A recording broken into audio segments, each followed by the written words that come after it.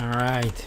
I apologize. Well, I think it's always good to have a little bit of a preamble before the stream, but a little bit of an intro. But hi, I'm back. Streaming Guild Wars 2. Continuing the story. I don't want to say walkthrough, but. And yeah, this may have been the first time I've heard like the title music for this expansion in full before the next track started, obviously. So apologies for that. I did want to enjoy it for a bit. But yeah, shall we start with a little bit of a recap? And I don't want to spend too much time on this because, the clock's ticking. I want to go through as much story as possible because, once again, I want to remind everybody that I'm trying to do this recap before the next patch hits. And the next patch hits, as you can see here, in 18 days. So in 18 days, we're going to have new content. A little bit of a recap. Well, it turns out we want to make an alliance, or we made a Grand Tyrian alliance.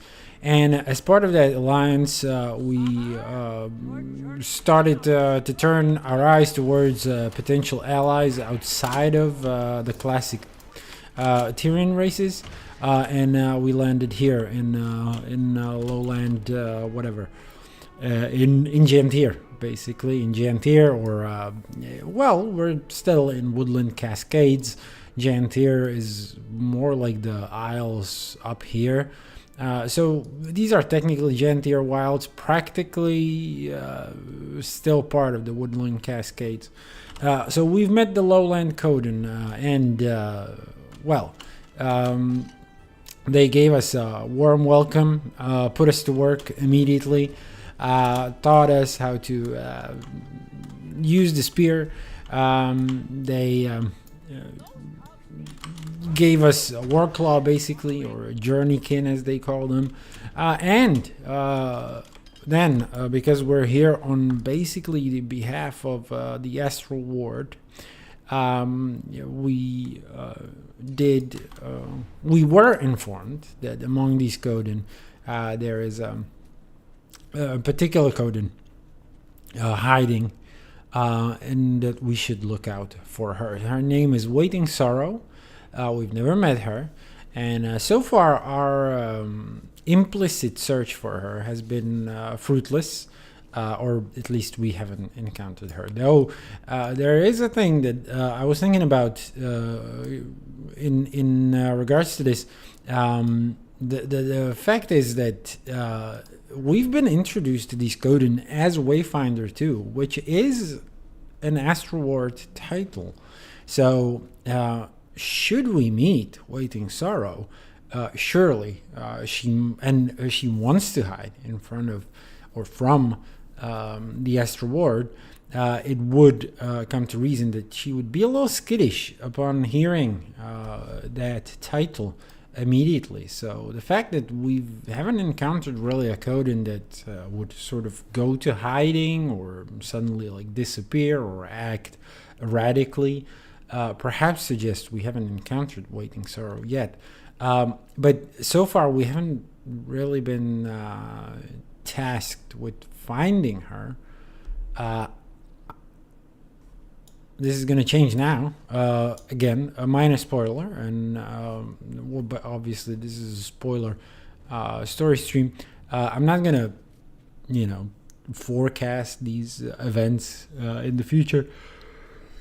But this was just a sort of part of the narrative we were, I think we all expected to be looking for Waiting Sorrow. We'll see what... so the last time it was actually Frode who called us back into Moon Camp. If you're not mad at me for not showing more of Jantir Wilds or Lowland Shore in particular, I will waypoint there right away. And we'll pick up where we left off. When Frode called to us, while we did have an arranged meeting with the village's claw. and the only leader, basically, of the Lowland Coden.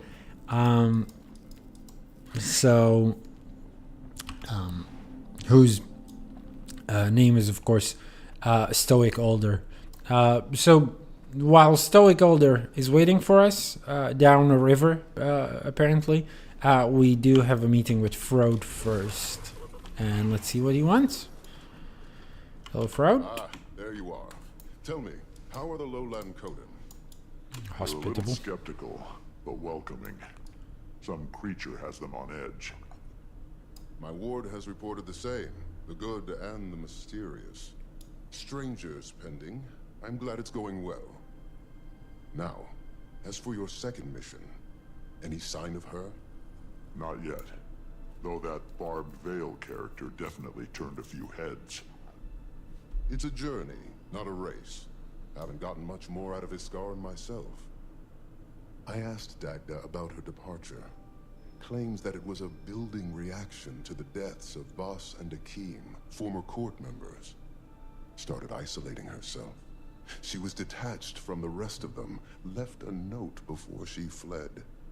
But that's all I've gotten so far. I'll let you know if anything else kicks up. Before you head back to the village, Vanak wanted to speak with you about something. A couple not rift Vanak, sightings too. outside of Moon Camp. Probably good to stay on top of that. Cryptis, you think? Maybe not. Could be the strangers. But I bet the Coden would appreciate it. Could swing them to joining the Alliance. So yeah, the stranger is the creature that they were talking about. So the Coden are on edge because of them. And then the other thing, yeah, it seems that it was actually explicit last time, and I was just not paying too much of an attention. But yeah, we to that part, to that task specifically. But it seems that we were tasked with. I'm sorry, I'm yawning already. That's fucked. So yeah, we were tasked specifically with finding Waiting Sorrow. So that's wasn't a spoiler for me. Then it wasn't a spoiler. Did we read these lore documents? I kind of doubt it. We're in the open world here, so let's see what they have. Currently have Moon Camp settled on the... Oh, we read this one, though. It's about them not crossing over to the Isles. But then the fish of this region are simply fascinating. There seems to be something in these waters that grants the spawn enough nutrients to delay migration. That's Narcisse writing that. Certainly I will need to collect more samples, but unlike in other parts of Tyria, these full-grown salmon seem to be living their entire lives within the deltas. Some have even been seen returning back upstream, outside of spawning season. Hopefully Foro will be as excited about these findings as I am. What a joy it is to be observing nature within its own realm, not the Bastion. So yeah, Narcisse being a bit of a nature lover and basically tasked with overseeing the Bastion of the Natural in the absence of any wizard that would take the Bastion under its wings. The feline companions of the lowland. And yeah, here you can hear a little bit about the origin of the... Well, not necessarily the origin, but the connection of the Journeykin to the Warclaw. Not technically the same creature. Sorry that I'm talking through it. As a species, they seem to possess It's not really some that type of magic. uh, I in- don't know how important. that magic manifests, but the vision crystal in my pocket nearly popped when I got close to one. So I looked into it. And you know which creature has a similar magical composition? The Warclaw. Wait, no. Truly? From the Mist's battles? Yes, and we know that Warclaws are bound by potent souls. What if these creatures are their origin? And yeah, so the Journeykin seem to be the original warring cat. War mount, basically. What else? Yeah, we are supposed to speak to Vanak as well. Wayfinder, thanks for stopping by. I know you're busy, but I'd like your eyes on this one. Not sure how much Frode said, but we've had a few rift sightings in the area. Don't think it's Cryptus, but I'm not thrilled. That's something you can look into. Of course. Yeah, we've got Archivist Equor as well. He also gushes about relics here. But yeah, unfortunately, we will have to do some rift hunting. It's not even part of daily, if I'm not mistaken, today. So it's a bit of a wasted opportunity to synergize. Luckily, there's a rift right below us. It is a bit below, but well, this might be story related. Actually, I think I found one just like this last time. What the? So yeah, these are not Cryptis then. And yeah, this seems to be a story.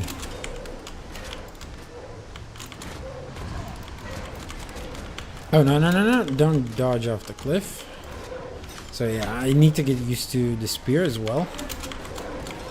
Sort of a new one for me.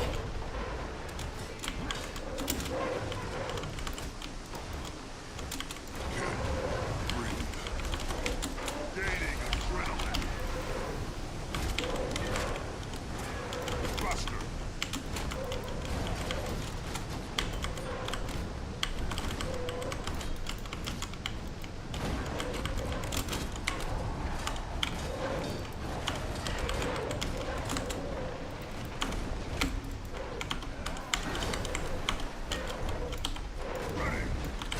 Oof, there's quite a bit of these guys. So when I first came here, it was with an elementalist. Of course, Ellie is my main. The thing about it was that I had to get used to the fact that a spear on Ellie is a max range weapon, and it showed. The one thing that I would that I kind of want to it kind of spoiled my enjoyment, my surprise, and sort of the effect of this expansion was the fact that these are referred to as Titan spawn. The rift is open, Titan spawn can be lured out of hiding, so we kind of know what we're dealing with. Now, if you haven't played Guild Wars 1, you may not know this, but it's pretty obvious to everybody who did play Guild Wars 1. Again, a shame that, well, that is technically a spoiler, you know. But it's unavoidable. Like you come here, and you know, even the rift, you got to do it in order to progress the story. Yeah, they just straight up tell you, "Oh, it's the Titans we're up against right now." But yeah, if you haven't played Guild Wars 1, you may not know who the Titans are, what they're capable of, what kind of threat they may pose. So perhaps it doesn't matter all that much. And yeah, obviously then we're gonna run into some like in-game knowledge about this. So you know, no skin off my back, but it is weird. It is weird that they didn't fear like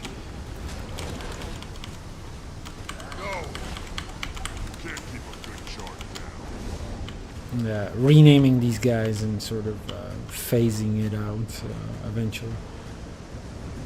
But then, yeah, we need to close a couple of these rifts, it seems. So it might actually be pointing towards real, actual rifts, because there is a guy who did come here. I doubt he's on the same story step, but who knows? You never know. I don't want to act all authoritative about this.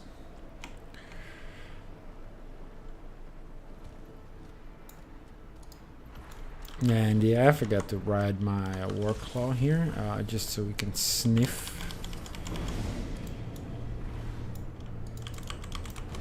So we're discovering definitely not Cryptis, but still don't know what these creatures are and what they mean yet.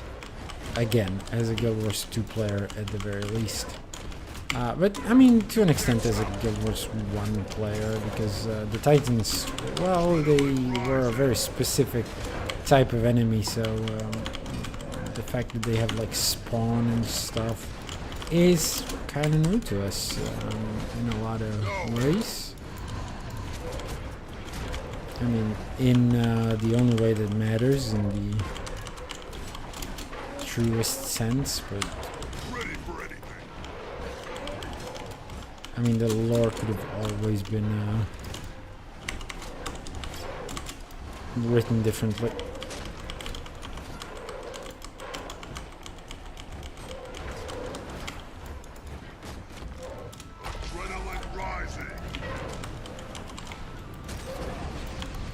Oh no, didn't I have a target for this one? And yeah, once again, someone came. Not even the same person as last time, so it kind of is good evidence for this not being the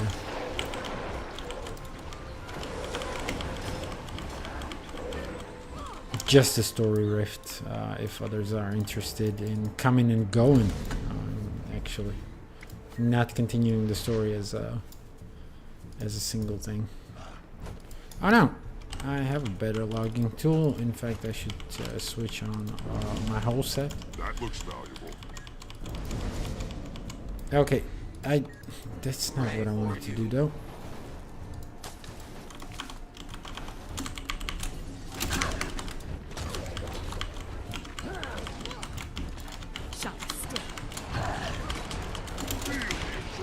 Okay, this one goes quickly.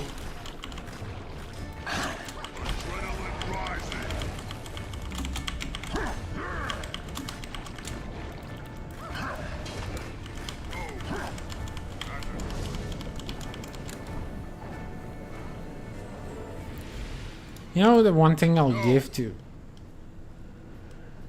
What? What's happening? What have I done? The one thing I'll give to Ellie and his single weapon is that it just doesn't feel like...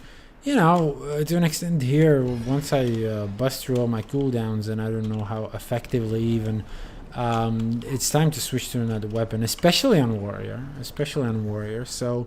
there's a bit more appreciation for the Ellie profession, and I guess to a lesser extent the Ranger, because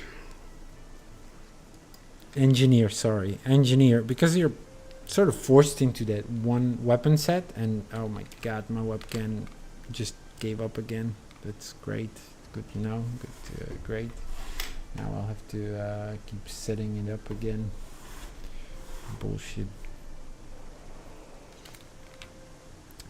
Yeah, anyway, so as I was saying, it's good that it's the only one weapon, because then you're not constantly switching to like a different already familiar weapon set, and you can just focus on what the new one does.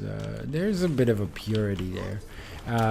This is an achievement marker. I'm gonna check out where the Sierra... No, this one is the one that gave us the quest from here. So there's a quest still available if you want to pick it up. I think it's going to be absolutely worth it. There is AP connected to doing this quest, but yeah, it's all about this Falling Star quest. They call it... I'm so sorry. License? I mean, yeah, it is a quest license, right? So you get a license for a quest, and you start...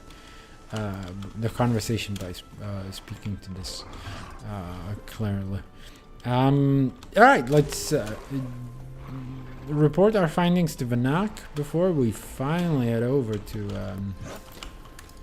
well, to the meeting with Stoic Alder. But I'm not sure what they are. No one knows so Thanks. far, except pass it for up Guild the Wars 1 players. And yeah, that's it. They're just introducing that the mechanic of rifts is actually coming back. So don't worry if you were kind of, missing that. You didn't.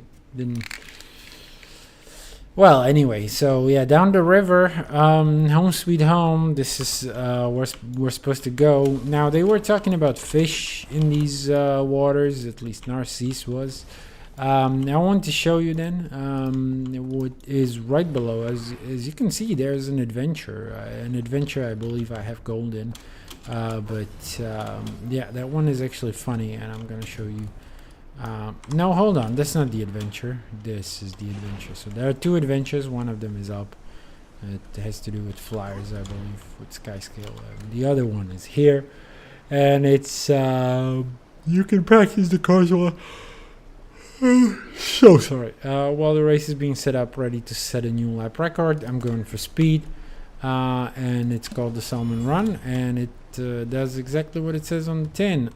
We are racing as a friggin' carp. I mean, as a salmon.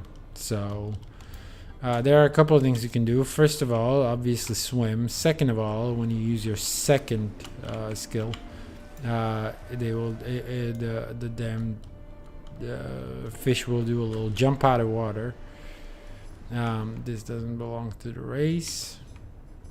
And yeah, then you can use the third one, which to my knowledge doesn't have any other effect than to make you say glub. So glub glub glub glub glub. Oh yeah, and then of course there's skill weapon skill, basically weapon skill number 1. Which is a short, as you can see, temporary boost. And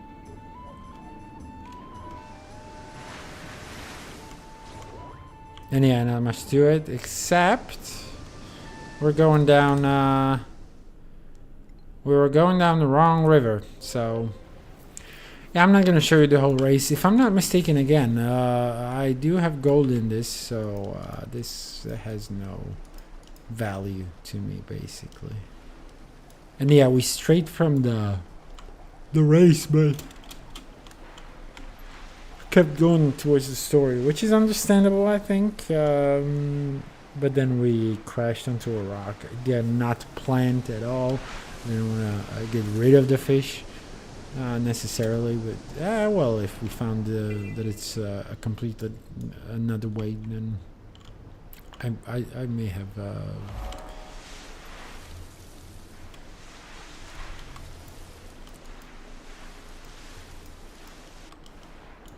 anyway, what was I saying?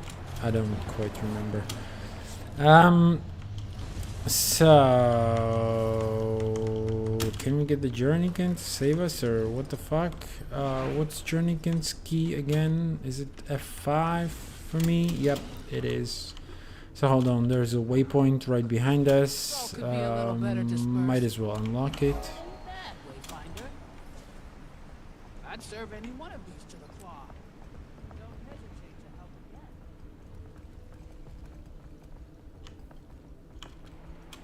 again. And there's our story instance. Now I don't know whether the suggestion is it's down this delta, but you'll see. Whatever we're about to enter, it looks quite different from where we came from. And yeah, well, okay, let's see. So let's Stoic Older speak, I guess. Hold on. There are achievements also. Last time sorry. Last time I completely forgot that story achievements are a thing, that they exist, and didn't basically look at any of them. I think there was one that had a tracker on it, so it wasn't hard to keep track. But yeah, for the rest of it, for the rest of the story recap, I did rather do a little list. So right here, we are supposed to find some materials. Well, in fact, it's just a single sort of letter copy or whatever, a note. So hopefully we won't miss that one. Stoic Older, what's up? Wayfinder, you're punctual. And we're still punctual, even though we had to stop by Sorry I'm Vanaken. late. The Astro Lord called me to check in on something. Okay.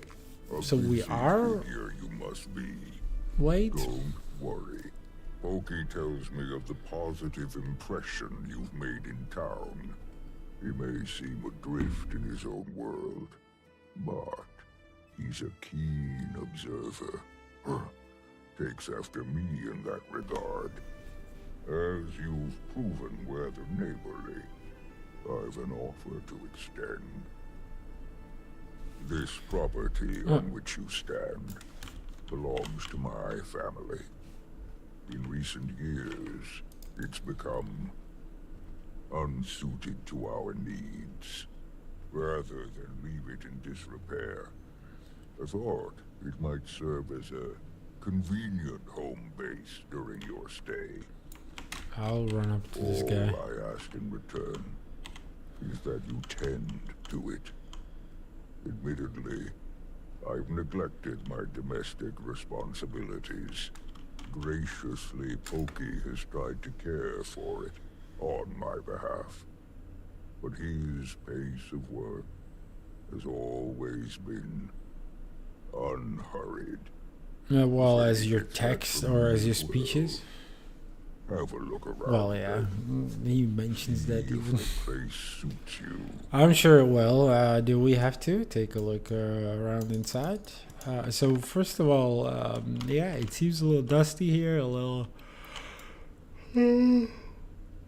not us, which is I have some decorations, not a lot of them, but some decorations equipped on my other character, and I was really curious about seeing how they.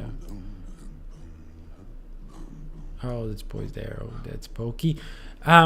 And I was wondering how it squares against the fact that we're supposed to come here with another character for the first time. And, well, they completely reset the instance. Though I wonder, because there's one thing to be done is to craft a goddamn the bed. Right, and when you do that, you're supposed to place it. I placed it where the cabinets are right now, and I wonder whether we're gonna have to make another bed because that is potentially 9 beds, each one for each profession. Not really quite. Don't want to do that insofar as to not do it now and just like whatever. Pokey. The Wayfinder arrives. I bet this is a change from your typical to-dos. 1 minute waging battle, the next relegated to chores. Quite fortunate for us, though. This You weren't place doing has nothing, seen a lazy lot, fuck. and so have we. Been intending to ask my friends for a hand with all this, but a riveting offer it is not. Sparring? Nah, come help Pokey Dust. That's where the true fun resides. Don't know. Sometimes I sneak up here, try to get a little done myself, but take my time with things I do. Every so often I fall into a swift pace, but then I come across some remaining trinket of my mother's and, well, I understand why my pa rather keep his distance from this place. So yeah, this is why it fell into disrepair. Now we don't need, we don't know the exact story around. Well, I guess it would be the voice that left the village or something. I don't quite know, but whatever it is. Gives these guys quite a bit of PTSD. I think their mom would have, the Norn, not Char, not Norn. Coden, one of the Coden was most definitely What was I saying? Most coded? Okay, I'm getting sleepy already. This is bad though. We just started. It's not even 7 yet. God damn. So I wanted to find the poetry that's written by Pokey. I just wanted to mention that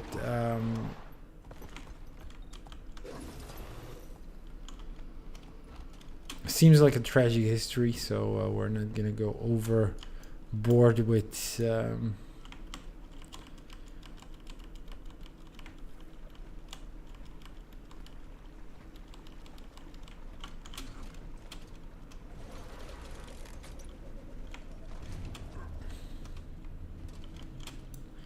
whatever. So I can't find the poetry just yet. I believe it's poetry. It was written by Kid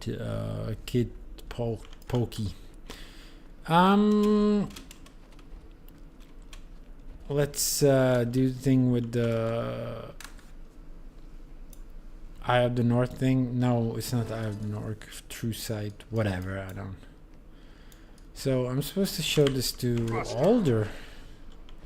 And open new wounds? I don't think so, but I guess. Found this here. Where else, mate? It was in a very obvious pile of place. dust. Is no longer home to me. But perhaps it can be for you. I have no need for it any longer. And I am certain it has none for me. So yeah, Storycaller straight up doesn't want it here, and we're gonna have to accept, which is quite a big deal to get a house from the lowline Coden. Well, what do you say? You bet your furry behind I'll take this homestead. So this is the aggressive option. I always choose the aggressive option on this character. Oh, almost didn't do that there though. An explanation is not owed, but it has been earned. Okay, come on, let's go. I made long ago for my mate. So it was Silk and Weir. Silk We and should write Weir that was down. her name. A small gift for bringing our little arrow into the world. As a cub, our son would paw at it and play when she held him. On one such occasion, I overheard her tell him, one day, when you've grown strong and wise, like your paw, I'll make you this arrow's keeper. Then soar you shall, poised and unwavering, on a path of your own making. All these years, still, she makes me laugh. Like your paw. When forever, it's been clear, the arrow of our lives, who I see more of in our son every day, was her. Then, Jormag came, and went. And so did she. Sentimental as I am, I thought she wore this piece off to battle. But clearly now, I see why she left it. For no matter what fate would befall her, her promise to our son she'd keep, that she made sure of. When my son finds himself sickened by grief, I tell him, allow the feeling. Let it wash over you. For when the tide recedes, and it will, it weakens, till it has no power left with which to pull you. I tell him this while I stand ashore, with my own back turned to the sea. And yeah, that's it. I mean, Storycaller doesn't say anything else, but the UI does. It wants us to clean house. So we're gonna do that. I was just quickly checking something on the wiki. Not that. So yeah, the first time I came here, I was so fucking sleepy. I'm a bit sleepy today as well. I hope I'm gonna have the energy to do this stream until like whatever I set up for myself. What was it? 11 in the evening. 11 at night. But yeah, the first time I was just like coming off of being quite sleepy. Was it the same day? And yeah, this dialogue I lost so many details, but no, it's not complicated. It's just a little bit of a sentimental speech. It is weird that Stoic Older does go on to such a speech, but it is what it is. He does give us a little bit more of a history, and also kind of explains the relationship between him and Pokey to a large extent, even if, you'll see what's going to happen next. But it's good. It's good. I like it. So we're supposed to clean here. And there's a lot. Unfortunately, the thing about this instance is you've got these counters telling you how much you've done in terms of cleaning the homestead. And once you hit 8, they kind of take it away from you.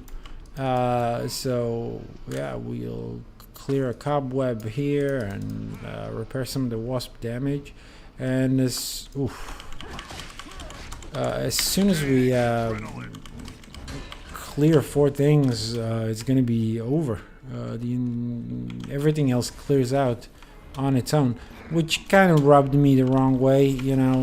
I did want to do more. I wanted to satisfy the itch to clean it all, and that didn't happen. So yeah, and it's a cute little instance, we can carry this rock and just drop it here. We don't even have to press anything; it just auto drops for us. There's a bit of a variety on what you can do, but again, it feels a bit inconsequential because as soon as you hit 8,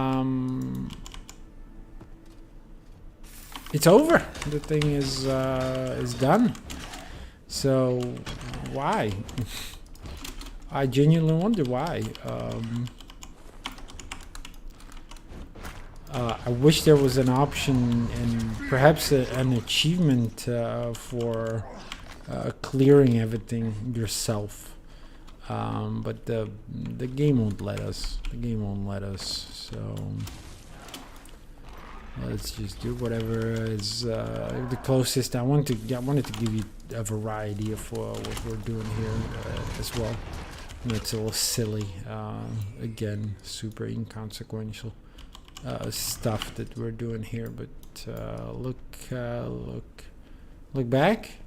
You see it? It just disappears. Everything it goes all at once again. Which just sucks and is shit, and I don't like it, but whatever. So we discovered the lumber mill. We can repair some fishing traps, I guess, is what we're doing here. So this time we're tending to the river. We can clear out some underwater debris, actually, by attacking it. Now my weapon is probably not an extra.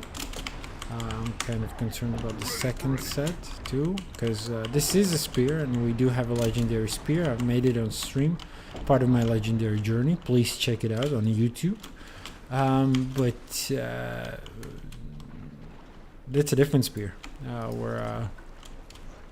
We're wearing that, or handling that on shore. Once you go on the water, you get a different spear, and this one is level 80, and the stats are all over the place, but who cares ultimately? So yeah, repair traps, clear out debris. Don't know what's faster, probably trap repairing, unless we attract some beasts. By the way, this is the spear. So what is our harpoon? It seems kind of puny. No, it's also an exotic, so shouldn't be that bad. I mean, it's definitely worse than.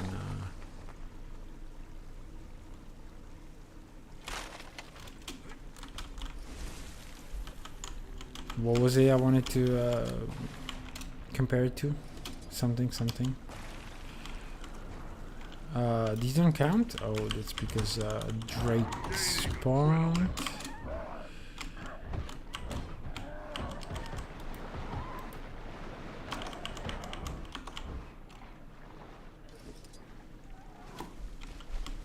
And yeah, right here we can actually repair a bridge, which is a unique task here. Pokey's giving us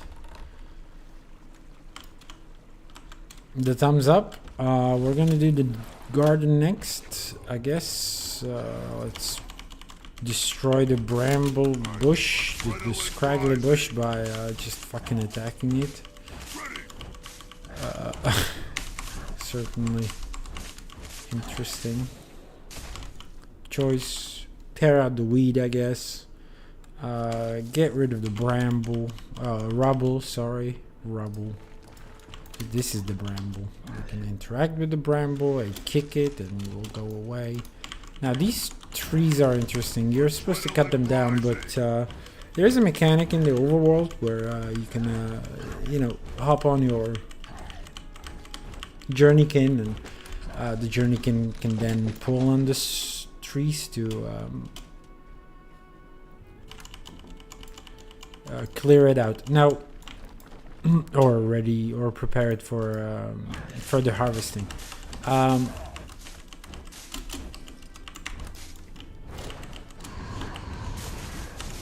did want to mention how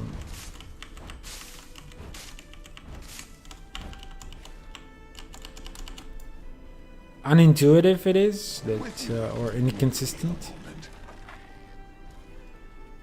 But whatever. Okay, so once again, all this disappears right away. We don't even need to do anything to arrange that. So there are a couple of rats and their damages, I guess. This is the first time you came out, you fucker. That's the stuff.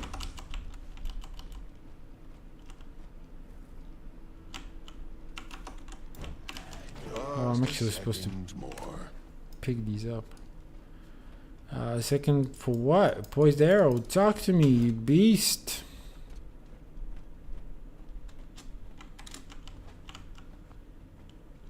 Shaping up quite nicely.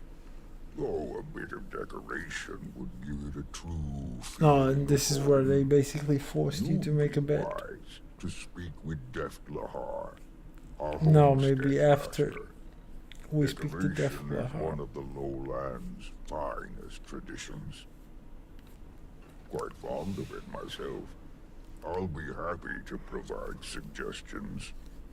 Been told I have an eye for this sort of thing. Ever the humble, stoic older. All right.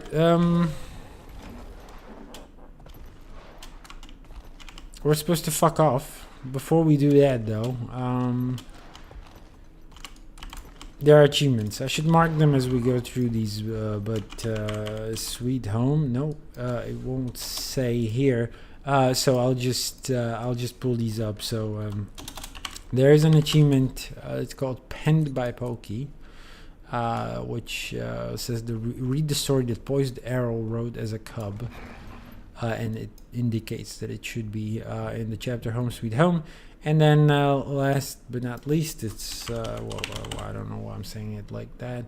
Returning Kindness, which is wild that none of the other achievements have returning, just return every time. But whatever. And Returning Kindness, I know, is basically after the instance. It's not before. So, but yeah, Penned by Pokey. Read the story that Poised Arrow wrote as a cub.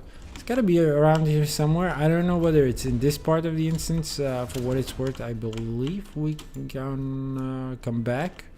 We will come back as part of the story. In the meantime, we can, you know, look around, see that we have a workshop now, which is interesting because not only you get a workshop with like bank access, I cannot show you right now, but there's bank access. Just trust me, bro. Also, if you've got your chef up to level 500, I believe it's 500, right?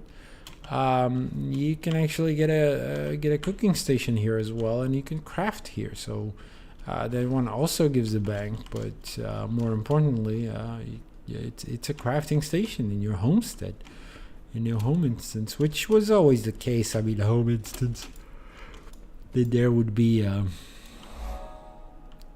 So we discovered the farm as well. Unfortunately, still no notes, no story by Pokey. Starting to feel like they're telling a fib, but no such thing exists here. But yeah, again, it might be in the next instance. I would just hate to miss it now that I'm focused on it. So we can go to the mine, but not necessarily too far. And it doesn't seem to be there either. Now there's this mill. I never realized you can walk under it. It's cool. It will damage you. This wheel will damage you for a bit of flavor. It does that. Unfortunately, not here at the bottom. I'm guessing. But definitely on the top, and at least outside of an instance. I don't know whether there would be anything else but the instance. But yeah, these saws, yeah, unfortunately it doesn't do anything at this moment. Neither can I hop onto, that was very naive of me, onto the wheel. That this game would have the resources to sort of calculate me running across a mill wheel. We can swim behind the waterfall. Nothing here though. I am guessing it's gonna be the second instance during this story chapter here, but not quite sure there.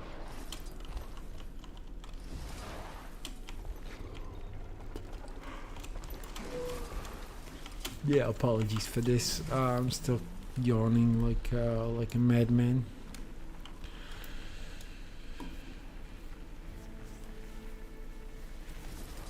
Yeah, unfortunately, it seems it's not here. It's not here. I think I'm gonna quickly wiki it as well, just so we don't. But first, let's lose some of my time. You know, like I will.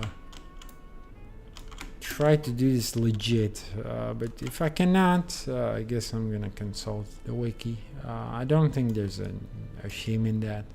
Just a little disappointing. You get with yourself. Saul Goodman, you know. Unfortunately, his story is it can be. Oh, for what it's worth, it can be here as well. Yeah, it is. Look at that. So the cottage that ran away by poised arrow. It's funny. It's Russian fairy tale that has running cottage. Basically, well, it stands on a chicken leg or something, but whatever. This worn storybook looks to have been written and decorated by a cub. A small paw print adorns the cover. There was once a sleepy, abandoned cottage on the edge of Harvest Den, but this cottage was different from all the others. It had legs. They were long as a heron's and as strong as if they belonged to the fastest journeykin in the Derby. But legs aren't. We haven't seen the Derby yet, but we will. As part of the story, if I'm not mistaken. What is the telephone doing again? But legs weren't the only thing that made the cottage special. It also snored long and loud into the night. Some Berkin neighbors complained that the cottage kept them awake all night. Between its thunderous snores and the coughs of smoke that wheezed from its chimney, the village Berkin were fed up with all the noise. I mean, let me just check whether I'm not missing something in terms of notifications. Hold on. What was that? What the hell was that? That may have been a message from my girlfriend. So sorry about this. I'm gonna be right back.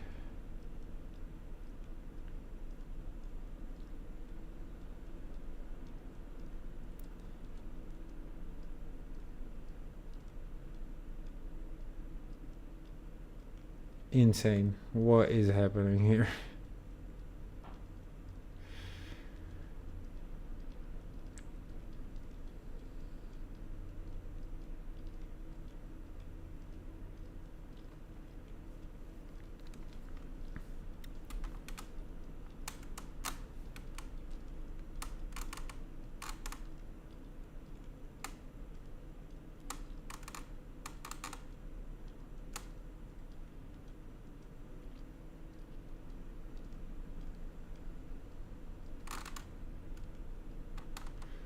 All right. Also, I think I just received. Wait. Okay. No. It's fine. Sorry about that. Let's continue. One morning, the neighbors knocked on the cottage door, or at least they tried to. But the cottage stood so tall on its legs that nobody could reach the front stoop. A few Berkin tried climbing the legs, but the cottage was ticklish. It shook so mightily with laughter that the Berkin could hardly make it a few claw lengths up without falling off. So the Berkin got an idea. They tossed stones at the cottage door, trying to make knocking sounds. This seemed to get its attention until one stone missed and accidentally broke the cottage window. Ouch! The cottage shrieked as broken glass streamed down its front like teardrops. The Berkin called out their apologies, but it was too late. In a huff, the cottage stormed off, stomping as many of the Berkin's flower beds and gardens as it could along the way. Hold on. The Warren Starbuck have been written and decorated, but looks to have been written. So it is, yeah, Pokey is the author. That's quite an engaging story for a kid, you know.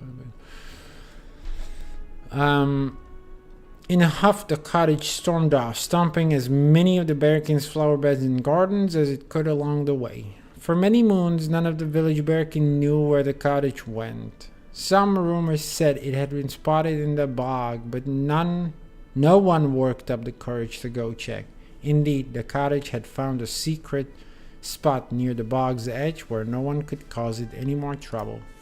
Until one day, a strange woman appeared on the cottage's front stoop. How she had scaled its legs to the heights of the stoop, even the cottage was unsure. "Poor thing," she said, her voice full of forced pity. "Those awful Berkin can be so cruel," she cooed.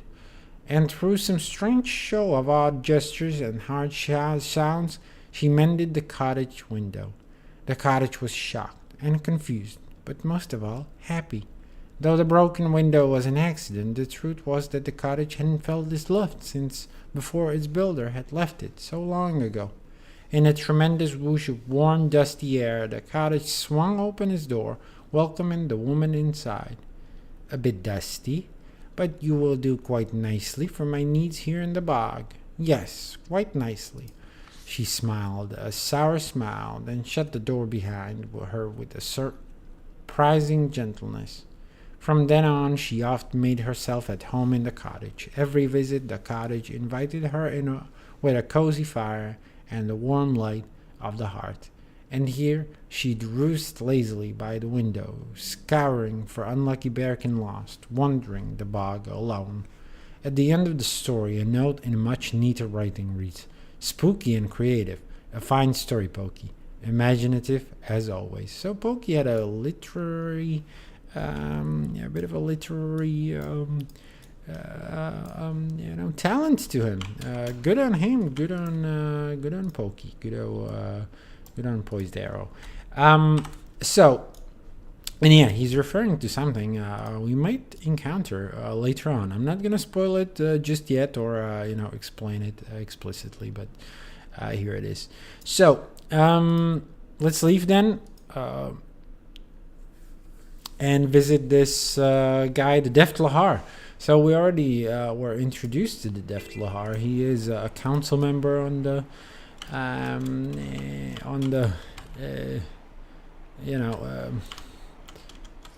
among the Coden, the Lowland Coden, and he is a master, and he's a master homesteader.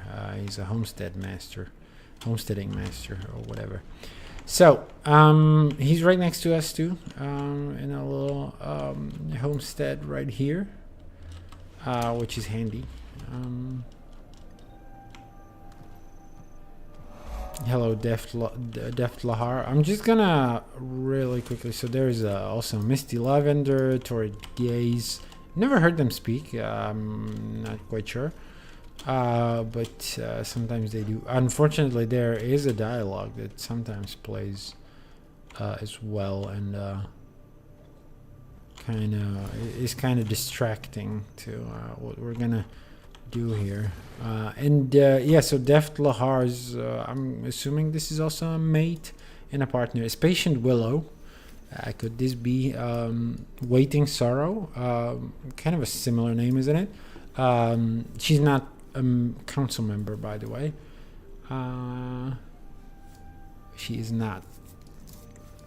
Yeah, but there you go. Deft Lahar then. Yeah? Your leader sent me. I'm fixing up an old home of his, and So Ald's finally doing something about that place. Huh. And you're helping? Told him 1,000 times I'd help, but no.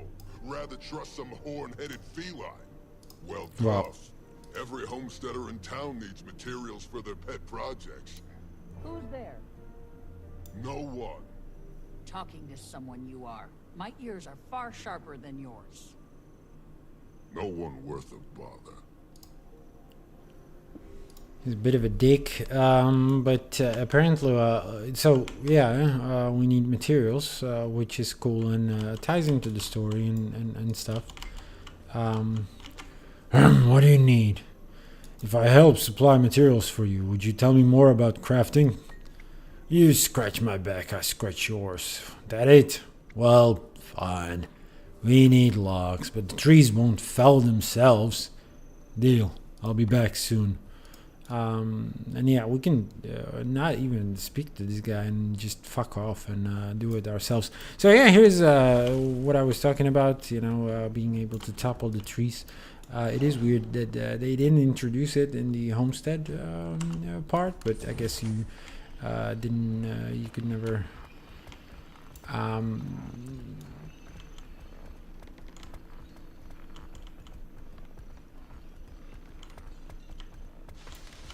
I wanted to finish the sentence somehow, but whatever.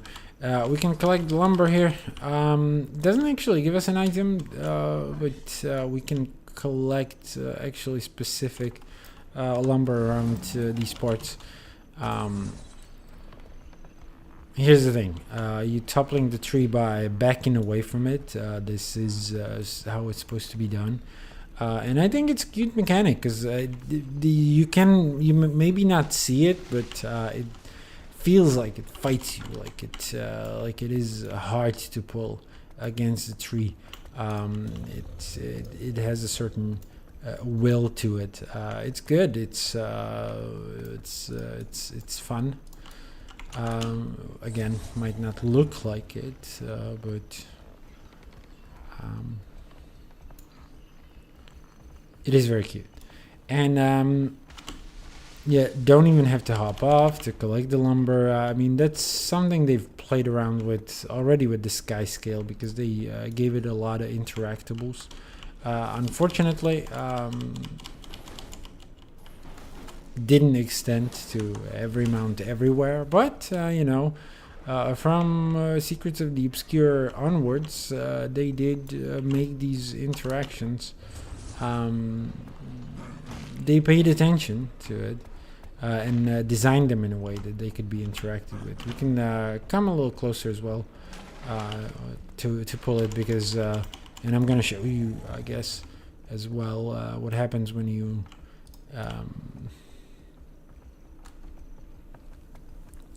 pull away from too far. So we're at max range now, and if we back up, the tether can break. It doesn't really tell us, so you have to be a bit careful here.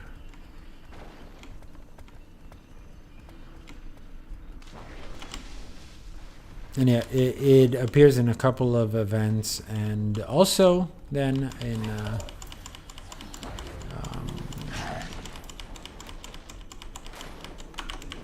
well, story instances too, but I wanted to mention more like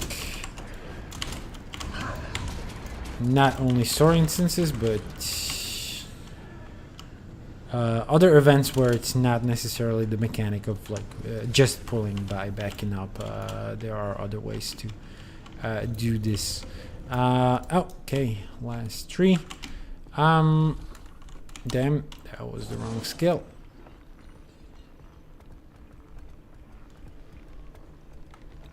And yeah, a bit of a shame that a similar mechanic. I think a similar mechanic though did used to exist, didn't it? In Icebrood Saga, in that frozen map, whatever it's called. I will not be able to see it here, I guess. I don't have it discovered. It wasn't in the woodland. It wasn't Drizzlewood Coast. It was somewhere right here. Jorah Marches. Yeah, Jorah Marches, I think, may have had this mechanic, but don't quote me on that. So, Deft'Lhar, man. Are you going to be less asinine then? You did all that? Yeah, well, That fast? was it Got fast? work ethic, that I'll give you. What are you fixing to craft, exactly? Well, the place could use pretty much everything. That bad, huh? Start with the basics, then. How about a bed? Simple, practical, and if you screw it up, you won't have far to fall when the thing collapses. Now, I can give you instructions, but I can't build the damn thing for you. 'Tis the beauty of crafting. So try your hand. You get stuck, do like us Lowland. Look around. No better builder than nature. Shapes, angles, patterns, all intentional, all ripe with purpose. Take birds' nests. Don't see the birds sleeping on slats of wood, huh? So, you might want to follow suit. Lucky for you, best weaver in the town is right behind me. I'd still deem her best even if she weren't right behind me. Wouldn't bet my last bit of thread on it. All right, so we can talk to Patient Willow as well. So yeah, and he warmed up a bit. I mean, there was Here your bed's a quite bit bare. change in Nothing to demeanor. fret over. There's plenty of patterns a novice could weave well enough. Know what you're thinking. How could such unwieldy paws weave so delicate a pattern? The trick is in the tips of the claws, perfect for detailed work. Some fine things come from places overlooked. Now let's see. Perhaps... Oh, I know just the one. Used in many a tradition. Consummation of mates. Coming of age. Symbolizes new beginnings. Yes, she'll do right by you both. Best make haste now. Bald will be waiting on you. Wish him well for me. And tell him he's hard-headed as they come about asking for help. But good on him for finally letting some light in. Thanks, Deft'Lhar. I will ask you about a bit more. What do you need? What materials do I need to gather to craft this bed? You'll need a good amount of wood for this kind of project, but if you use higher quality logs, it won't take as many to refine what you need. How do I refine wood? You can refine wood and other materials at your homestead. Refined materials are the key to quality decorations you can take pride in. What else do I need? Some wool for the padding and blankets, and honey flowers are a key component of the traditional dyeing process Willow taught you. Where can I find honey flowers? They grow wild throughout the Delta. Keep an eye out. I'm sure you'll have enough gathered in no time. Thank you. So, yeah, they are actually asking us to get the materials. I wonder what happens if you try to enter the instance without the materials. I should have enough. They are normal collectibles. They can be stored in the thing.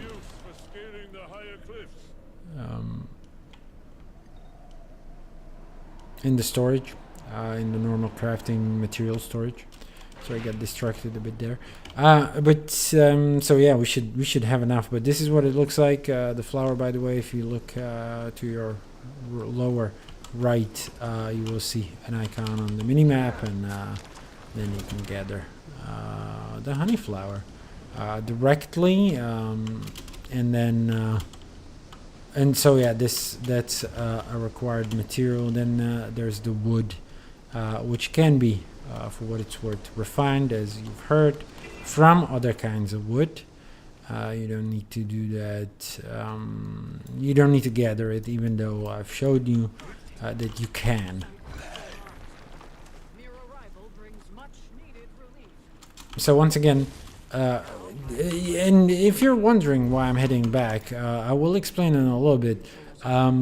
So there is another achievement, and I've shown it being in the watch list, or putting it in the watch list first. I wonder whether we can get it now or whether that comes later. I guess after we decorate our homestead already. We'll see.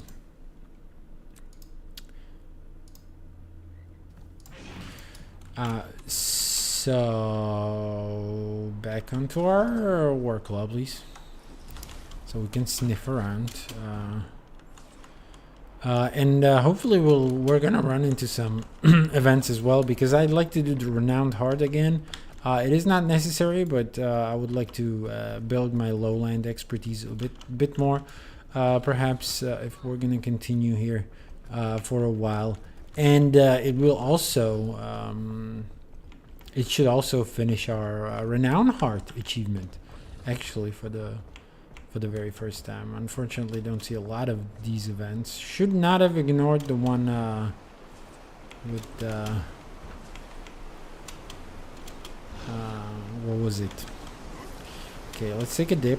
By the way, this stream, if you're not swimming against it, it does take you with you. Which is a first. Unfortunately, there's no... Okay, the point of interest is somewhere else, which is, again, a bit of a shame, but who cares? Let's see what we can do here. Obviously, we already know. So, there's a bit of a house here. Some of these houses have lore. This is not lore, this is smut. It's Master of the Spear. This one made my friend laugh a lot. Barbed Veil is on, though. That's a legendary. So our suspect for being Waiting Sorrow, actually, as you've heard in the cutscene there. So I'll tag her. Most definitely. Adrenaline rising.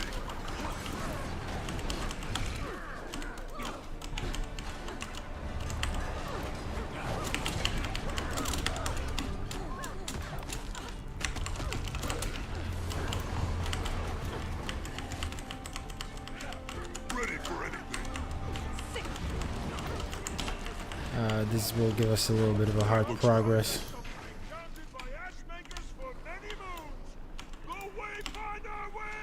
Yeah. So these days is this cripples. This is a knockback. have enough energy. I'm just recounting my CCs for this thing. Up, think strategically. Head-on attacks don't always land. Damn. So get creative. Did I break him?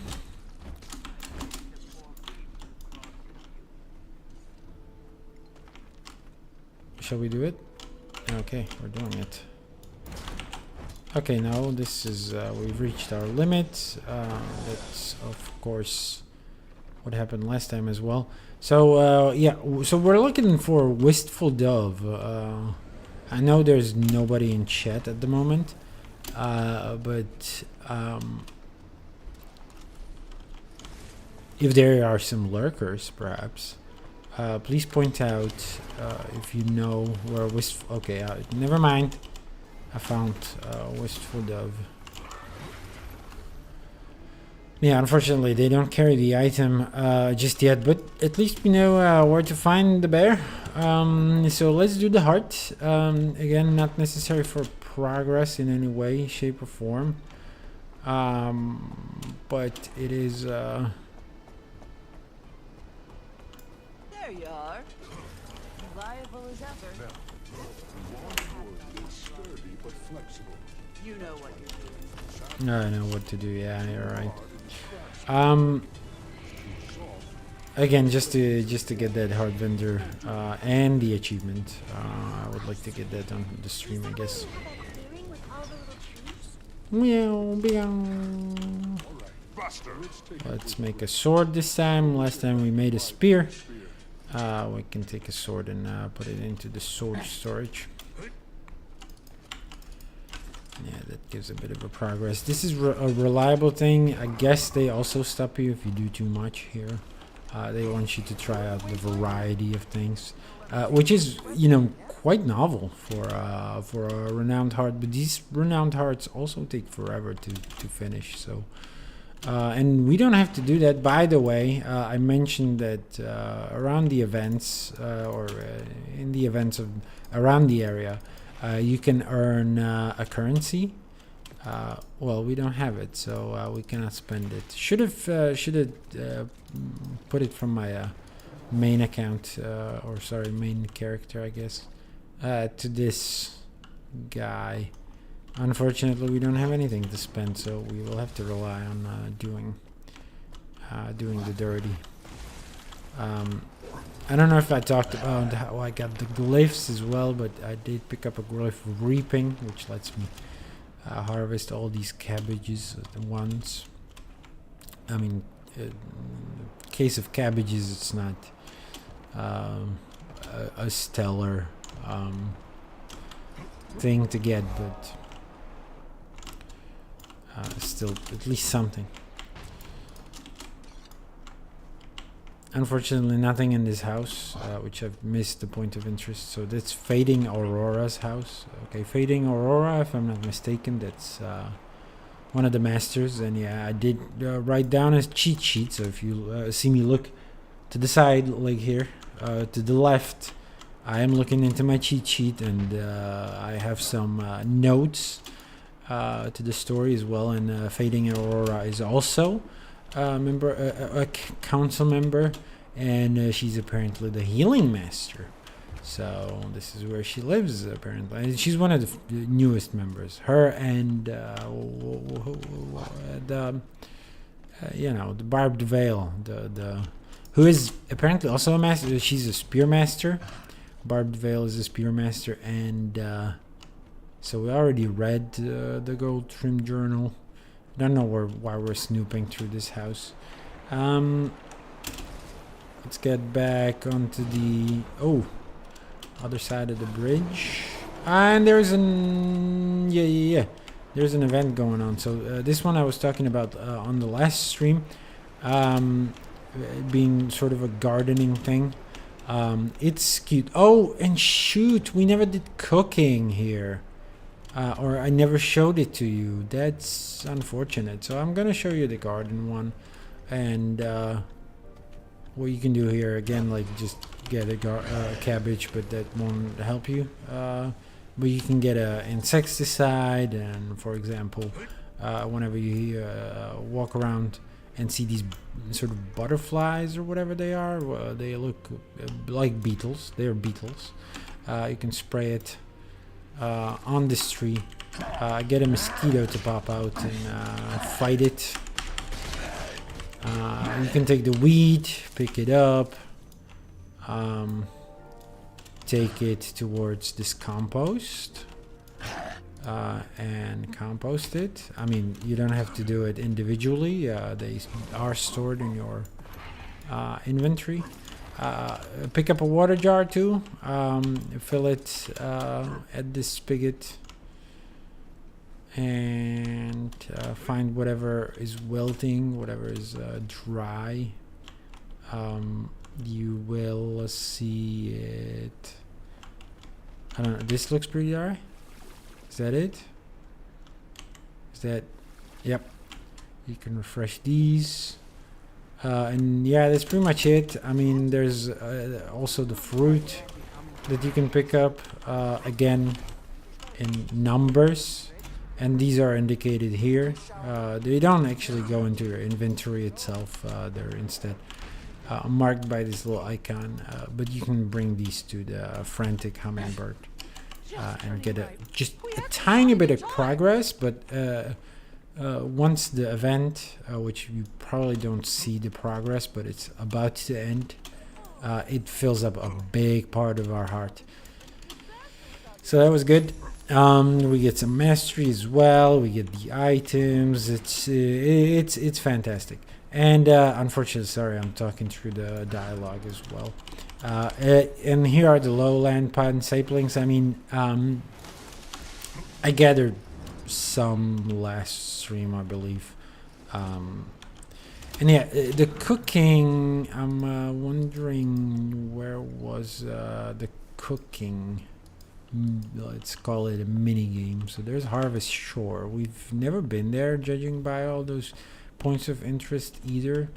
At least not in this playthrough. So there's going to be more to do there as well. A building above us, point of interest. This one belonging, of course, to the. No. I'm not doing your stuff. But the Goldtrin Journal, we did read part 1 and never read part 2. You can talk to this villager. There is, I believe there's a, we can sleep here as well. Funny. I believe there's one house where you walk in and they are like, what are you doing in my house? If I'm not mistaken. But yeah, Goldtrin Journal, we read part 1 and never read part 3, which we also discovered. And I said I'll leave it till next time if we ever find part 2. Unfortunately, I don't remember where part 3 was. So we'll see whether we encounter it again. But here it is, Snargle Goldclaw's diary. So it's, I've stumbled upon the most bewitching alcove in the forest, tucked between roaring aqueous falls and trees that pierce the heavens. And my hosts, they, oh my, what souls they are. A village of Coden, hidden just beyond the gaze of divinity's reach. It's quite a small village, although size means nothing when the heart is true. My hosts seemed quite quizzical about my presence at first, but their leader, a stoic alder, stoic indeed, assured me that I was more than welcome to rest in their den. And rest I have. The views are seductive. Their hot springs melt away the soreness of muscles, leaving one numb but weightless. The sense of danger is just enough to make my walks between homesteads at night titillating. The embrace of the rugged wilderness is what my soul desired, and I embraced it right back. Snargle Goldclaw. So, yeah, this is technically lore, you know. I'm not going to read the smut again that we encountered, but yeah, if we encounter these diaries, I have nothing against reading that because this is actually capturing someone's sort of perspective of walking these lands, and I guess it could be considered lore. Let me just quickly run through these houses as well, see if we can encounter the... What was that noise? The diary again. but I doubt we're gonna be as lucky. Do I believe incorrectly that it was? And yeah, we wanted to go on to that harvest den here. I forgot about this one.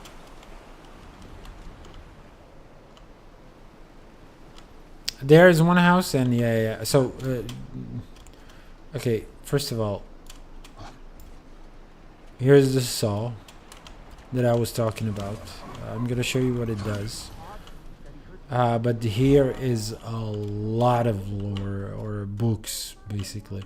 But there's a letter from Dagonet, from Pirate to Pilot, Dragon Parentage and Family. Whose is this? Oh, this must be the Lore Master's house. Let me guess that this is gonna be Rye Lycan's house. It is indeed Rye Lycan's house. So he's the Lore Master, Village Lore Master. And he collected a lot of these confessionals, I could almost call them.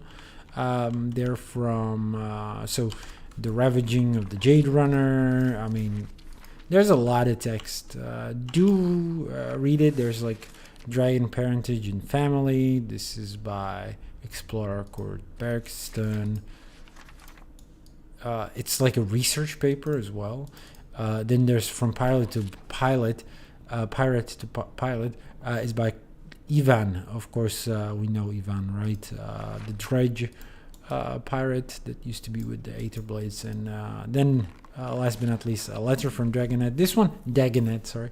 This one is short. I'm gonna read this one aloud, at least.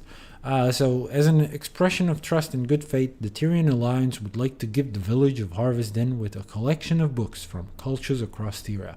So this one is introducing the lore that we find here. Otherwise, it would be weird that all these characters we already know did appear here. Each volume should paint a unique image of the various societies that make up the Alliance. Our hope is that you will accept this gesture as a kind introduction as you share your culture with our advocates. We would like to return the hospitality and share ours. And yeah, I don't know. Should I read this? Is this story? I guess it might be story. Shall we read this? All right, let's go. From Pirate to Pilot. What makes a man or mole? Ivan has pondered this much after his misadventures in Kanta. I've seen fantastical places, done battles with impossible beasts, stared my own reflections in the face, and lost the person I cared for most. But in turn, I've gained new perspective, new purpose, and new friends to support me in this new chapter. Perhaps the last kindness my former captain gifted me. Ivan had not always known this kindness. Life in the Moletariat was not the ideological paradise I was raised to believe. Instead of unified collective action to benefit the vulnerable, opportunists cloud to support the power over and over, only to change their tune afterwards.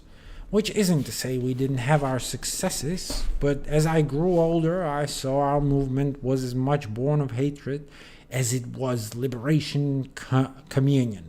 Hatred of our ancient Stone Summit taskmasters boiled over into hatred of all dwarves and then outsiders of all kinds before tuning inward towards our own people. It's not tuning, it's turning. I hold most of the movement's core tenets close to my mind and heart. It's what led me to the Aether Blades. I craved for community again, family. I was fortunate that they had use for my skills, skeptical as they were at first. A dredge navigator, and a good one at that. They had their laughs now and then, but they were singing a different tune after I steered them clear of Krakatory's rampage through the mists. The mists changed many of us, some for the worse. Afterward, Kanta felt like a potential fresh start, but many of our crews had other plans. Somehow I'd stumbled goggles first into the custody of one of our old foes from the Scarlet Days, the famed Pact Commander, the storied slayer of dragons, gods, liches, you name it. They've probably killed it. Ivan thought, this is it. This is the end of the line. Ivan was wrong. Okay, so we did that on a different character, but let's pretend it's us, and it stroked our ego a little bit. Dragon parentage and family. Okay, I'll read it. This one is going to be very dry. It's a research paper, as you can see by the citations. Timey 27. Draconology in a news cycle. The more personal facets of Tyrion's dragonkind have long been wrapped in mystery. In my brief conversations with the elder prismatic dragon Orin, shortly after the Dragon Void crisis in Cantha, she admitted that despite her ascension, she was only a couple years short of a decade. With her consent, I was allowed to ask some more personal questions. Launching right into the thick of it, I asked Orin whether she had her brother Vlast were part of Glenn's, whether she and her brother Vlast were part of Glenn's only clutch of eggs. Despite the memories imprinted by the time of her hatching or later uncovered by her gleaning of the scrying pool, Orin was ultimately unsure. Historical records of encounters with Glenn allude to her having more than 2 eggs. What happened to the rest of them has been lost to the annals of history. But as forgotten and exalted records denote, Glenn's clutch was created and protected for the purpose of eventually deposing and replacing the elder dragons. Timey 27. Orin found this detail poignant as she described her brief and final conversation with Su-Wan and the regret she'd expressed. So I don't think I've seen that one yet. Her final conversations with Su-Wan. Well, conversations. I've heard part of those, but there's like an achievement for seeing them sort of part ways and have their last talk. And the regret she expressed with regards to their raising, having created the other elder dragons as tools to serve some cosmic purpose without much thought to how that would affect them and how that would later connect or not with other living beings. There has been much discourse over whether all dragons can create their own eggs and then suffuse them with enough magic for a hatching to form. All experts in the field agree. Elder dragons and their direct offspring are seemingly set apart from the rest of the dragon kind, all possessing the ability to shape and create life with power to outmatch the human gods. That Glint was freed by the Forgotten and then able to sow the seeds of her elder family's downfall was nothing short of a miracle. The specifics of elder dragon parentage are still conjecture at best, though. By Orin's account, her grandsire expressed some amounts of remorse for having killed her and possibly her mother. It's unclear if Kralkatorrik was driven entirely by the early coalescing effects of the Dragon Void, or if he was also guided by visions of his own, always knowing he and his offspring would have to die for Orin to ascend. What is most interesting is that Kralkatorrik's capacity for empathy, connection, and resonance, albeit rudimentary and corruptible, was a consistent through line from Su-Wan down to his own offspring, something not witnessed in his siblings. Timey 53. Kralkatorrik is the only one we have a touching moment with, or a dialogue with, that suggests that he regrets what's happening there. Mordremoth kind of latches out with some semblance of also like fearing his own end and trying to warn us, so that might be felt empathetically.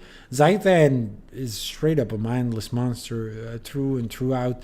Primordus very much the same, unfortunately. We never have a conversation with Primordus or anything of that sense. Jormag we talk to a lot. They are a weird one, but they're bitter and angry towards the very end. But it is also different because we never sort of enter their psyche. We never get into Jormag's head the way we did with Kralkatorrik. We were swallowed whole and went into this like crazy ass instance with Kralkatorrik, and then it's just Suwon left. So there is something to ponder, whether this made the Crystal Dragons unique. Also, the interesting thing is that, and I'm just gonna verify this real quick on the wiki as well. I mean, this time on the Guild Wars 1 wiki, but it might not actually be. So Glint compiles the Flameseeker prophecies. No, actually. So yeah, Glint existed since prophecies, basically. Known as the Keeper of the Flameseeker, Protector of the Forgotten, is an ancient dragon prophet living within a single grain of sand in the Crystal Desert. That one is also crazy. She was said to have been the first creature on Tyria, sent here by the gods over 3,000. The first creature on Tyria, sent here by the gods over. So she was said to have been by who? Attacked the world's guardian during shaping. Was there later given servants the Forgotten? Blah blah blah. This is nonsense, actually.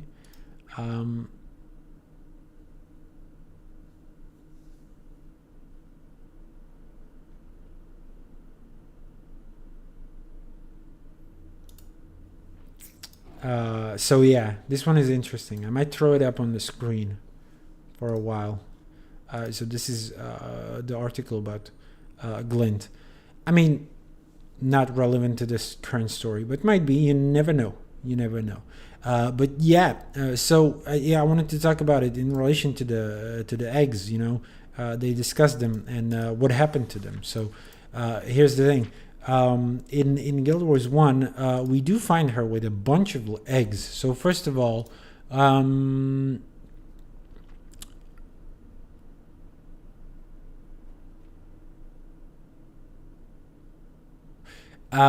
her role was to welcome the young heroes of Tyria, hailing them as the chosen, blah blah blah. That would destroy the Titans. You've heard of the Titans in this expansion as well. But then it says, where was it? Where was the part? Glenn's lair is filled with eggs, some of which the young heroes made attempt to steal during the bonus of the dragon's lair, much to Glenn's annoyance. So she gets angry at you and turns quite like menacing as well. And one of the eggs has hatched into a baby dragon, and this baby dragon is Vlast or Gleam. So the story, I guess, the lore is that the young heroes managed to protect it, and then it grows into Vlast. But as you can see, she had more eggs. It's filled with eggs. As you can, these are all the eggs here, actually. So she may have other offspring, perhaps ready to be hatched. So that's something to ponder. There might be siblings to Aurene, and perhaps a future story yet. But probably not. I think they wanted to get away from this Elder Dragon stuff in the past. Alright, last but not least, the Ravaging of the Jade Runner.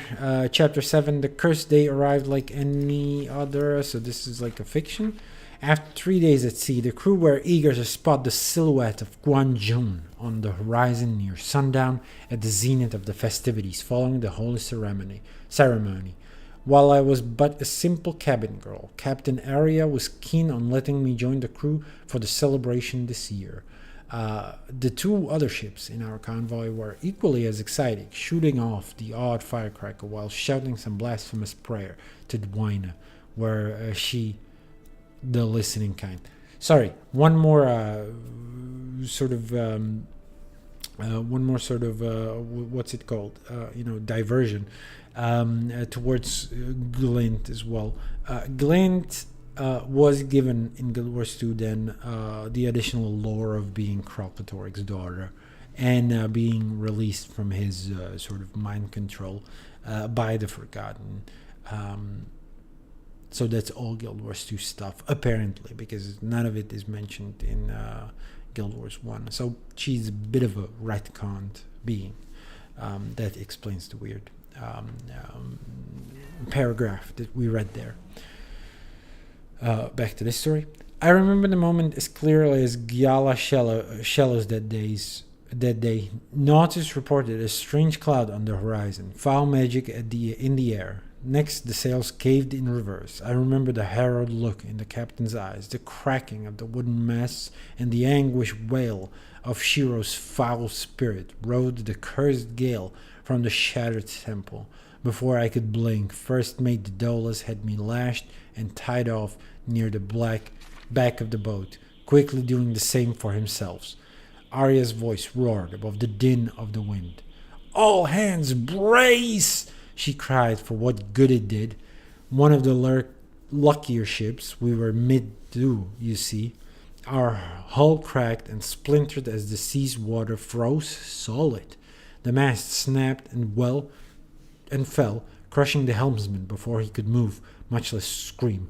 I watched as massive fissures cut across the waters nearby, as towering gouts of mist were carried on green winds expelled from the solid depths below. Entire shelves of what was once seawater rose and sang as the world around us was rent asunder. One of the other ships in the convoy, the Salted Spray, was caught out on a crest ahead of us, sharing it in half as a hand might snap a fistful of long, dry noodles. They'd not been as prepared. Half their crew already dunk before what should have been a rancorous evening of delights. The third ship similarly fared worse, far worse, on the crest behind us. Kid, you alright? Good enough to stand? I remember Daedalus saying with urgency, his hands clasping the sides of my head, wiping away either tears or what little of the sea remained. I don't recall. I could only nod in my concussed state. He turned around, reaching for the helping hand of the captain, slowly rising to his feet. The only clamor to be heard now were the cries of survivors amid the wreckages now shattered against the haunting stillness of the silent surf. So, yeah, Silent Surf. That is in the Jade Sea, by the way, and that is describing the events of the Jade Wind. I don't have a lot of it discovered here, but Silent Surf being around, somewhere around here. The Jade Wind, which froze the Jade Sea solid. And these guys caught in the middle of it. Okay, let's continue with the story then. This was a diversion in and of itself, I fear. And here it is. Here's the cooking. So this is Torpor Tavern. They call it Torpor Tavern. It's funny. So yeah, the cooking is kind of a fun thing. So this guy can explain it a little bit. All we need to do really is just look at the cooking workstation, choose what we would like to do, and it's not good to choose it so blindly. It's better to ask a villager what they want. So you can, he asks for a wool raven stew. We can definitely do that. So we can look into the recipe book for the wool raven stew, and they want us to cook some meat. Throw in a tomato, pumpkin, and a carrot. Tomato, pumpkin, carrot with some meat. So we can get the meat. We can cook it in the fireplace. Is it cooked? Nope, I don't. Where do we cook it? No, it's good. It's there. And then we can do pumpkin, tomatoes. We can do the tomatoes, right? We'll toss in some tomatoes. We'll pick up a pumpkin somewhere. It's right next to the fireplace. What was the last one? I think carrot. And yeah, they don't, you know, they don't hold your hands either. Not necessarily. I mean, well, they show you the current recipe, so I guess that's that. If you're not sure what you're carrying, I'd like to tell you it's looks like a stew, but there's no way to. Can you make War Raven stew? Here you go. It smells good. Tastes good. Okay. You have now completed Tiered Renown Heart. Continue daily completion of Tiered Renown Hearts increases their associated achievement track. Okay, we already know that though. And if I'm not mistaken, we have just finished this. Harvest then Renown Mastery. We actually did this one for this one. So yeah, what we get is the Serpent's Wrath weapon choice box. Cool. Get a skin. Thank you for helping around town. Though as lowlanders are known for our self-reliance, kindness does not go unnoticed. May you begin to feel at home here in Harvest Den. So yeah, this was a long distraction from our story recap. But I guess it's you know, I would consider this a bit of a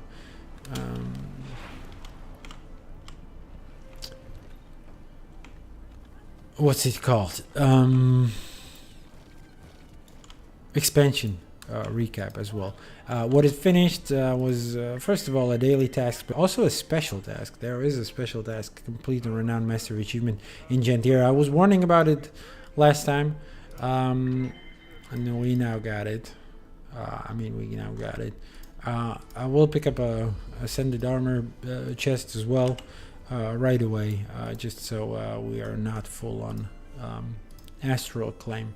We can pick up more. We need to kill more veteran enemies too. But we're back here, so we wanted to buy the expertise first and foremost, and the Curious Lowland Honeycomb as well. Did this unlock some new wares? I kind of doubt it. I don't know what it did, whether did it do anything.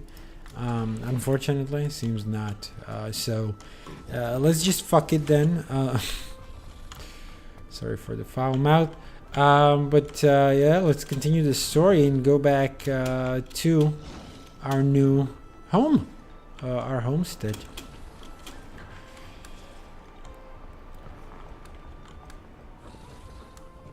And they'll teach us the basics of decoration, which would also unlock homesteading, where it still locked for us.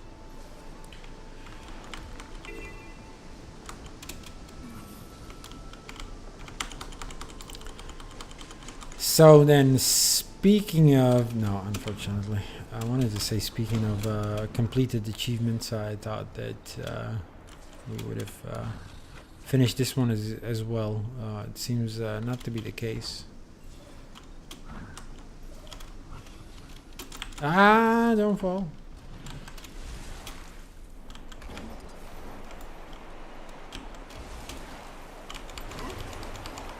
I don't know why I felt the need to pick up the Elder Widget there. Let's go.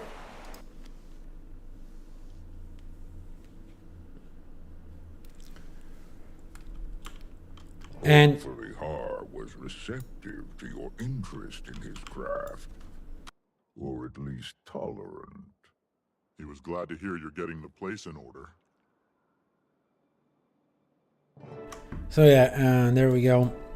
We skipped quite a bit of this shit. Oh my god, Jesus Christ, it skipped everything.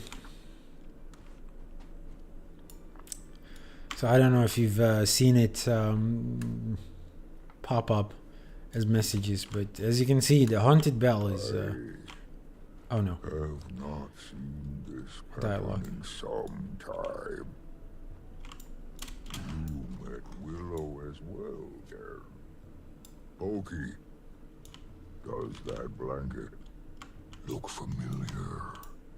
We had one, yes? On your bed. You and Ma. Forgot all about that. A gift from a dear friend. For two young lovers embarking upon a life together. Funny how life can sprout anew from seeds long buried. Right. So yeah, as you can see, I've got my homestead decorated a bit, and they actually like straight up leave all the decorations around for every story instance. So if you know the character placements in the cutscenes, you can quite easily make some funny scenes or then unwittingly spoil the sort of gravitas of any kind of instance for yourself by just placing the decorations ahead of time. So they don't let us open the door here at this moment. This one they do. But yeah, or I can sit in a soup as well. It's cute. So yeah. Anyway, I've placed this bed on a previous run, so that's why it sort of whizzed by what we're supposed to do. So we've already done a bunch of that. I was curious on how they're gonna handle it on a replay, but apparently this is how. And I guess they wouldn't, it wouldn't disappear as quickly if we didn't have the bed there.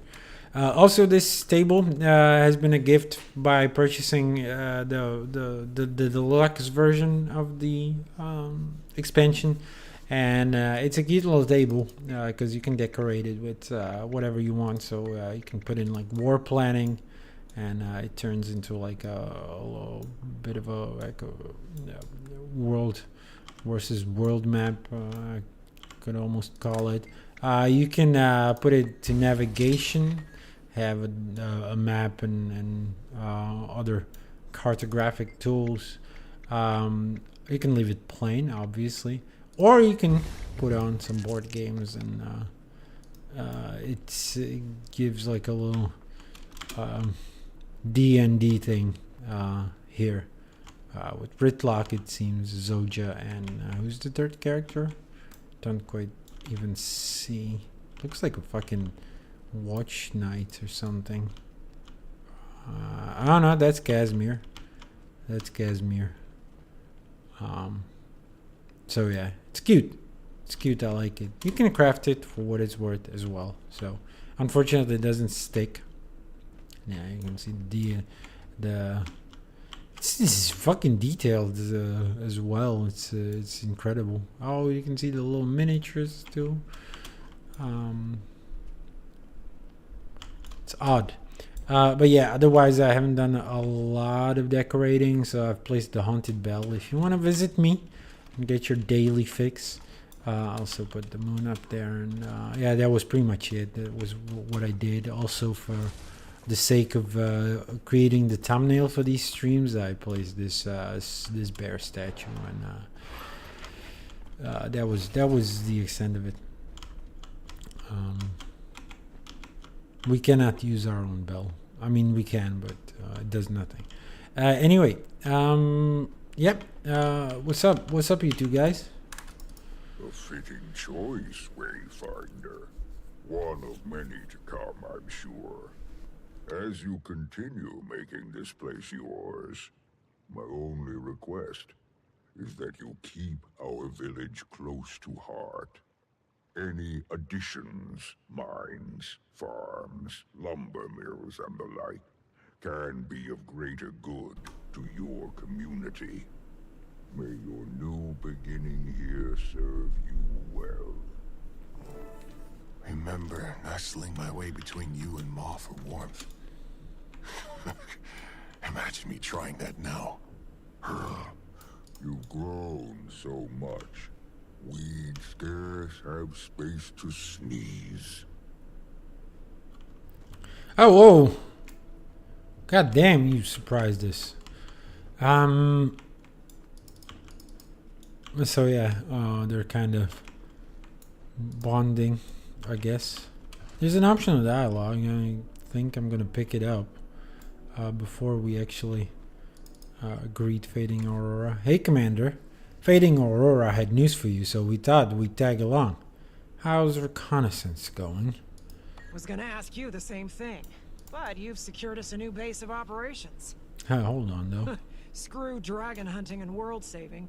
You were destined for diplomacy. No kidding. Could use a little love and more greenery, but I mustn't be picky. It's lovely. And things are going well, actually. While you've bonded with the Claw and his son, we've been getting to know the village. Kaith is good at kissing babies and letting the Coden coo at her foliage. I've collected more intel on their situation. Remember those strangers that Poised Arrow mentioned? Well, they're the talk of the town. The Cub's instructor did warn the little ones away from the woods. In the moment, I thought it was a standard warning. People are being cautious, that much is clear. I'll see what else I can gather. Now. Imperator, don't look so pleased with yourself. Trailing our hosts. Shame. Hey, I'd do the same to you. Trust is a two-way street. If we're eating their food, I want to see what it's made of. Interesting. Damn, we would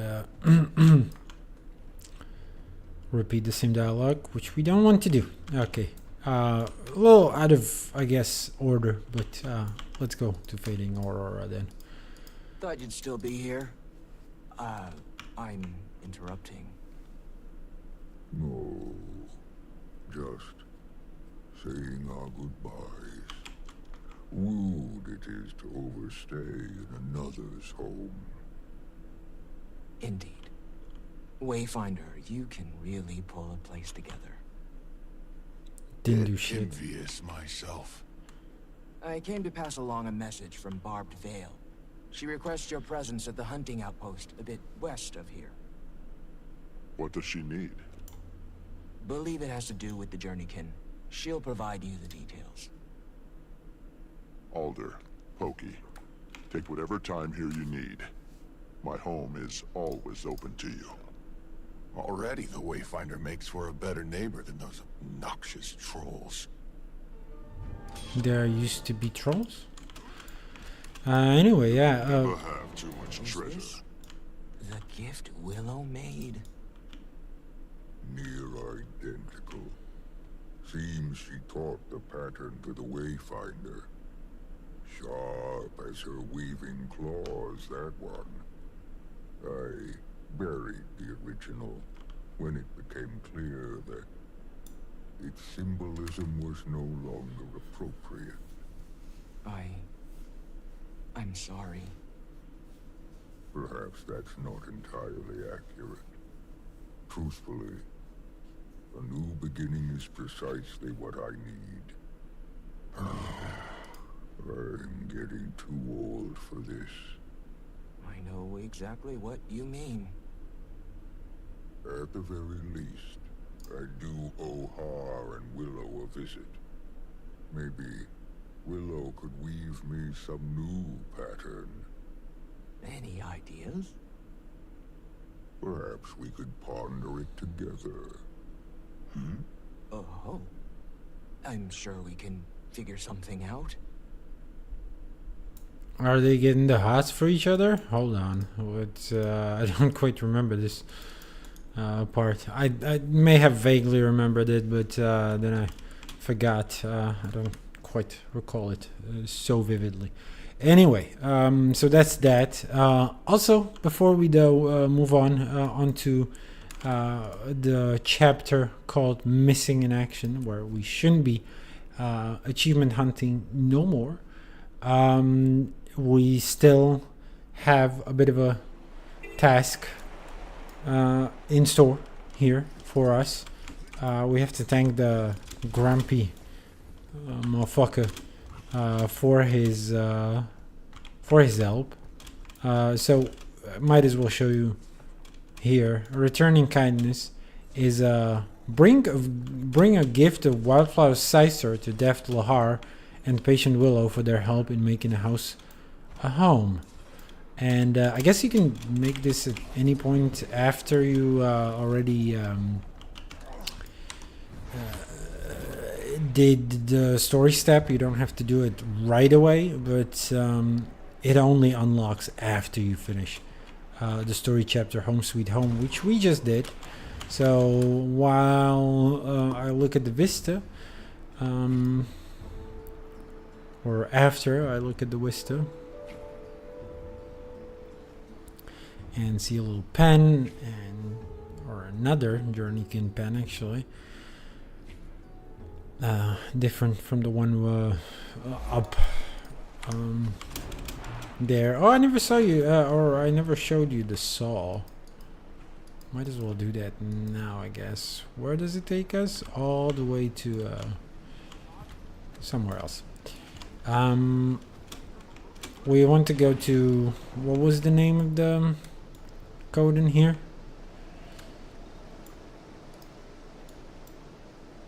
So yeah, it's a bit of a cryptic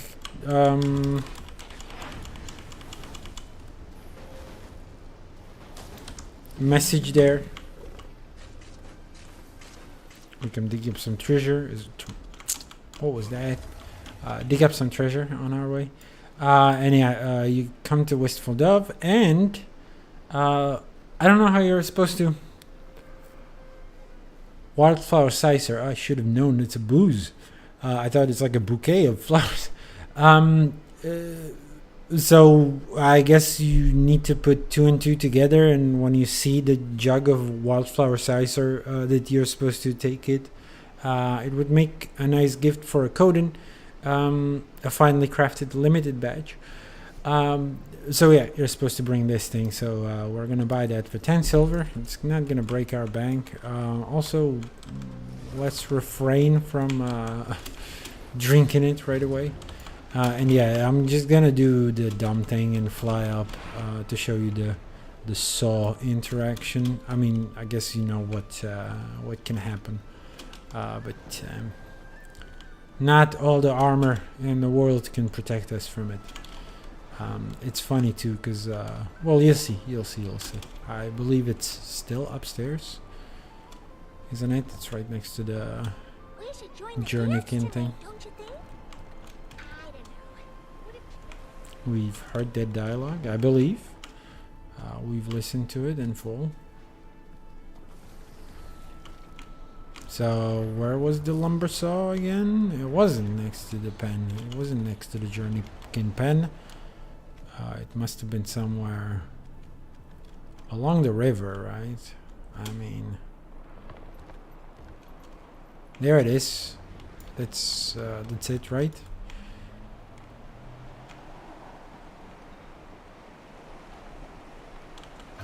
And yeah,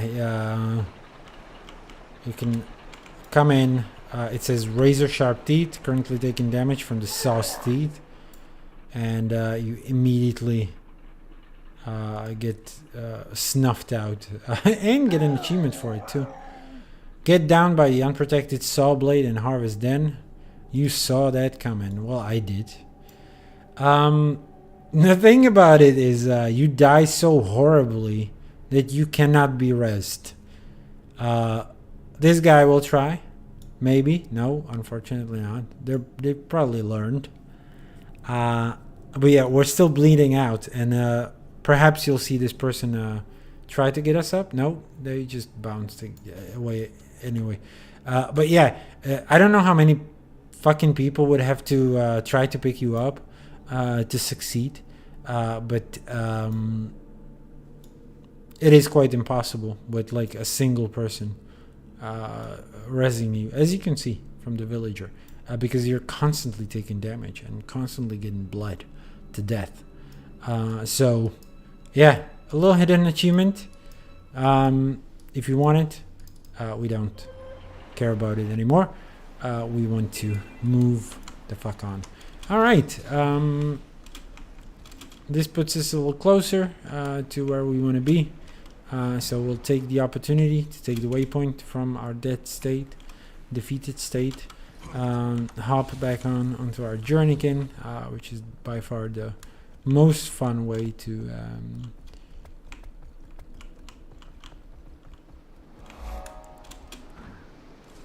scout the place, unless of course you need to get up, at which point it might be necessary to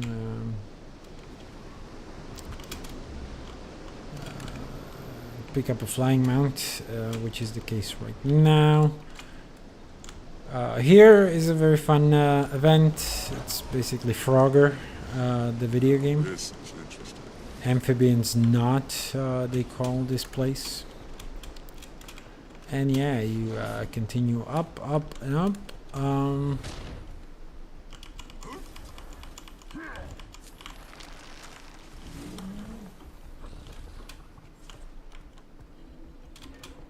I'll pick up any of the unique materials too, whenever possible, but otherwise.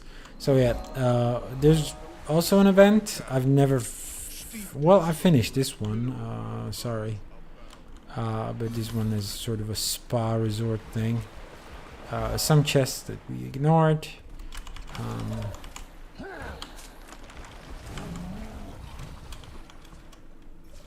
And yeah, we're not gonna, you know, bend down to smell the flowers all the time. But every once in a while, it's fine.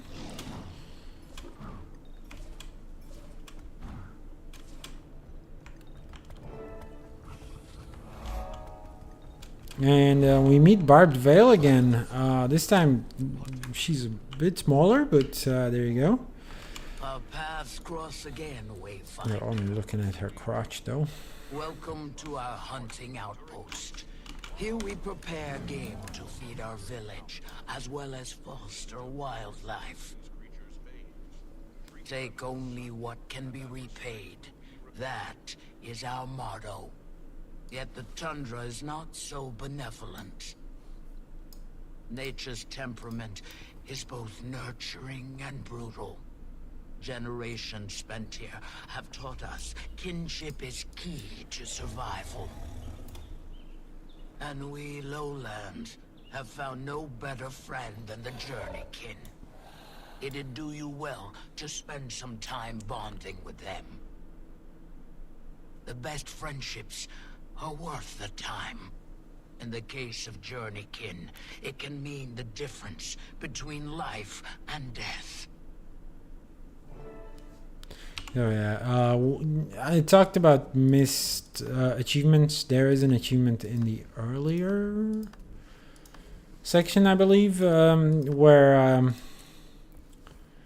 in Act 1, behind the ear is the good spot. Yeah, unknown territory, where you can pet the Journeykin. Unfortunately, it's a little too late for that now. So it says learn more about the lowland code and kinship with nature and the Journeykin. It is basically do the renowned heart. So we can do that. I guess we can also accompany Twisting River as far as we're gonna get the. This land is plagued with the strangest The credit for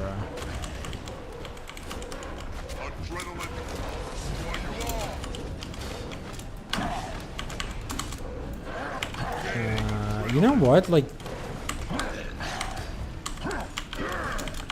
I'm kind of enjoying the snappy targeting, the bouncing from target to target with the warrior. It's fun, even if not the most effective way to sort of use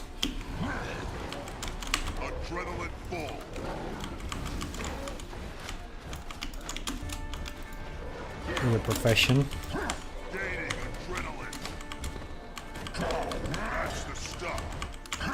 on the ground. We must find Doesn't give a lot of progress, by the way. Can we get the vista though?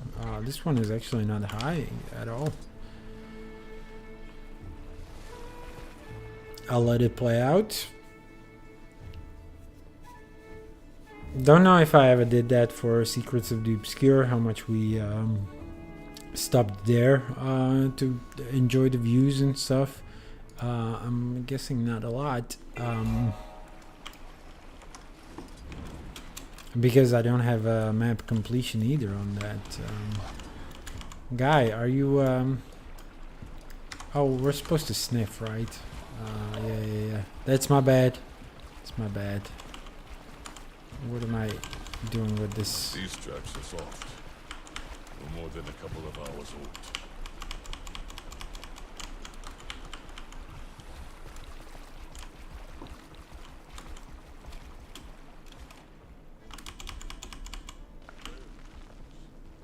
We must find before it takes to shelter.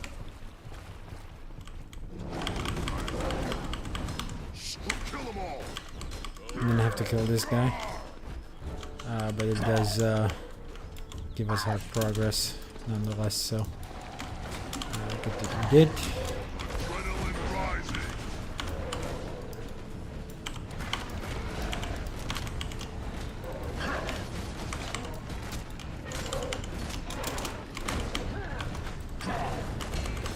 There are some veterans too. I complained before that we don't have that thing done yet.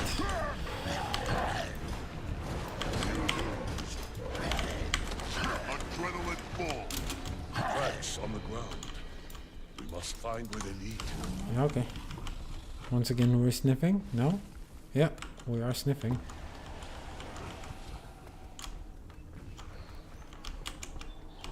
A tough defer. We are on the right track.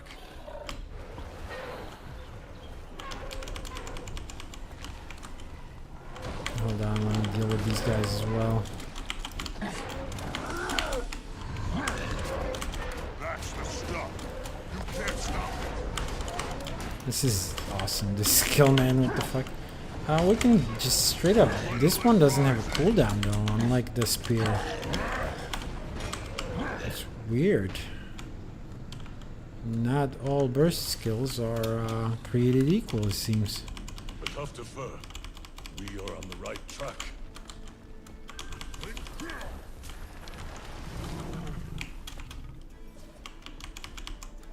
The ray moves this way. Gaining adrenaline.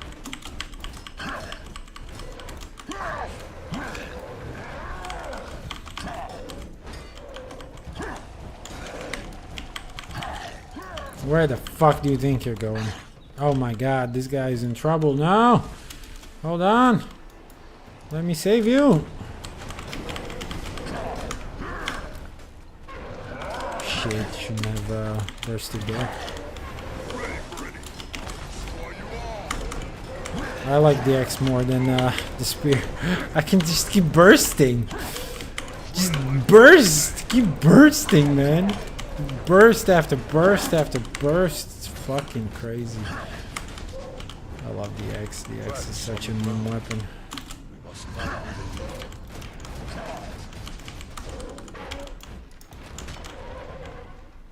This guy is... what the fuck? This guy was friendly for a second. Oh my god, die!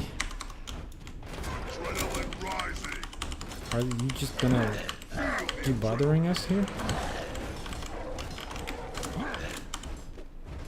Don't know about that guy. Okay, perhaps a bit more potent attacks on the primary on the spear though. Can't deny that. Over my head, the breeze blows. We are still downwind of our prey. This is good.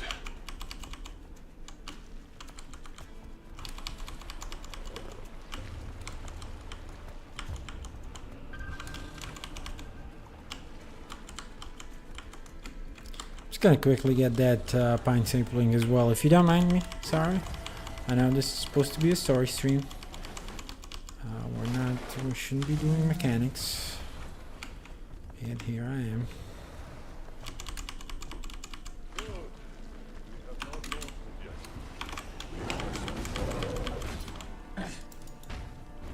Hey, yo, mate, chill. Not enough And there we go.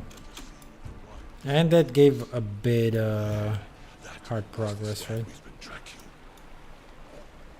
So this is apparently not a group event, so we should be able to solo this one.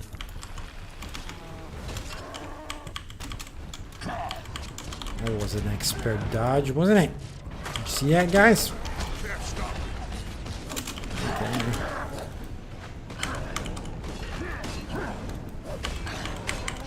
Man, that burst is quite something, isn't it, though? It does give quite a bit of damage off, doesn't it? I don't know. Does it look like... That's a lot in one strike, isn't it? I don't know. It's awesome. Guy.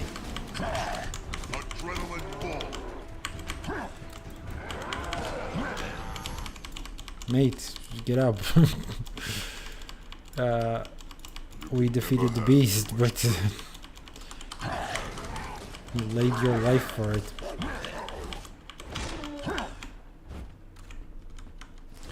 Oh yeah, there's also the derby going on. Unfortunately, we came a little too late for that one. Or rather, we were doing a different event, I guess. Time's up. Was that really your best? I'll make a note not to rely on you for things in the future. Wow.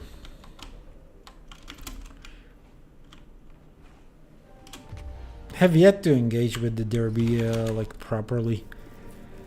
But this is the derby arena, so yeah, you just run around with your journeykin and try to knock as many targets as possible with your spear, which you have as a skill. You know, off of the back of your journeykin, you can throw spears, so you don't even have to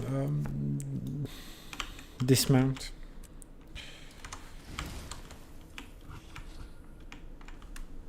Mounted combat light. So yeah, what else can we do here except for like infinite events? We can look through the bushes to find straight up like huge rod striders.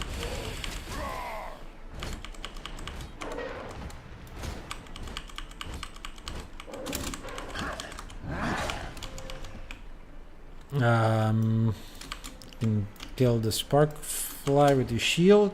Doesn't give you hard progress, but it gives you achievement progress for your shield kills. We can pick up This is how poop. heroes get by with these grand adventures. Then do as we do. Earn their trust. And with that poop, you can go to compost. There's a suspicious pile of fur. Don't know what's suspicious about it. The fact that it's once again hiding a blighted beast.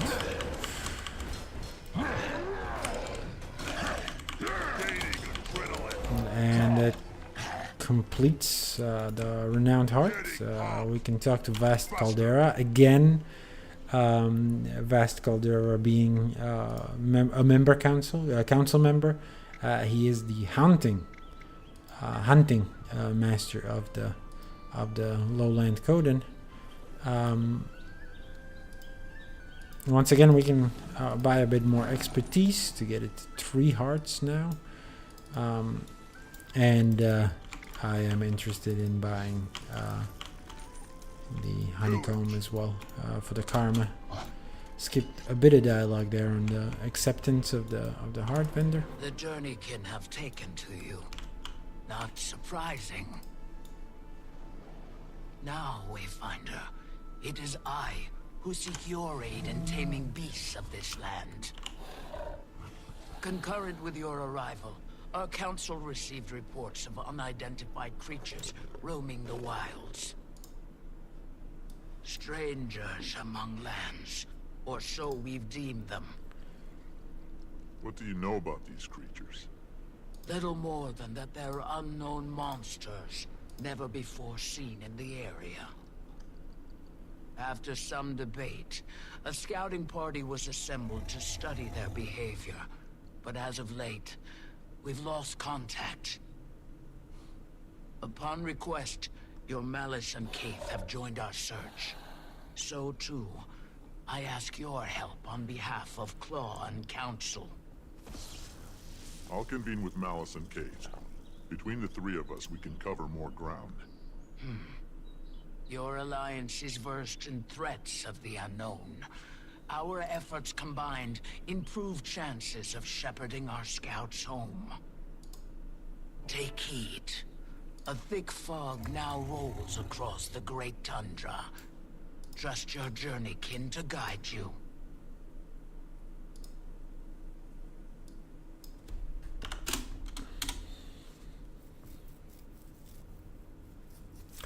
All right, good. We can continue over here. Let me just make some more notes. Okay, so we're supposed to head to the area where the missing Coden Scotland party was last seen. Now we've heard two of our party members are going to be joining us on this one, and yeah, it took me a while to get here, by the way, too. And yeah, an event is going on. Might as well, I guess, talk about it, if not necessarily join it. A group event, the Bog Queen, basically, I guess, would be the name of this event. Starts with talking to this Coden and leads you on a path to sort of, well, to the end of the Delta, to the Harmire, whatever this point of interest is. And there you can fight the Bog Queen. The Bog Queen being like a sort of... hold on, I see something. The Bog Queen being sort of like a Sadako from the Ring, from the Japanese Ring. Like this sort of Japanese-looking monster girl. Drowned in the bog, I guess. I don't know what her story is. I think you can find some lore regarding her, but it is a question whether it's a myth or whatever. But yeah, she looks fucked up. She looks scary as shit. Maybe I should show it because it's Halloween. But nah, it's yeah, and that is the woman that Pokey or Poised Arrow was referring to in his childhood book. So yeah, it's here if you want to see it. It's a very unique model, by the way. I was just like, whoa, what's happening here? Even though they don't do anything super crazy with her, it's, you know, still like a humanoid rig and everything. The event is interesting for what it's worth too. But yeah, last time we also talked to some of these creatures, some of these animals under the effects of the potion Ziesel gave us to assemble a heist crew. And Salty the Sly is apparently another recruit we can talk to. Go away, Landwalker. Wait, I need to talk to you about something. You want to talk? Tell you what, come back when you really understand our way of life. Then we can talk. Right. So, I guess what we're supposed to do is come talk to him like a fish, as a fish. Do I need to finish like the whole adventure? So I've shown this on the last stream as well, if I'm not mistaken. So I'll try to talk to the guy as a fish. If that doesn't work, we'll do the adventure and then talk to him as a fish. Hope they're not waiting for the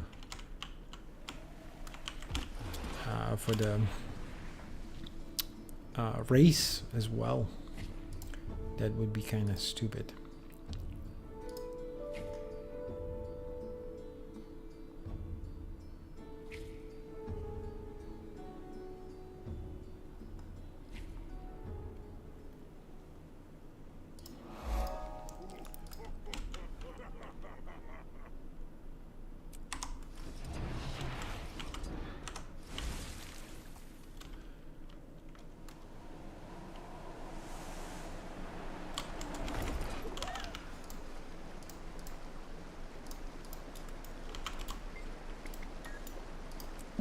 And yeah, for what it's worth, this I mean, I don't want to say it's hard, this little run, but I definitely didn't do it first try when I tried this. There's a bit of a sort of challenge to doing some of these jumps and junk, so definitely don't take this one for granted, I guess.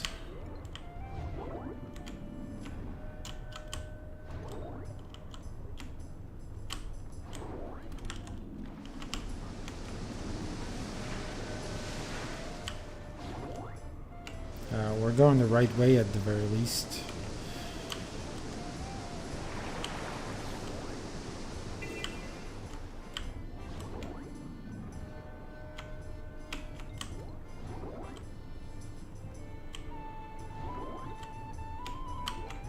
And yeah, the burst of speed that you see me doing is tied to your endurance, so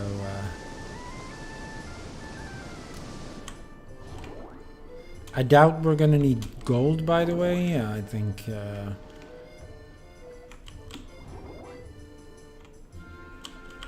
might be just silver that we need here. So yeah, just no unnecessary dodges is what I wanted to say here, which I may have done actually, but yeah, what's up, bro? Nothing like it, eh? Flying through the water, smell of sweet muck at the bottom of the river in your gills, tangy crunch of krill between your teeth. It's something, so I've got an offer for you. An offer, you say? You must know who I am. Once I was on the dinner menu of a certain pirate queen, but I dueled her chef and stole her name. Now I'm on the run. Right, Salty the Sly. Okay, the Sly. Right, sure. Have you heard of Miss Jeeves, the criminal mastermind? That name has crossed my fins. Think she might have eaten one of my cousins. Don't worry, it's fine. I have hundreds of cousins. I'm getting fucking pummeled by this guy. She's getting a crew together for a big score, and she needs a swimmer. Ain't no faster than me. Upstream, downstream, you name it. I'm your guy. So long as the score is good. You're in then. She's in the village. She'll explain. Okay, thank you. Fuck off, Drake. Okay, we only got silver there, but as you can see, silver is quite a minutes apart from the next one. Okay, it's cool. Cool, we recruited Salty. I'm going, Landwalker. So impatient. Just joking. Okay, let's continue with the story proper. And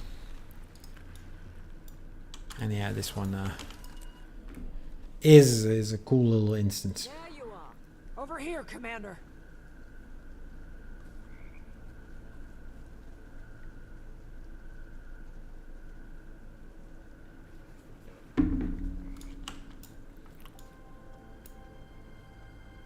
What's up, guys? Any sign of the party? Nothing yet. With any luck, the scouts got turned around in this fog and simply wandered off course. The more boots we have on the ground searching, the more likely we are to run into them. Barbed Vale insists the area is free of natural predators. Regardless, let's stay alert. Free of natural predators. So there's like a presence here, I guess. So the Bog Queen might be one, but then the stranger between the worlds, or whatever they are calling them. It's never just a walk in the woods, is it?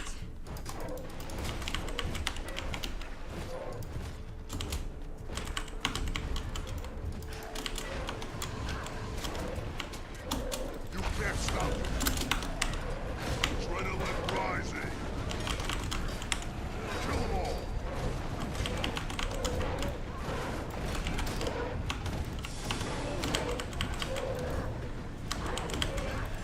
I mean, the burst has quite of a bit of a We've hit a junction. wind I'm up. having trouble getting a consistent read on our location. Out here, we'll have to rely on your Warclaw for navigation. See if it can point us in the right direction. So yeah, it is a question if the local fauna was scared away by way before the Stranger Among Worlds or whatever it's called again was appeared, or whether it is been their doing. A pungent smell seeps from the rot pile. This seems rather new. Given the nearby tracks, it seems to have come from east of here. Let's go. I guess there's no dialogue with Kate, is there? No, it's just a starburst to tell us to follow Kate.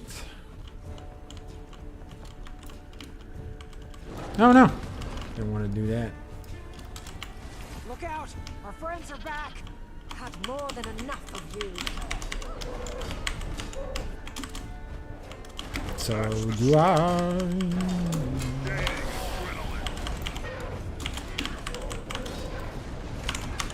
So I wanted to mention, like, this skill has a bit of a wind up, I guess. It's like the only drawback of this thing, but with the proper quickness and stuff, you can deliver some powerful blows, I guess.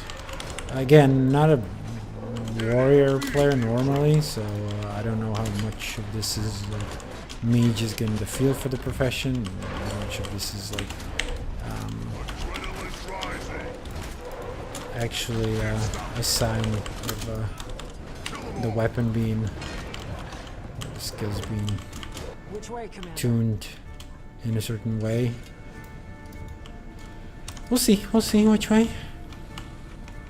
Just chill here. A pungent smell steeps from the rot pile. You smell that? Awful. Let's try heading up this hill. Let's go.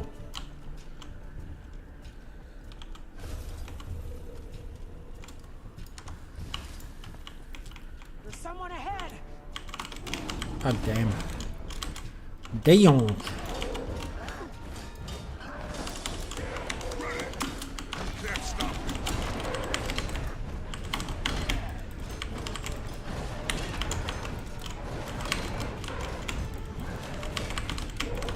I'm just spamming button, man. I want to say buttons, but I'm just spamming button. Just like the burst skill over and over and over again. I mean, it's fun. The less fun part is that I'm barely using my spear. Which is a shame. Why did I get it? I think we're in the getting first closer. place? But whatever we're getting closer to, I don't like it in the slightest. So we got our veteran kills, and we actually got some weekly, also veteran kills. Good stuff. Okay, this is purple. Some purple stuff. Reminds me of a Dave Chappelle skit. Never seen that. Check it out. Hold on. What's the paper stuff? Purple stuff. Graced by fire, huh? A Worklaw master. Graced by fire. Yeah, that is actually a council member, isn't it? Or isn't? Aren't they? Over here, a survivor. Hold on. Before we step in, I have to do an adjustment to my stream setup. Hard clearing. So yeah, brace yourselves, guys.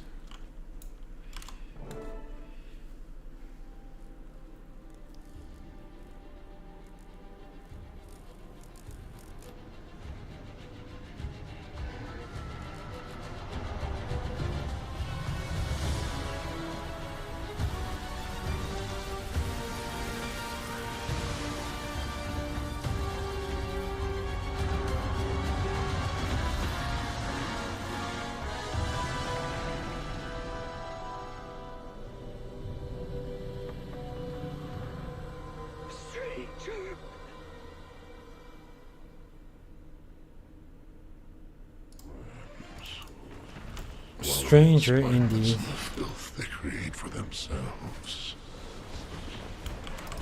A false god. come to terrorize a new people. Hell with effigies. Should have burned your kind at the pyre. Adrenaline rising.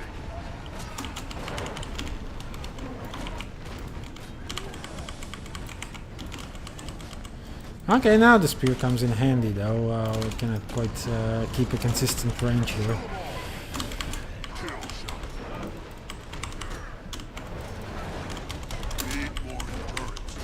Where does it think it's going? To cower, while its lackey takes the heat. Need to keep her calm. It left. Fuck. I'll tend to her while you two handle Didn't the see it. spawn. Adrenaline rising. Strong. Damn, should have saved that one. Oh, damn. So dumb of me. Could have had more CCs. Over there. Damn. Does this CC? No, this does not. This thing does. And this thing does. Fuck.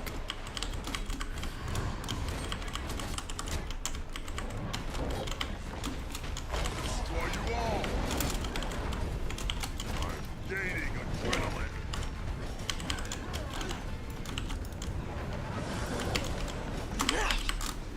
Oh, fuck off. Go. Yeah, but finally I foe that challenges us a little bit. Feel the adrenaline.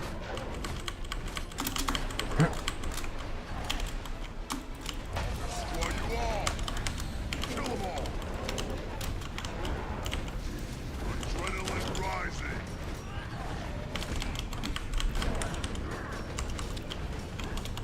This is, you know, with this current setup, it's a bit of a fun fight. We'll see how we fare further on. How's the scout? Holding on, but just barely. She needs medical attention. This won't take much longer.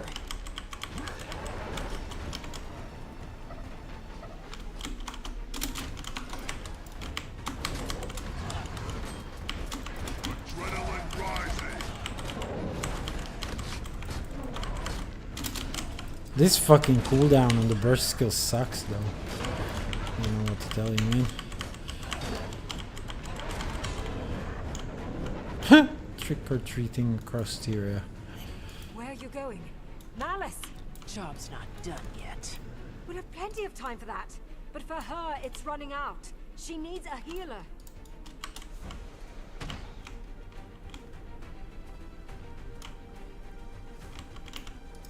Kate's right. We go for help first. Then we talk to the council. Fine. But this goes beyond just the council. We need to notify the Alliance. Ugh. And have the bodies identified. Unless you want one more to identify, let's move. Once she's safe, I'll contact Krisha. Have her call for an emergency meeting. What does this thing do anyway? Gain fury, might, and swiftness. Finished with that. Alright, there's some optional dialogue. So yeah, but before we delve into that, so yeah, I thought that cutscene was really fucking cool as an introduction to the Titans. I mean, for a new player, most definitely, I think it would have had a bit of a bigger or better effect than on me, I guess. Because I knew already that it's supposed to be the Titans.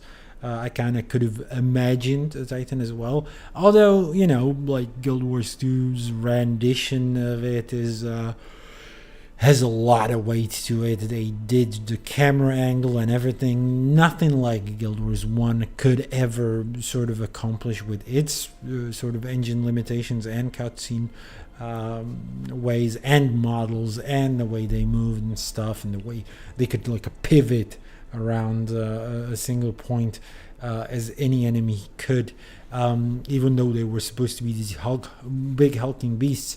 Obviously the Guild Wars 2 presentation is a little bit something extra, so I thought that cutscene was like really, you know, it gave you the sense of like the imposing nature of the Titan. And yeah, then the Char immediately reacts as like calling them false gods. So for those of you who may not remember, maybe out of the loop a little bit on this one, the Char used to sort of worship the Titans as their gods when the Flame Legions, or the Flame Legion, used to be the dominant class in their society. The Titans were their gods. They were fiery for the most part because, here's the thing about Titans, okay? They can adapt to their environment, where we've seen that one. So from the past, we know of fiery-looking Titans. I might throw them up on the screen just to compare. As a sort of a sneak peek, we're going to talk more about the Titans even within the context of Guild Wars as in the council. But if we look at the first wiki, we've got a frozen Titan here, right here, though. But here's the concept art. I mean, they look not much like this actually, and this is like a Titan spawn as well. But if you look at the Armageddon lore, or the Burning Titan's good. This is what they look like in Guild Wars 1. So yeah, these hulking big arms and 3 legs and a sort of a sunken head, necklace head, and no discernible eyes. They are quite the beast, and they were big too. Like the models would go up, like the human model would be like this big compared to them. So yeah, properly big, properly imposing, and yeah, this is the Burning one, the most frequent model, I would say, in Guild Wars 1, and the one the Char worshipped. So they abandoned these as false gods, which they were, and I can smell a fellow Guild Wars 1 player here. Then when they were killed, they split into smaller ones and smaller ones. They had a little bit of a matryoshka sort of thing. Welcome to the stream, by the way. Sort of a Russian nesting doll situation there, where they split apart. And yeah, for what it's worth, like then you learn the ropes, and they weren't as imposing as they were depicted out to be in lore. They weren't very hard, but they could pack a punch, especially as they split off into smaller and smaller ones. Especially like the imps. So they would split into sparks. I believe they were called the imps. They had an imp model, but they had the rain of fire, whatever the skill was called, and they were boosted out the wazoo. And because another Titan was never too far, they could be quite an imposing force. Again, more in lore than in actual gameplay, because there are far harder enemies in Guild Wars 1 than Titans as you progress through the stories. But the Titans are supposedly like a very, very destructive force. And I guess we'll learn that in one of the further instances when we talk about it in the council and the reaction of some of the people. But I guess I'm getting ahead of myself, and more importantly ahead of the where we are in the story. So let's trigger the side dialogue, optional dialogue. Everyone okay? I've got my hands full with an injured Coden and a riled Char, but I'm fine. I imagine the Alliance is going to act fast. You should prepare your account of what happened here. And yeah, I didn't finish the thought. So yeah, the Titans adapt to their environment, so that's why we've seen this one sort of rotting and being like out of old wood and stuff. It's because it's in the bog here, and obviously in like the woodland cascades part of town. Not something that they did for the models originally in Guild Wars 1, even though that was part of the Titan lore from the very start, if I remember correctly. What a fight that was. Are you okay? Is that what I think it was? I'm okay, I'm fine. We don't know for sure. It could have been... maybe. I need to call Krisha. Yeah, the reaction of the Char makes sense. Like, Kate would probably have no concept of what a Titan is.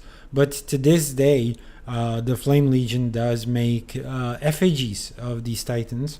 And they make them in sort of like, you know, the shape is familiar to the Char. So it explains Malice's reaction being sort of in disbelief. And of course, like the Titans would have a reputation among them, right? So I guess it's only natural that she has a sort of a panicked reaction. So I'm gonna get more into the lore of the Titans in a little bit, because first of all, I don't want to spoil it further.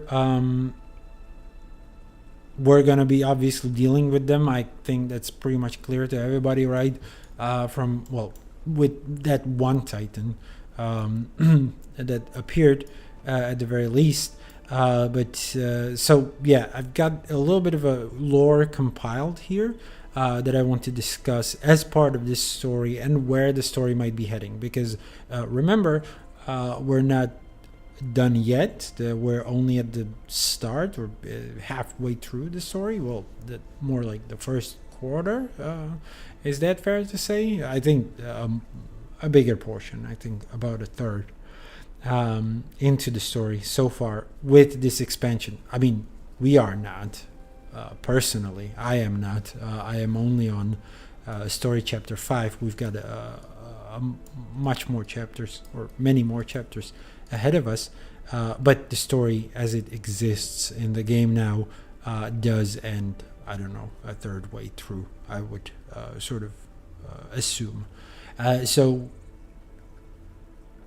potentially, unless we deal with the Titans, and I'm not going to spoil it at this point, but if we're not going to deal with the Titan that we've got ahead of us, we're going to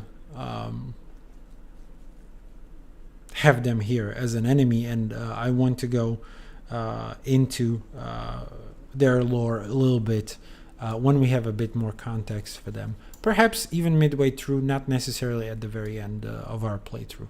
But yeah, that's just a little bit of a teaser. And yeah, it all ties back to Guild Wars 1. And there's way more that will tie into Guild Wars 1 lore as well, even if not as strictly. Because there is a spoiler I am willing to tell you already. So before... we encountered a document which read, and I'm going to leave this on the screen, ignoring it for a little bit, a document which was called the Town Record 1069. What was that noise? 1069 AE after Exodus. And it had a list of names, and the only name we've known from this from that list was Saul D'Alessio. That was the only one we knew, and the rest of them were kind of new. And I purposefully went back into Guild Wars 1's wiki to search for any of those names, and no, they've never appeared in Guild Wars 1. So we are kind of dealing with a sort of a new manifest a manifest of new people into the lore. I can say that much. Sorry, forgot to read the mail. So, from Imperator Krisha Stoneglow, let's pretend like we've moved away from this position and she's already been briefed. The Tyrian Alliance has called an emergency session to address recent reports. Sorry, can't recall her voice. Session to address recent reports coming out of Jantir. This threat must be addressed immediately. Please return to Lion's Arch at once. Details to follow. Imperator. Can't pronounce that word apparently. Cretius Stone. Alright, so we're coming back to Lion's Arch. Now I am going to use the fact that it is Halloween and move there through the invitation to the party.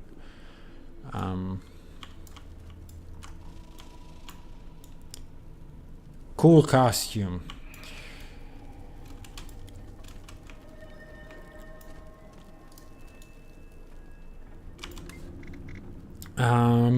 I want to leave the Mad King's realm. And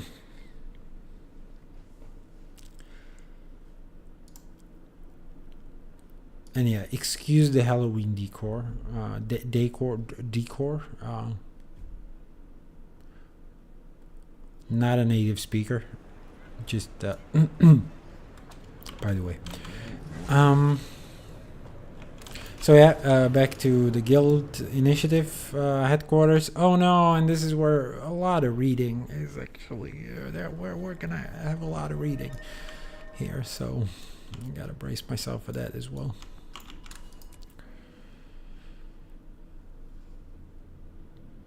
So strangers amongst lands. And Stoic Alder is here. He's been invited all the way to Lion's Arch. That's wild, isn't it? I wonder what the people of Lion's Arch were reacting to, like a brown Coden. Oh, a little fuzzy bear. Where your alliance congregates. It's Hard to temporary. miss. The stories from this trip will make good fodder when I return. Gossip sits in their bellies like a fresh harvest. You'll get plenty of that. How can we prep you for the show? Honey wine, but we've none to spare. I'll be fine. We've hosted travelers over time, with little more to bargain besides information. I'm not unaware of the world. Just been a long time since we've needed to seek aid from others. You and I are aligned at least. Good. After you, Wayfinder. Yeah, this is a good point to raise, actually, by Stoic Alder here, that they're not necessarily isolating themselves out of any sort of historical slights or anything. They're just, chilling where they are, and they don't need anyone's help, or haven't needed anyone's help for now. But also, they're not beyond like being hospitable to any guests, and I think that's kind of refreshing from those races, from those Tyrian races, because typically there's a bit of a tension there. It also gives a sense of these Coden actually belonging to the land, not being like foreign. Even though we never met them, it's because they're just holed up in the Woodland Cascades, and they never have the need to travel the world as every other Tyrian race seems to feel the need to do. And yeah, considering the humans are square with Char running, I mean, there's an aspect of that. I don't know how much I would be able to discern between. I mean, Stoic Alder is quite a bit larger than my Char. I've noticed that a lot of these Coden are of some imposing statures. So I think there's a bit of a difference. Perhaps that would be visible even at first glance, but then you're right. There are a lot of races coming and going, especially into Lion's Arch. I guess no one gives a shit, and especially considering Stoic Alder just informed us that they've never been shy of interacting with other races. So it's not like it's impossible for the Coden ever appearing outside of the Woodland Cascades. It's just apparently quite unlikely, which I'll be honest with you, I get if I had a sort of idyllic village life, the kind of what's the Swedish term for it, hygge life. I don't know if I'm pronouncing that correctly, probably very far off, but like this sort of cozy IKEA lifestyle life, I would probably also not need to travel the world at all. But you know, let's go to the meeting. Now there are a couple more races, if I'm not mistaken. Speak quickly. Especially like White Coden, guys. Finally, who is your guest, Commander? Stoic Alder. Oh, Stoic Alder, you mean? He is the claw of the Lowland Coden. Stoic Alder. It is not often that the Lowlanders leave the forest. So, you know each other. No, they've always kept their distance from the Shiver Peaks. And we avoid their bay. Why's that? Disagreements far older than me or you. A lot of that strife sank with Ordo. I'm curious to see them join the rest of the world. Tense times call for allies, I suppose.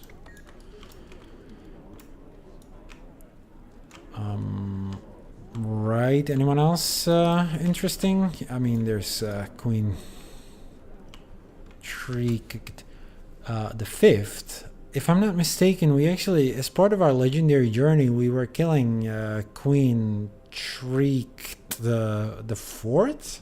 So this is the successor. I quite adore the interior of this place. Perhaps Craigrock Palace is due for a renovation. Hey, don't I know you? Me? No. This is my first venture into the Tyrian political sphere. My people have long clung to the comfort of Drytop. Drytop? Yes, I am Queen Chick the Fifth. I took on my mother's crown when she passed. I'm sorry about the late queen, so we killed her. Last time we went there. Oh, she was stubborn. Died protecting a couple of shiny stones just as the battle against the Mordrim began. Ah, the plight of my people. People have died for worse causes. Yes, I suppose. Well, I'm quite curious to see how this little alliance will benefit my commonwealth. The battle against Mordermoth left Drytop in shambles. I'm sorry to hear that. We could use some aid, though it's worth noting that the Zephyrites have been delightful company and more than eager to help us rebuild. With more help, the Squid Dominion will rise. Long live the Queen. There's a king as well. Now talk to Squid King. Here at the company, Squid Queen. Whoops, sorry. The opposite of a patriarchal society, I see. I think I'm gonna go for the lore first. So as I mentioned, there's a lot of reading here. I might need to get a glass of water for that, though. Sorry for leaving you hanging. I guess I might open one of these and let you read it on your own. But I will read it out loud after a little bit. But yeah, I'm gonna take a very tiny break, perhaps go to the bathroom as well, and I'll be back in about 3 to 4 minutes. So please stick around. We will continue this instance at the very least, and possibly more. Be right back.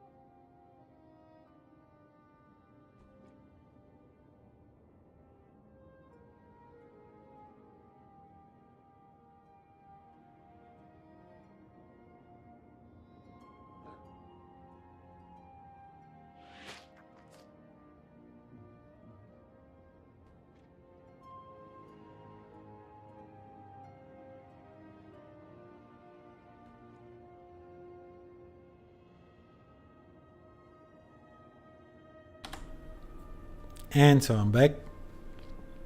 Stretched up a bit. See that my mouth doesn't work though as well as it should, considering we're gonna be doing a lot of reading. Anyway, let's get to it. So the Tyrian Alliance report questions about the Astral Ward. So actually, they get a little bit of a aftershock after the Seer's appearance, Isgaren's, all right, and the Astral World in general. Questions continue to flood in on almost hourly basis. Who or what is the Astral Ward? Reports and rumors are growing by the day. The return of the Mossad and Seers, people questioning if their neighbors have been secretly spying on them. Sightings of a so-called flying city over homes and villages. Apparent abductions of livestock and demand for recompense. Not all of these reports are valid, mind you. I'm glad they clarified that. I think that's pretty much clear, but okay. How much information has gotten out is hard to judge, and we are still investigating possible source for the leaks. While most questions are harmless, there is an undercurrent of wondering what exactly the Astral Ward has been doing for the last few years while Tyria was left to suffer. Should we continue to let things simmer?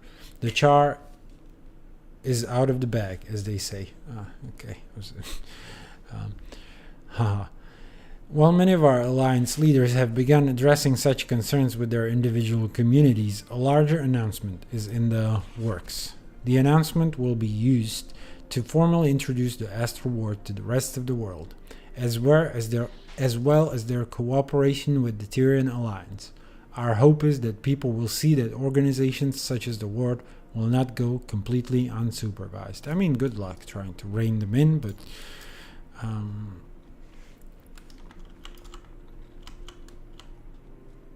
yeah, I feel like there's going to be a lot of antagonism actually, instead of like them sort of integrating into the society at large, but we'll see. I mean, it's an interesting thing to introduce into the world of Tyria. Then there's the Tyrian Alliance report. Oh, are they all Tyrian Alliance reports actually? I guess so.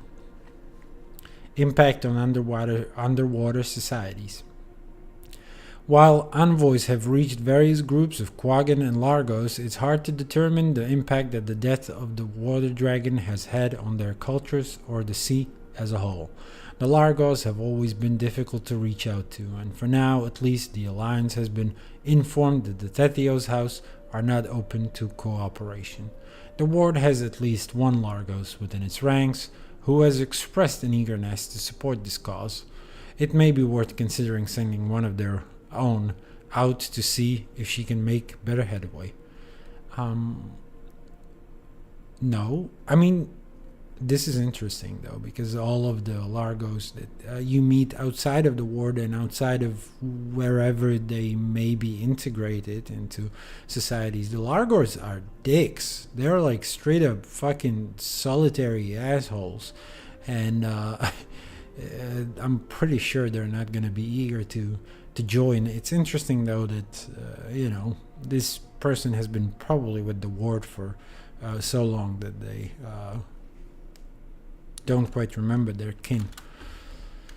We'd hoped to have better luck with the deep sea Quaggan, but our envoys were rebuffed once again. Truthfully, this is unexpected for that species. They are usually quite eager to volunteer themselves to larger causes. Whatever is going on down there must be quite serious and should not be ignored. And yeah, again, if I may comment in the middle of it, so Sumwon left of sort of a power vacuum, and apparently there was something else. So we discovered that Sumwon is a good dragon actually, but still something did cause a lot of these races to be pushed to the surface from the deep sea, and we find out that there is no deep sea dragon, at least not one that would be threatening all these races. So what the hell is down there, Again, future story brewing. Some Asura from the colleges, ward members, and engineers from Junlai Jade have proposed an initiative to outfit the Pax submarines with better tech and magic, but they seem to be busier arguing with each other than making legitimate progress on that front. Alliance intervention is recommended. And yeah, it's probably going to take the Alliance to get them to agree to anything and do this. Although I cannot quite imagine a fully underwater expansion. I don't know what that would look like. I think that's sounds like hell. I'll be honest with you, because right now the underwater content, I don't want to say it's bad, but has a very different feel to it, very different aesthetic, and it's not very Guild Warsy. But hey, Dougal, hang in there, champ. Or hanging in there, champ. Bored senseless. Can't get anything done with these surprise meetings. Say, do you need a partner? Want to take me on one of your little adventures? I'll leave retirement. Next time. I have a meeting to get to. I wonder if we excuse ourselves by the meeting, even if we've already had the meeting. I guess we may try after the meeting. And the Tyrion Alliance report to Commander might be my favorite. The former Pact Commander, or Wayfinder, or whatever they call themselves these days, has been seen entering the current headquarters of the Tyrion Alliance. I don't know why even in writing they cannot just incorporate our name, but whatever. While this individual's contributions to the world are relatively well known and appreciated by many, some concerns have been shared about how much power an individual should be able to wield. Additional concerns have been expressed about how much influence they have on our world leaders. Should a non-state actor be able to wine and dine with the power players, such sequestered decisions can affect the lives of millions. It's simply not for us to say. Of even greater concern than the naysayers, a fan organization has built up around the commander's celebrity status. Some have even described it as a cult engaging in a form of hero worship. While we want to reiterate the genuine appreciation for the commander's actions, it could be dangerous to allow this practice to continue. Some are even saying that the commander has died and come back to life, which, of course, is nonsense. I'm sure the commander would agree with this statement.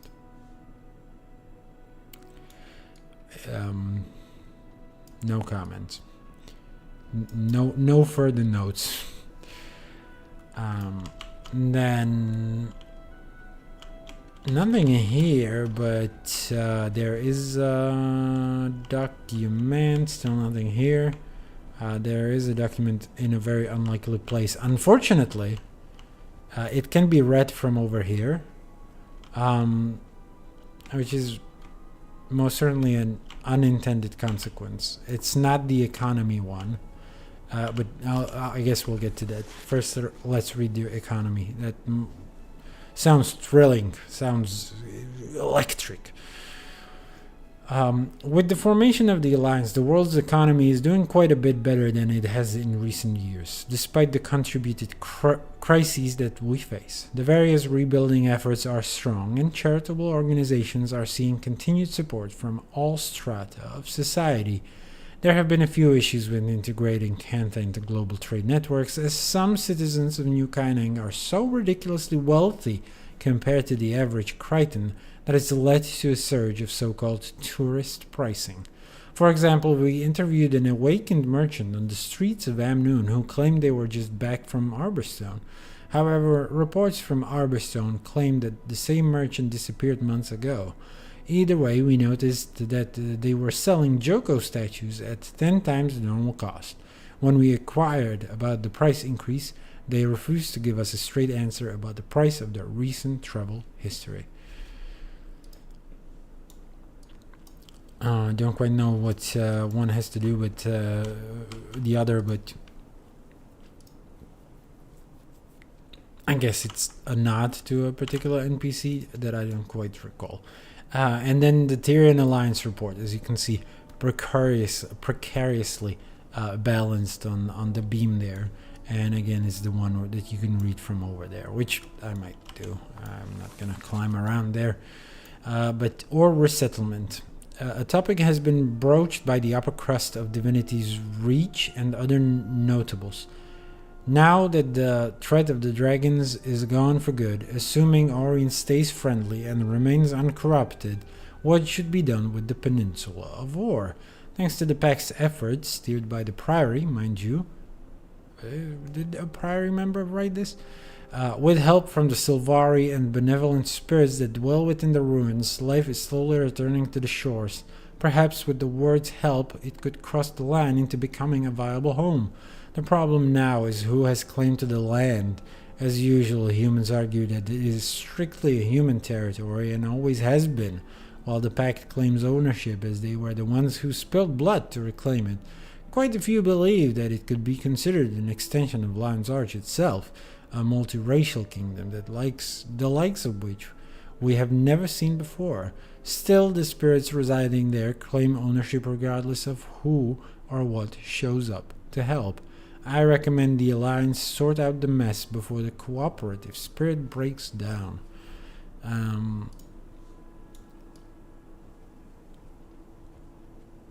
I don't think I have any input on that. I'll be honest with you. What's the achievement called here? It would be something like reading global goings on. No, that's when we harvesting information. Lore masters, no. Meeting notes. Oh, there you go. No, that was from the first one. Moonlit reading, no. Missing in action, no stranger to success. Scouting for scouts. I just want to make sure I got all of them. I mean, I could check the wiki as well, but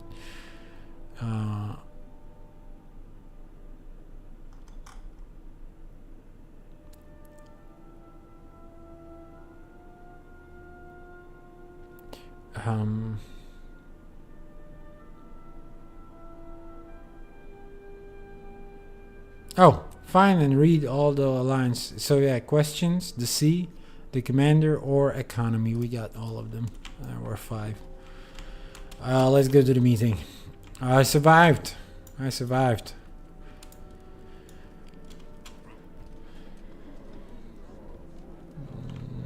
up, guys? Tensions, guys. Can we speak to anybody before the council itself? So Ambassador, so Sienna wasn't here last time. What was she? Always a pleasure to run into you, Commander. Although this is an interesting venue and situation. And you, Sienna. Good to see you added to these ranks. I appreciated Iman's invitation. It feels like a genuine gesture of trust. Elona has come a long way. So it's been going well? Yes, I think. We've rebuilt, and the Free Awakened feel more welcome among the citizenry by the day. Amnoon has become a sanctuary for us all. That's wonderful. I know it's been a long process. It has, but mind you, there are still sour days. Even after all this time, I still catch the odd, distrustful gaze. But I welcome progress. The entire event today is a demonstration of that progress. We'll get ready. It's going to be interesting. Zaim, nothing to tell us. Council Ludo will speak later, I guess. Anyone else new? Let's see from the other side. Gigs. Oh, all the guys from the orders that make up the pact. Commander, I can't say I was too surprised to learn that you're involved in this whole Astral Ward conundrum. I don't remember any of their voices, by the way. Conundrum, you tend to enjoy a pinch of chaos. Good to see you, at least. Hello, Steward. Glad to see the Prior here. Yes, well, you wouldn't be able to keep us away from an event such as this. There seems to be a lot of change swirling into here, and we intend to stay at the front of it. I'm sure you and the Astral Ward have a lot to talk about. Indeed we do. I've already been in contact with an individual named Lear, a joyous fellow. He's going to give me and my leading archivists a tour of their library soon. You'll have a field day. It's a research opportunity I wouldn't miss. Now, on to more pressing matters. I'm curious about this emergency meeting. All eyes on you, Commander. We'll see how it goes. Hey you. Long time no see. Javi, it's good to see you. By the way, these characters never met, but let's pretend. And you. Heard that you've been pretty busy too. You could say that. How's the vigil? Feel like you've learned the ropes? Yeah, largely in part to Larentier's guidance. I feel like a proper general. Well, I am the general now. Good for you. Well deserved, General Javi. Thank you, Commander. It would have been an honor to have the Pact Commander at the ceremony, but now I see the spoils of your productivity. You have been busy, haven't you? Indeed. Buckle up. We've got a lot to cover today. Old friend, we should meet for a meal sometime, rather than being reunited under dire circumstances. Larantier, what a surprise. That's what the tacticians say when they don't want me to eavesdrop on their training. But it's good to see you too. Are you here for the Pact, or... I'm acting as Javi's advisor with the Vigil. Doesn't care much for these events. She, Giggs, and Real are representing the Pact in Logan's stead. How is Logan, by the way? As far as I know, just fine. Taking a long-deserved sabbatical. Probably hunkered down in some shack in South Sun Cove. He needed a break. Though it's been a while since I heard a word back. At least he's getting some time to himself. How is the Pact? Might want to take me for that meal before dropping the hard questions. A response like that makes me think the worst. It's a little better than that, at least. The Pact is fine. We've just found ourselves at one of life's many crossroads. Look, after Sue won, we failed to find purpose. That's when Logan decided to take a pause too. The orders went off and did their own work for a while. The Cryptists, as we know them now, drew us back together. Leave it to a couple of demons to bring back unity. Well, yes, we're also eager to get involved with the Alliance, and not just to cozy up with the mysterious Astral Ward. I want to keep a close eye on that lot. More for us to discuss over that dinner. Commander, I have words for you. Oh yeah? What kind of words, Real? Yes, you know that there was a more covert organization than my own, and you didn't tell me. I don't think that was my story to tell. I suppose any will would have been compromising, but that doesn't mean I don't have a great many questions for this Astral Ward. A lot of people do. They'll talk to you. I've only spoken to their warden thus far, Frode. He's going to put me in contact with one of their specialists. I won't be an interrogation, I promise, but they owe us some answers. What they do? Like I said... Oh, that they do. Like I said, they'll be down for talks. Eyes and ears on the conflict at hand, then. I hear you have something to do with it. Been on a diplomacy mission with Kate and Imperator Malice. Got news to share. Ah, news. If the urgency demonstrated in the invitation is evocative of anything, call me fascinated. Get ready. And I think that's pretty much all the optional dialogue that we're gonna get here. Okay, let's start it then. Yeah, we'll take the place at the podium. All members are present. Welcome, leadership from the Pact. Finally. The room is getting fuller by the day. We can begin. We thank the Council for their discretion and speed. Your summons said as much, but recent developments are troublesome. Are the Cryptists back? Are they not so contained? A different threat. Warden Frode, your report? A Titan has been sighted in Janthir. A few of my Astral Ward in the area got a good look after it fled into the bay. A Titan? I've certainly read of them. The burning of Ascalon. The door of Komali. Stories filled with deception. Are you sure? Yes. Multiple first-hand accounts of a giant insectile beast. The Ward is gathering all the readings we can. Our records are likely dated, mind you. And this one may be more evolved than the hive we've encountered before. Luckily, the commander was in the right place at the right time. Witnessed the attack alongside Kaith and Imperator Malice. Oh yeah, well, that's convenient. Counselor. It's all true. While working with the Astral Ward in Janthir, we encountered the Coden of Harvest Den. We sought to establish diplomatic bonds with them on behalf of Queen Jenna when the Titan attacked. Its spawn kept us busy while it fled into the bay, smart enough to avoid a fight. But my experience is limited. Today, I've brought Stoic Alder, the claw of the Lowland Coden, to share his. Okay, I'm supposed to vacate the podium. Before I do so, so yeah, you've heard a couple of terms thrown around, all of which is the lore I was referring to earlier, or alluding to. The burning of Ascalon, so yeah, you know, it was the Titans that actually gave Chard the ability to knock down Ascalon walls, or the wall, through the Searing. It was the Titans that helped them have the power to be such a strong military to basically invade all of Tyria. And then the Door of Komali was mentioned as well. The Door of Komali being the gateway for the Titans that eventually poured into Tyria before we promptly stopped those as well. Like, we were kind of I'm talking we, as the young heroes that were referred to as, I believe, they were called young heroes. The young heroes. So we, like us players of Guild Wars 1, we were kind of responsible for releasing the Titans in the first place, but then quickly shut down the portal as well and killed those that came through the Door of Komali, that gateway.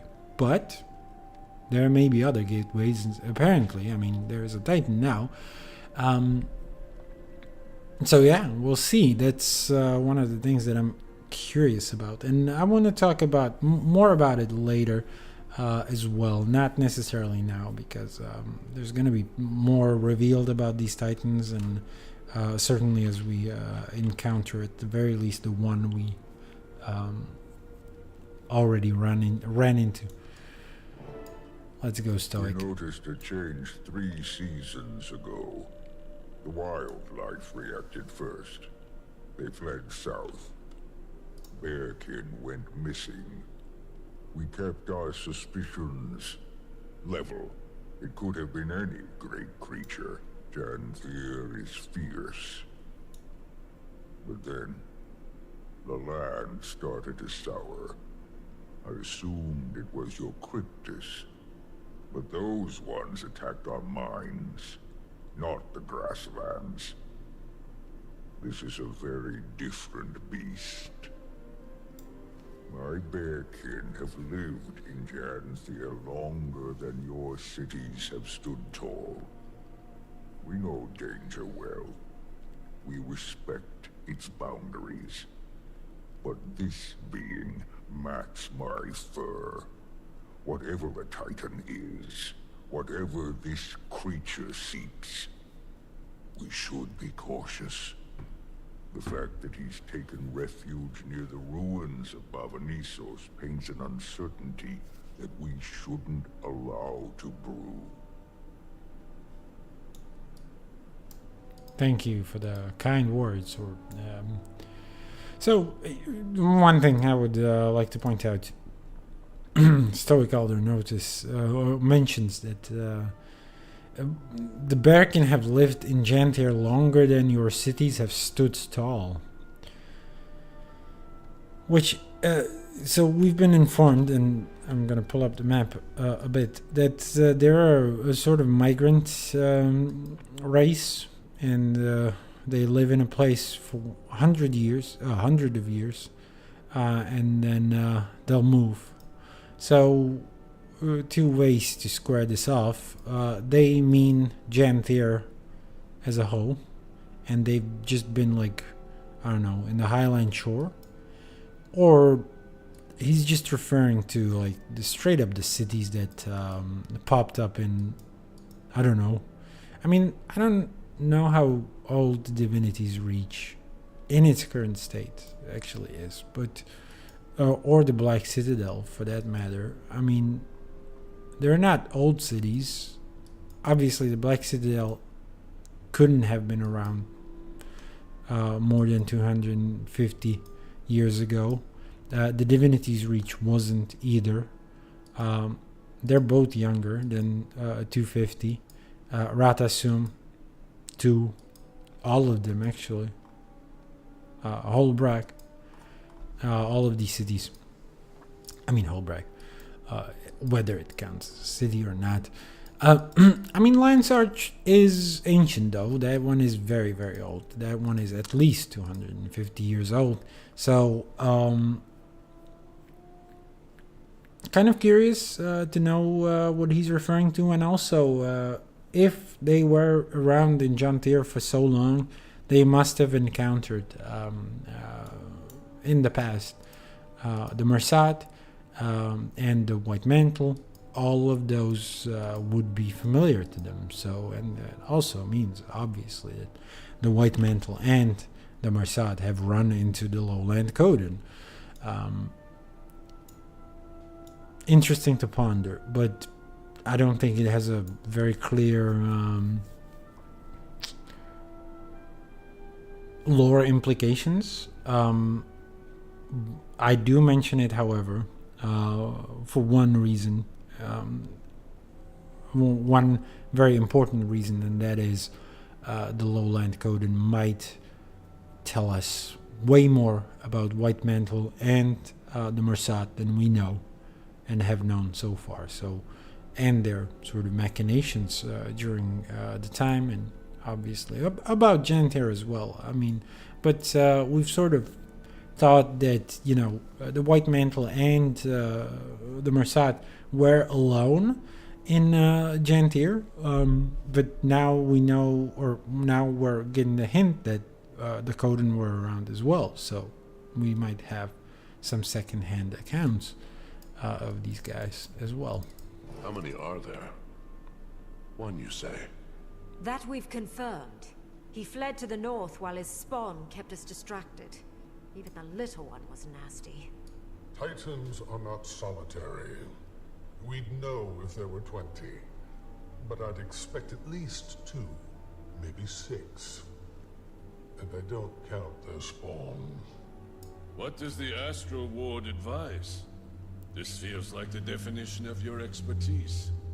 I'd like to hear that too. The Astral Ward should offer the Scepter of Ore. Lady Livia, do I want to know what happened to the poor guards stationed at the door? I haven't protected that thing for a century and a half for it to collect dust and foul memories. Lost to time, I thought. You have the scepter? We do. The lady surrendered it not long ago. Safer in my reserves than a velvet crypt beneath Divinity's Reach. You know it's a good idea, Iskarin. I don't know this legend. What is this Scepter of Ore? A weapon? Legavo.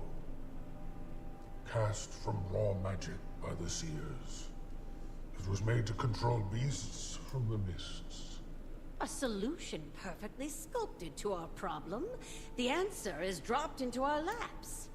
The scepter should remain dormant. And why's that, Your Majesty? Pick a legend. That is a history caked in blood. All of its wielders have met some ill-carved fate. Besides myself, of course. And she looks great. Until we know what we're dealing with, I'd sooner pick up a sword again than leave our fate to archaic mysticism. Stubborn as Linus. Your mother would be horrified. Enough! Are we walking on coals? Queen Jenna, if you don't see this as feasible, what do you propose? The scepter is an extreme solution to a fresh problem. We should send the commander back to Janther to learn more. I agree with the Queen. We don't know nearly enough about the threat at hand. Fucking throw me at the Titan, why don't you? Well, I think we should get it over with and just try the damn thing. What are we risking here? This creature is closer to my borders than yours. And Stoic Alder's Coden are even closer. Harming our people is the risk. Letting this thing roam about is just as dangerous to them. Perhaps. But the scepter could do much worse. We are simply at an impasse. Then what do we do? We vote on it. It's a sound motion. We did form the Alliance for a reason. Someone will be disappointed with the decision. Or dead. Ideally, these Titans, and not us. The Queen is right. I don't think everyone is going to agree. And so we vote. Take some time to think. When everyone is prepared to make their decisions and has returned to their places, we'll begin.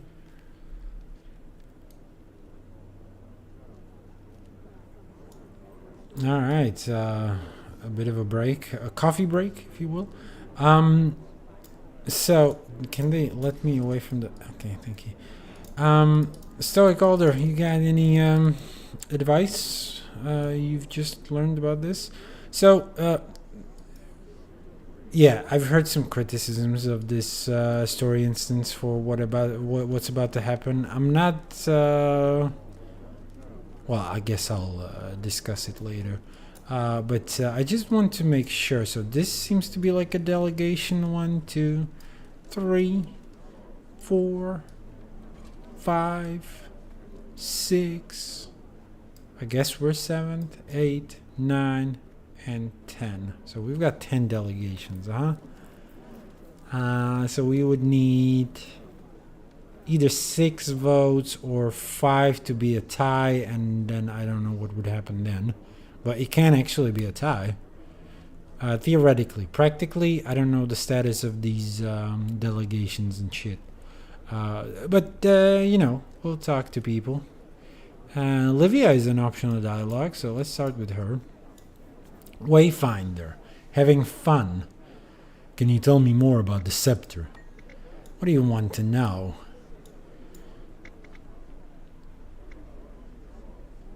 Why do you think the scepter would be helpful here? Before those unfortunate bandits, and then myself, its prior wielder was, let's just say, a little problematic. Vizier Kilbron. He was responsible for sinking ore. I'm sure you've heard that particular story many times. While the scepter wasn't responsible for the cataclysm, it was a very dense situation. Whenever a god is involved, and especially a fiendish one at that, certain cultural anxieties come to light. I don't suggest it lightly, but it was cast to control creatures from the mists. Kilbron used it to control the Titans. There is risk, certainly. We don't know how well it works, or if it does anymore. But we should try. Felt like she's answering a different question at the start there. I don't know. Okay.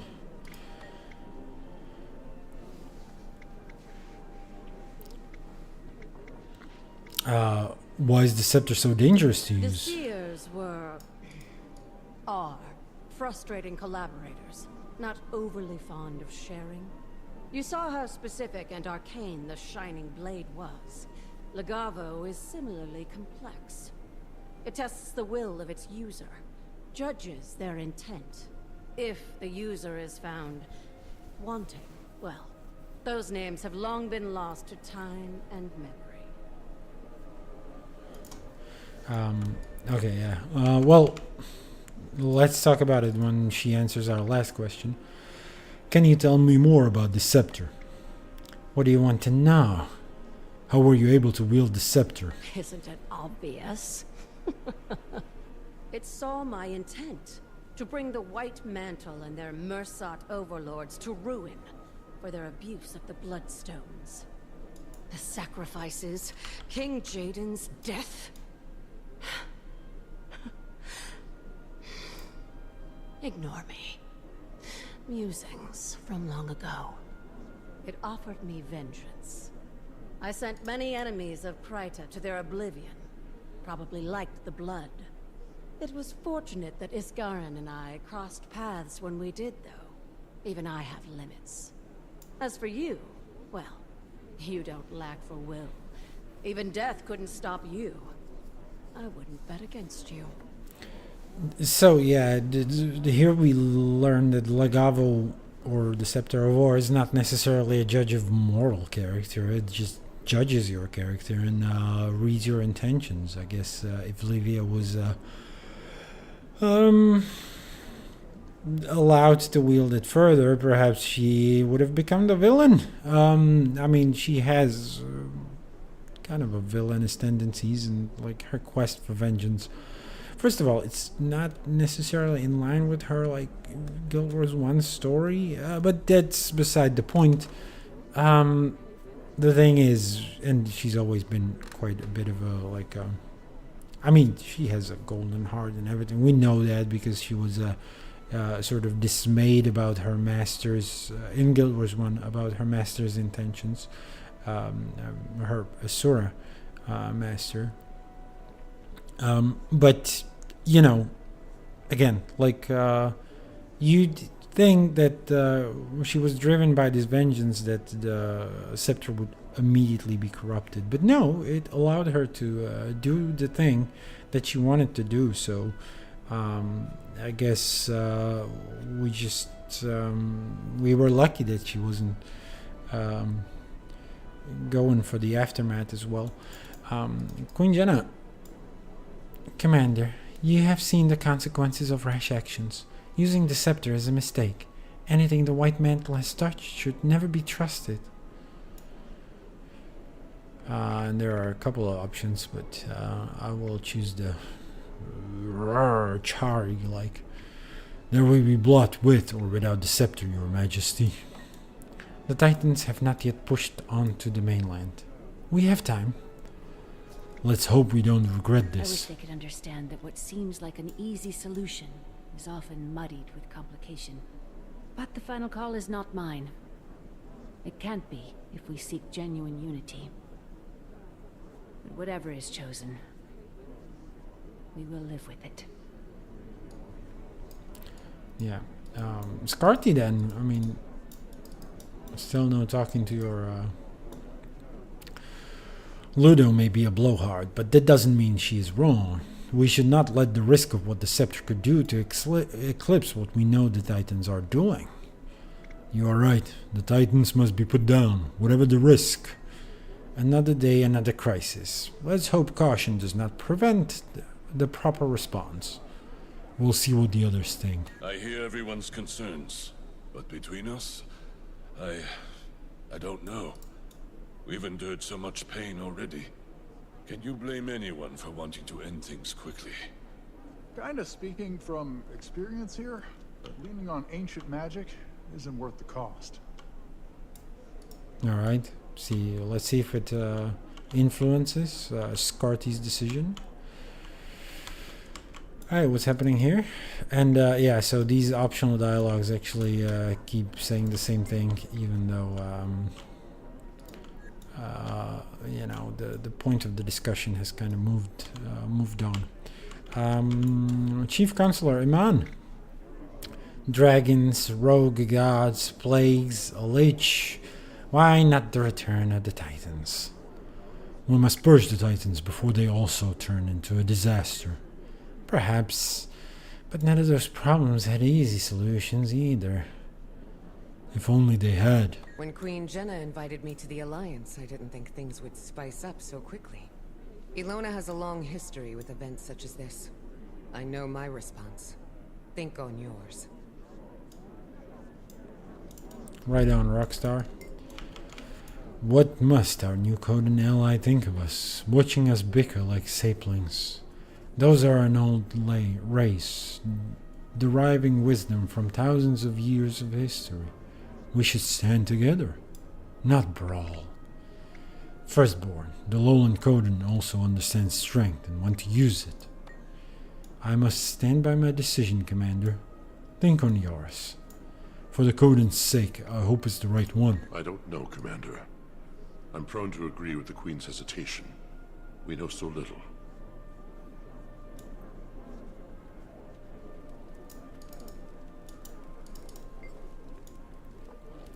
If Ridlock was here, he wouldn't hesitate to use the scepter. He'd dive in without a thought, just like before, and suffer the consequences after. Unlike that time, the scepter is not in the hands of a mad god. I've made my decision, Commander. Let's hope it's the right one. Lot to consider, but I think I know my stance. We'll see how this resolves. Fools! Surrounded by fools. Magic, like anything, is a tool. We would not misuse the scepter. You're right. The risks are high, but letting the Titans run amok is worse. I mean, hope you're getting a sense of what I would be voting for here. And I don't mean me personally, I mean my commander. Fools. I'll give you some space to think and cool off. You know my take. If we have a solution, we should use it. If the Astral Ward is so powerful, they owe us a demonstration. I never thought I'd say it, but dealing with June is easier than dealing with this. Cantons are not afraid of taking risk, but Jenna is right. Risk without thought leads to tragedy. You took a risk on me, against your own advisor. Kanta has had enough tragedy, Commander. I know what I have to do. Fair enough, Empress. Thankfully, Kantha had not yet closed its borders before the events Dagonet described. I've read of the Titans, and I've read of all that connected them. Abaddon, Shiro. It feels too complicated to make a sudden choice. I'd advise caution, but I see it in your eyes already. What, caution? Not necessarily. Shiro! She brings up Shiro. That's because Shiro is from her country. But Abaddon as well, like obviously Abaddon. So yeah, perhaps a bit of a lore tying this up. We've heard of Vizier Kilbron and that he wielded the scepter to control the Titans, which is what he did when the door of Kamali opened. However, he was not the one, and you would have known this, by the way, if you're a Guild Wars 2 player as well, that he was actually a servant of Abaddon, or actually acted on his command, at the very least. And Vizier Kilbron was a loyalist to the very end, and so was Shiro Tagachi. I guess you wouldn't know that from Guild Wars 2, but Shiro Tagachi was also a servant of Abaddon, at least from a certain point in history. It was Abaddon who wanted the Titans to get into Tyria. Not necessarily him, but there was a connection. There was a definite connection between him and the Titans. But yeah, more on that later as we learn more on the Titans and stuff. But yeah, interesting tidbit. Again, that's the reason why I didn't want to discuss the Titans early. We're done with the delegations. Isgaran is not part of the Alliance. I don't know. I'm starting to regret my decision to open up the war to the world. Our hands are tied, and half of these delegates are voting on things they don't know nothing about. They know the scepter has a bloody history. They don't want that repeated. Hold on, is that... Okay, it's enough that the Ward is joining the fight this time. We have things far worse than the scepter locked away. If they are afraid of it, I doubt they are ready to learn the real truth of the world. let's just worry about the scepter for now. I don't disagree with caution.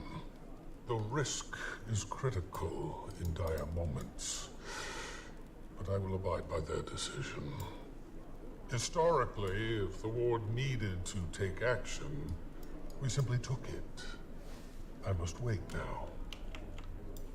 I don't want to regret this. Let me just say, Isgarin is such a fucking cool character. I mean, like, oh my god, so fucking good. He's so good. And such a, like, wild card into, like, the Guild Wars 2 story as well. Okay, let's continue then. But it's interesting that it had to be Livia to bring it up, and Isgarin wasn't. But he's apparently, like, ready to use it, but only upon Livia. Like, he wasn't the one to come up with it. So that's an interesting dynamic. And I wonder why he hasn't brought it up in the first place. The last delegate has returned to their podium. It is time. I am a All delegate, in favor apparently. of utilizing the Scepter of Ore to combat the Titan threat, say yay. And those who oppose, preferring the commander return to Janthir to conduct further research, nay. We're all so shy. I'll start. Nay. Nay. Yay. 2. 1 for yay. A firm nay. Nay. Krisha? Yay. Nay. Oh my god, I lost the count. But there you go. We can count it from the chat. You cannot see the chat, but there you go. So Countess Anise, and let me just count them really quick. Countess Anise, no, she's not. Empress In. So we've got 1 for nay, from In, and then from Counselor Iman. She's also nay. But then Isgarin, Isgarin is also, so that explains why I counted 10. I think I counted 10, yeah. Isgarin is also a delegate. It doesn't have a stand though. It's confusing. But also I don't have a flag. Or a podium, sorry. So Isgarin is yay. Then Councilor Ludo is yay. Then Jenna is nay. We knew that. Krisha Stoneglow is nay, which surprised Malice, and I think a couple of other people maybe. Scarty is yay. Let's see that. Firstborn Dagonet decided, basically. He said nay. Because now it's only 3 yays and 5 nays. So we're the casting vote. And we're... But yeah, no, that's 9 actually. 9 votes. There are a couple of people missing. Who didn't voice their opinion there? Oh, Commodore Lawson. He's not a delegate, apparently. That's interesting. Dagonet is. And Caldris, she's Dominions of the Wind's royal messenger. She's just a messenger. I guess they're not necessarily joining the alliance. So yeah, it is. So yeah, it is muddied. Who is a delegate and who's not in here? I guess from the voting you can gather the information here, but yeah. So the disapproval I've heard from people online was with the fact that not everybody got to vote, which is fine for these guys who don't have a podium. But why did Calidris or Commodore Lawson never got a chance to voice their opinion is beyond the people who, you know, like for me, Lion's Arch is a neutral party here. They're not a united front, so I guess that explains why they're not a delegate. Calidris, from what I understand, the Dominion is still withdrawn as well. So yeah, I don't know. I haven't thought about that part much. What I did the first time is also I counted the yays and nays, what I do appreciate. So if it wasn't for the fact that it's muddied here, I do like that our vote doesn't decide. I like that about the story. I like the fact that it's been decided before it is our turn, and it is mostly symbolic that we voice either our approval or disapproval, which, you know, still relevant, still sort of a good storytelling tool. Still tells something about our character character, but doesn't steer the action somewhere where they don't want it to be. So in Stoic Older, I see I cannot stand it anymore, so he's just looking away. So yeah, I like that. I like that part of the instance, the fact that we can vote, but our vote doesn't do shit. I think that's a good call. And yeah, by the way, there is an achievement for voting both ways. On my main character, I also voted yay. I will vote yay again for using Legavo. I will not get the achievement because it would betray my commander's character if I voted yay. I feel like Gore would vote definitely yay. Yay. And we will not be using the scepter. More research is critical before we make such a call. And when we do need the scepter, are we voting again? We very well might, Counselor.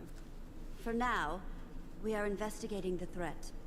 If more action is needed, we will approach that. Imperator Malice, Kaith, and the Commander will return to Janthir with Stoic Alder immediately. Learn all you're able. Stoic Alder, do your people have a secure route into the Isles?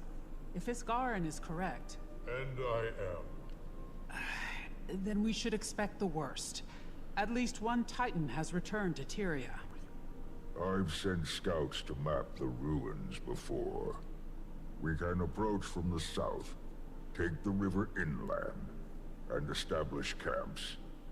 These things threaten my home, my son. My spear will aid this alliance. Decision has been made. Adjourned. I don't know whether there's going to be more dialogue immediately. There's a lot of optional one. And we will talk about the vote. Don't worry. I wanted to point something more out. More researcher is critical before we need the scepter. We will approach that.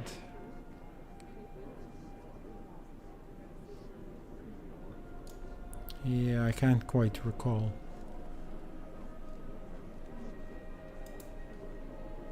Can't quite recall, unfortunately. Okay, so now none of those guys that voted can tell me anything about it. What was it like? Horrifying. Oh my We god, faced they're many talking about threats, something big ones, but this time felt different. very I different. don't want to catastrophize and call it an omen, but this creature escaping or entering from the mists is a scary concept. You're not catastrophizing. Things that used to be rare suddenly feel like a routine season.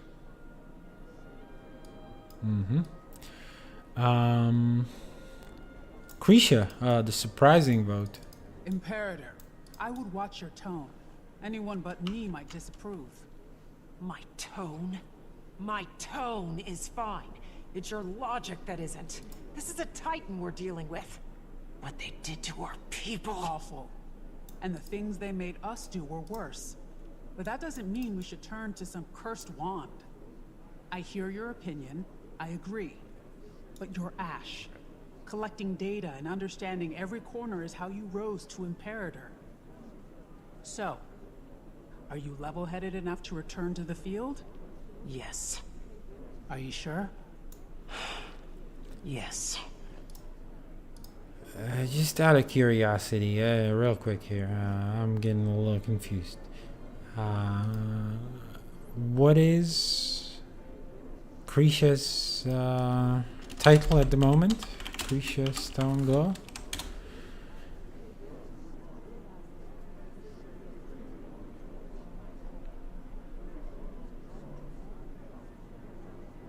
Is a member of the Stone War Band and Tribune in Imperator Bangar's route, blah blah blah blah blah. After defeated the Char Civil War, Krisha becomes the Imperator of the Blood Legion. So they have the same title. So it's a little... I mean, she's not the Khan. Or, I don't know, shouldn't they be sort of on equal footing? Maybe? I don't want to, like, what the hell? It's a weird interaction. But whatever. She cast a vote then. Any strong feelings about the vote, you two? I'm happy with the result. When we're dealing with gods, or creatures that pretend to be gods, caution must be observed. Maybe they want us to make the obvious choice. There's no way to know until we do our research. It's certainly not my place. I'm just the royal messenger. Royal messenger. Okay, so just the royal messenger. She is very modest. But I can see both sides. I see the want to dissolve the problem swiftly, and I also see the need to be patient. wow, Politics you're can be centrist very then. delicate indeed. And knowing the song behind your opposition's march is critical in informing your own. Sure don't envy you two. I just hope this gets cleaned up before anyone else gets hurt. Sure thing. So yeah, but then Calidris actually clears things up. They're just a messenger. Don't know what to tell you, man. It's not their place to judge this. Ludo. Foolish. What a silly decision. One more bad report for the Arcane Council. I'll be fine. Just fuming. Move along. Ludo is also awesome, but that's because she's a Sora. Well, I can't argue with the majority. Their suspicions must be warranted. I just don't want more destruction. Neither do I, brother. Brother? They're all brothers, you see. Can I talk to Commodore Lawson and Captain Elmer? This is the only group that doesn't have anything to say to me. Livia? Anise? Jenna? I wouldn't have advised that call, my queen. I think there's a better option. A smarter option. It's good you're not her advisor, then. This is why I don't keep both of you on my shoulder at the same time. Agree to disagree, Lady Livia. You are welcome to express your opinion, but I do not share it. Last but not least is Garin. Isgarin, must I remind you that we are trying to prove a point in our participation here? If we weren't in this alliance, the Titans would be taken care of. That the Astral Ward does not make quick decisions. We think things through. And you don't know that. We have so few members now. The Spire may be irreparable. And you are tired, my friend. We all need each other. Tyria isn't safe from the mists anymore. He's not gonna listen, dog. He's just Garin. He's so cool. That's, by the way, I wanted to show you this, the Lion Guard being sort of knocked out as Livia entered. It's a nice little detail to think about. And then, yeah, I guess we're talking to Stoic Alder and going back to Genthier. Back to Genthier, then. I don't envy your status, Wayfinder. My mate was the Globetrotter. I prefer the personal politics of the village council. The Isles should make us nervous. The lowlands are familiar, but we never stay long. If you haven't heard my warnings yet... Starting to get a good idea. Remain honest, and we'll wash our paws of this. We meet in Genthier.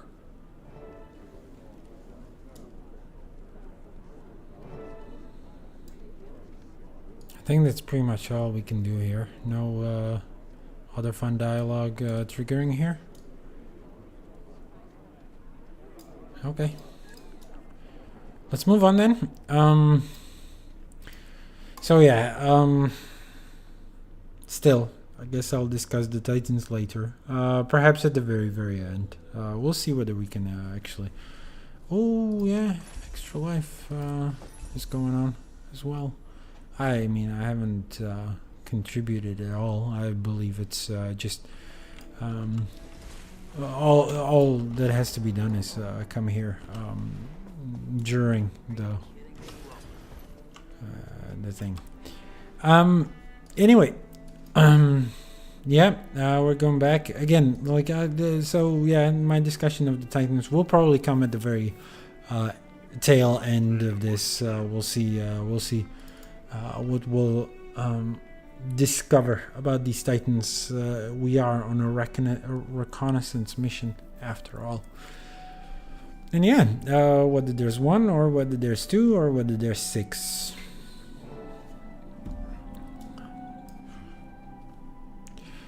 And we're back to speaking with Poised Arrow. Hold on. It's gonna go through the den real quick, see whether it was here what we saw, the Gilded Journal.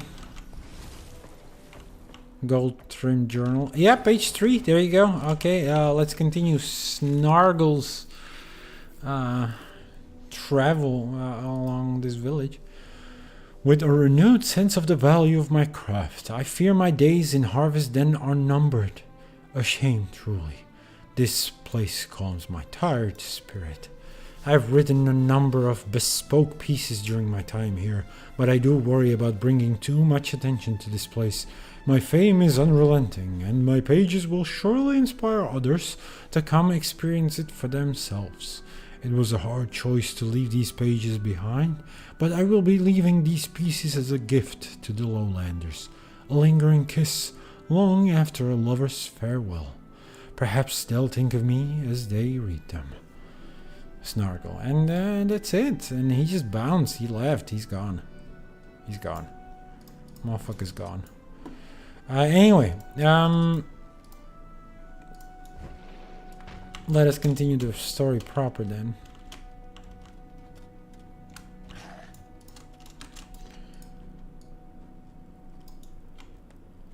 What's up, Pokey? You're back. We need to reach the northern shore. Yesterday.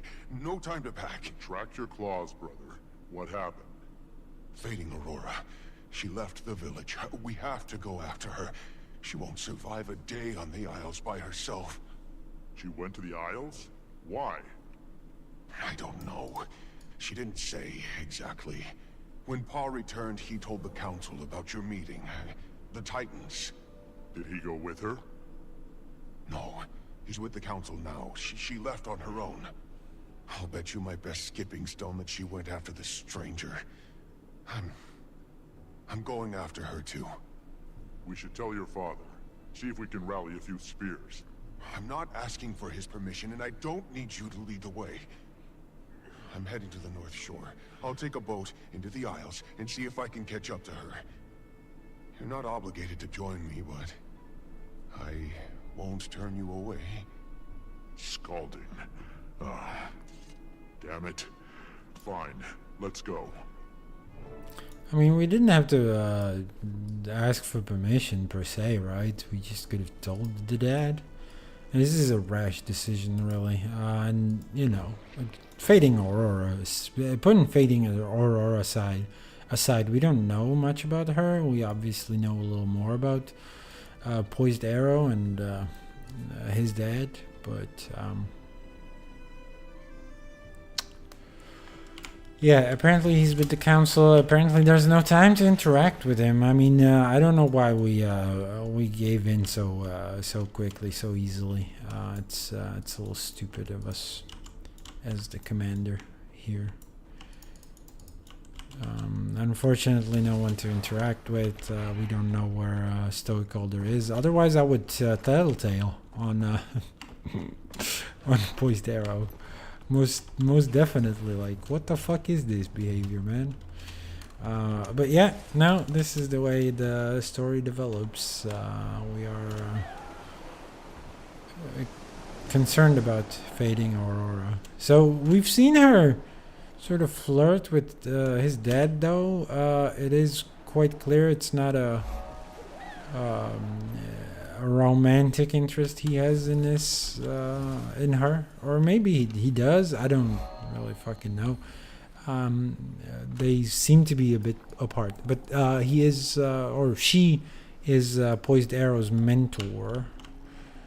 So he's just concerned about her as a mentor. We're gonna follow this wisp while we're here and while it appeared before us.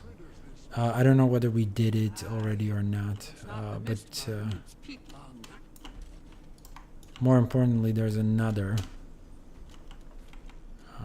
one of these icons, and I'm guessing that's another animal to pick up for our heist. So we'll come back here as well. There. Strange. Oh no, those are strange tracks. So that's another sort of side questy thing we can explore as well. I guess we can do that right now as well.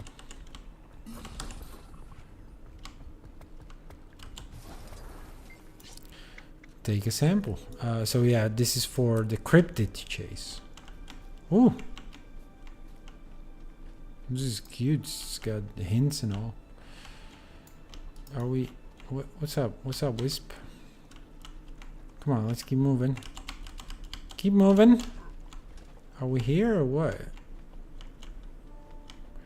So yeah, these are just a couple of quests. You have to pick them up. You have to speak to an NPC first before these wisps appear, and then... Oh my god, it's stalled?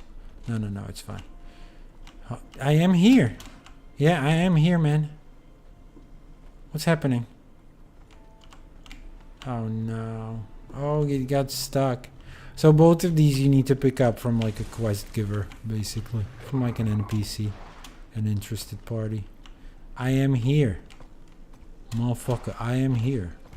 Or am I... Serious? Are we done? I mean, does this mean we're done? But there's usually like a brazier or something. Or no. It actually lights up automatic. This is junk. My god. I dislike this tremendously.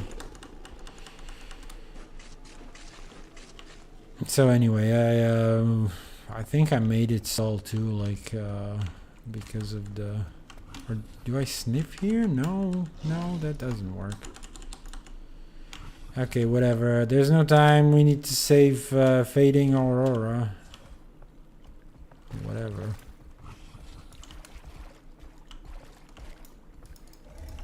What are these two guys doing here? Can we trigger it again? Possibly.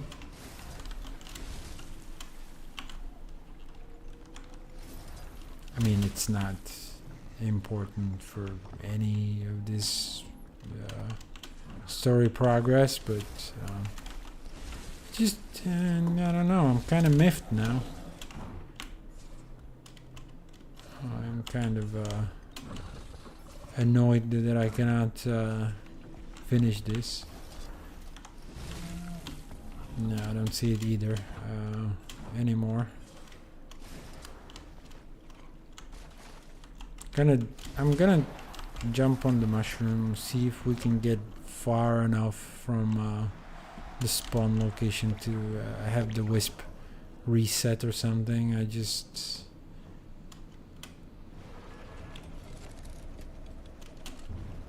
genuinely wonder about that one.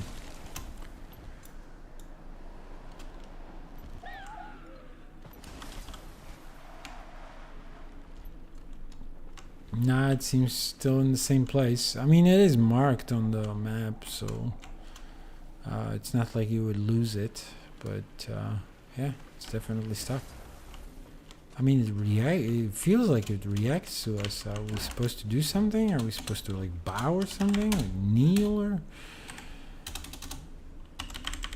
Was there something to that effect? No, I don't know.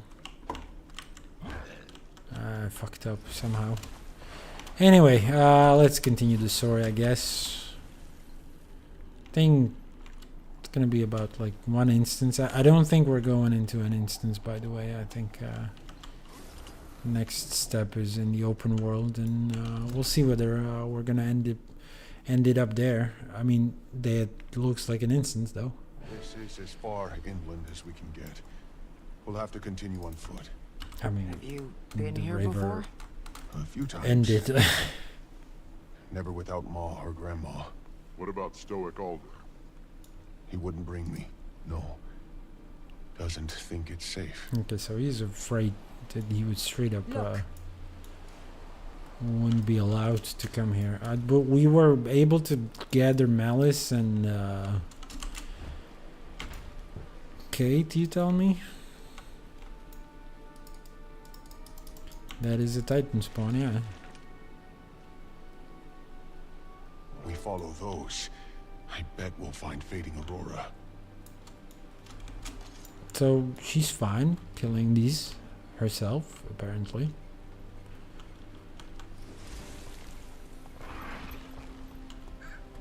Strangers ahead. We'll fight through them. Do we have to? This isn't a race. Adrenaline rising. Destroy you all.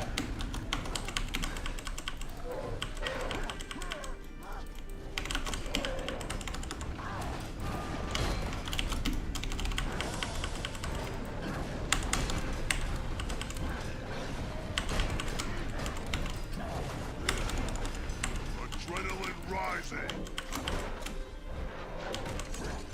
I mean, do we have to fight them? I'm gonna try to just like keep moving for what it's worth. So there are some wasted shallows. The Val Raven should be drawn to the carnage, but the presence of the strangers keeps them away. Even them, huh? Gorgeous. I hope your friend is alive. So yeah, wall ravens. I haven't talked about them because they, you know, frankly, they didn't come up much, at least formally in the story. But they're apparently like some nasty fucking beasts. Like, what is it? Crate level assholes. Just like skin people alive or whatever. Kidnap children, you know, Bearkin. Oh, she's fucking fighting a Titan alone? This is... bestial nature flickers dull without air. I am Greer. Wow. And you are small. I mean, the fuck? Aurora, we came to help. Let's kill this thing and go home. Please. My boy, we need to get out of here. More moths to flame, sizzling with melancholy as they reach my ember. You all need to listen to me. We need to clear the spawn and debris from the area. Right now, he holds control of the environment. Okay. Balance the odds. I need you to be broken. Just Pokey, do you have my suits? I never leave home without them. Good. Fascinating is your dedication to thine plots.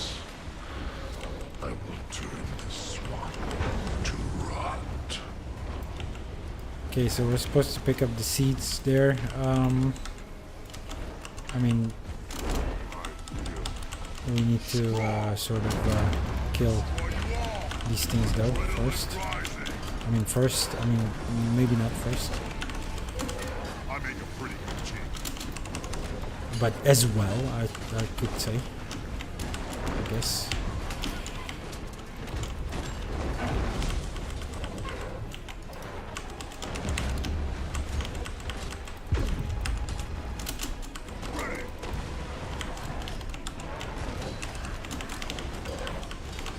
And yeah, then we're supposed to pick up some goddamn seeds or some shit. I mean, we're still killing though.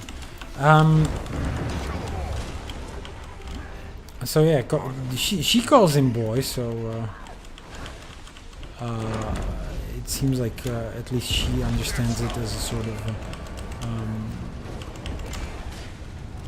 She's the. I want to say superior here, but I can't find another word to describe it. Damn it, did we miss every fucking spear? What is the range on this? Did I get blocked or some shit? What the fuck happened there? And then, yeah, the way the Titans speak, at least Greer speaks. I mean, we've seen only Greer. He introduced himself, by the way, or it introduced itself as Greer right now. It speaks with like this sort of poetic spin to it. It's kind of interesting. Sort of, he feels ancient. He feels sort of otherworldly. He feels like something really not human and or Tyrian at all. It's kind of cool. I mean, it's kind of pretentious as well, but what the fuck does it mean that we approach it with melancholy or whatever he called it? Ancient. What was the thing he said? It was just nonsense, but still, I appreciate the writing. I really do.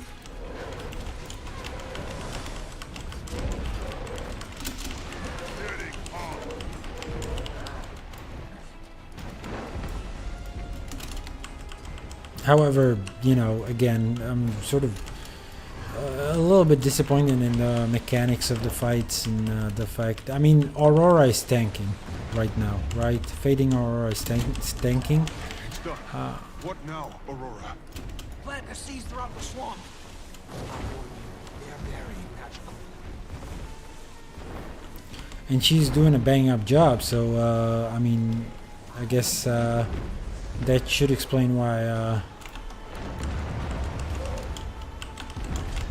we're having such an easy time just running around like idiots. At the same time, though, like how long can she hold the Titan at bay? You know, like again, it takes away a little bit, perhaps, from the threatening nature of this creature. But that's. I've got more seeds. Oh no. So there is an achievement for not losing them. They are very susceptible to damage, apparently. But you can jump on your journeykin and not be hit at all, and I mean avoid. Your plans are undoing this corruption. It's magic, but it's balance. Exactly. I trust you.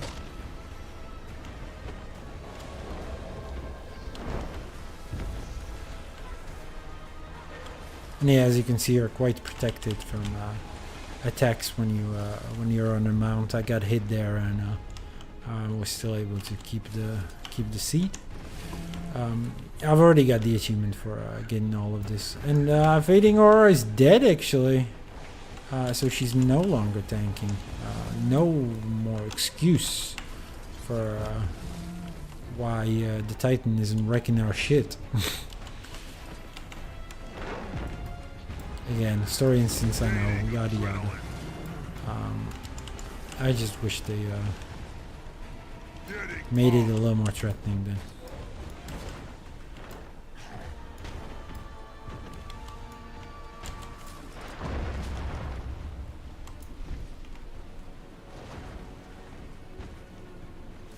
And we can dash forward as well for what it's worth.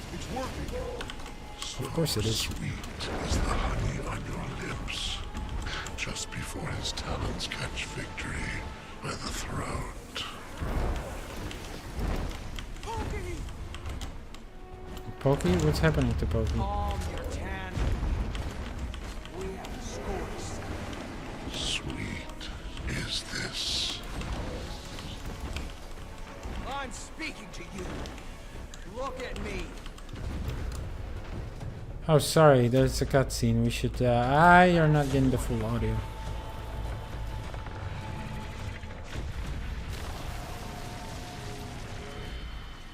Very well.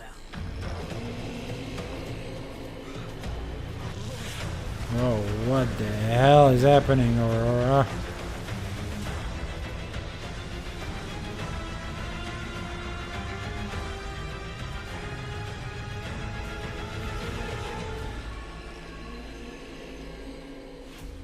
I hope the music wasn't bleeding, or the sound wasn't bleeding. How did this guy know? We'll explain. Who? What are you? Adrenaline rising. Yeah, so fading Aurora, what a surprise! Yay! Whoa! No way! We found fading Aurora.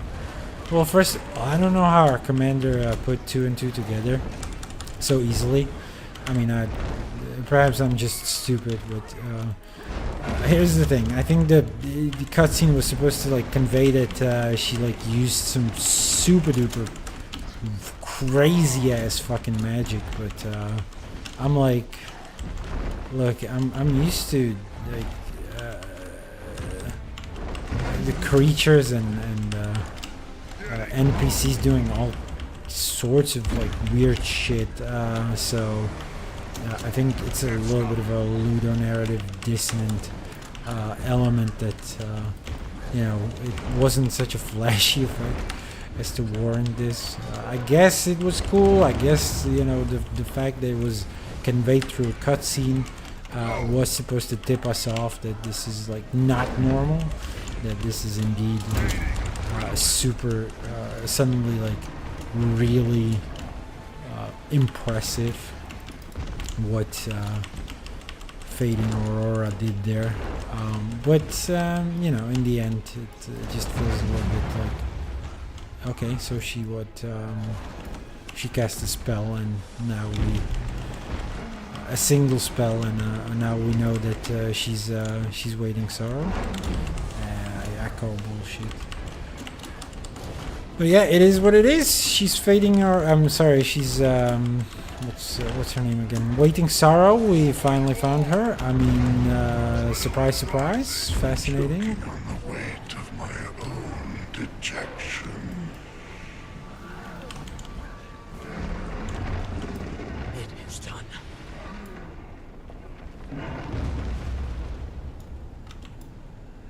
We killed the Titan. Now that was much of a threat. We could have just simply used Legavo, right? Anyway, Waiting Sorrow, she gets renamed. So yeah, big surprise. The one of the 2 female Coden that we interacted with is the one missing wizard. Who would have thunk? I mean, there wasn't much of a build-up. Again, like the scale of these expansions do sort of steal away from the sort of mystique and the mystery. Like, well, what I'm trying to say, there should be more opportunity to sort of investigate the village Coden and talk about it a little bit, or talk to the NPCs. We should be able to sort of discuss and find out more about the village goings on. For what it's worth, like, they threw us a red herring, but then we barely interacted with the other Coden. I cannot quite recall the name. I have it written down. Barbed Veil, right?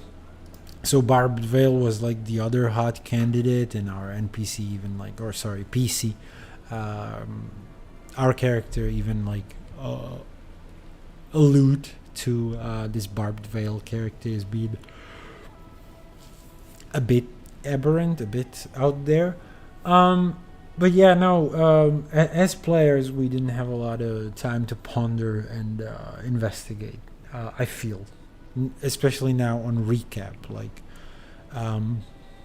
and it's gonna get a bit worse perhaps as we follow along the plot in terms of something else than her being waiting sorrow, and we'll see, and I'll comment on that later. But yeah, again, it's sort of the size of the expansion doesn't lend itself to these like mysteries and stuff, but perhaps it doesn't matter. Perhaps it shouldn't have been a mystery that Waiting Sorrow was fading Aurora all this time. Like perhaps she was a clear candidate, or from the very start, and it's fine. It's fine that we learned it now through this. That's pretty much my only thought at this point. Like, yeah, we're finding out in this way, and that's why she thought she would stop this asshole. I like the fact that they like made a full-on animation for the Titan to drop dead and become like a carcass here. I appreciate that more than you can imagine. It's a curious model, isn't it? Like this tripod. He's got 4 legs though. They used to have 3. No? Am I counting the limbs correctly? 1, 2, 3, 4. Yeah, 4 limbs. I mean 6 limbs. But yeah, unfortunate that they couldn't make a model with 3 legs. It's cool though. Cool. Anyway, Waiting Sorrow. I mean, the threat is over. We did more than reconnaissance. It's insane a little bit there. I don't know about the rest of you, but I've got a burning question or two. I wouldn't get too close. Not until we have answers. Who are you?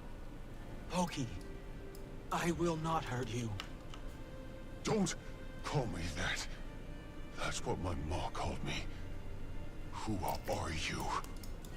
I am Waiting Sorrow. Not some healer from the Shiver Peaks, I take it. I can practically feel the magic dripping from your paws. Now you do. I am not. I'm a rogue wizard. The Astral Ward is looking for you, Waiting Sorrow. The moment they called you Wayfinder, I assumed your mission was to hunt me down. Hunt is a strong word. What fables did he tell you of me? That I take children and siphon their young magic? Only that I'm to assume you're dangerous. I helped you kill There the was own beast, little didn't I? fraud. If I was going to harm any of you, my hands would already be cleaned of it. Poised arrow. I'm sorry. I can explain everything. I just need you to give me some time before we tell anyone. You don't want my pa to know. It's not the right time. And I still have a few questions myself. With time. So yeah, this is the other thing. Like Poised Arrow being sort of dismayed by the whole thing. I mean, we didn't see their relationship develop much though, so it feels like it's a bit out of left field. Like I understand she's his sort of mentor, or at least like a surrogate mother figure, so he's dejected by her sudden lie and that she holds way more power than she let on initially. However, we don't see much of their relationship before, and I specifically made a note after my first playthrough because I felt like it was out of the left field even then. And so I was like, did I miss a lot of what these two had going on between them? But no, it's never really like really explicitly shown.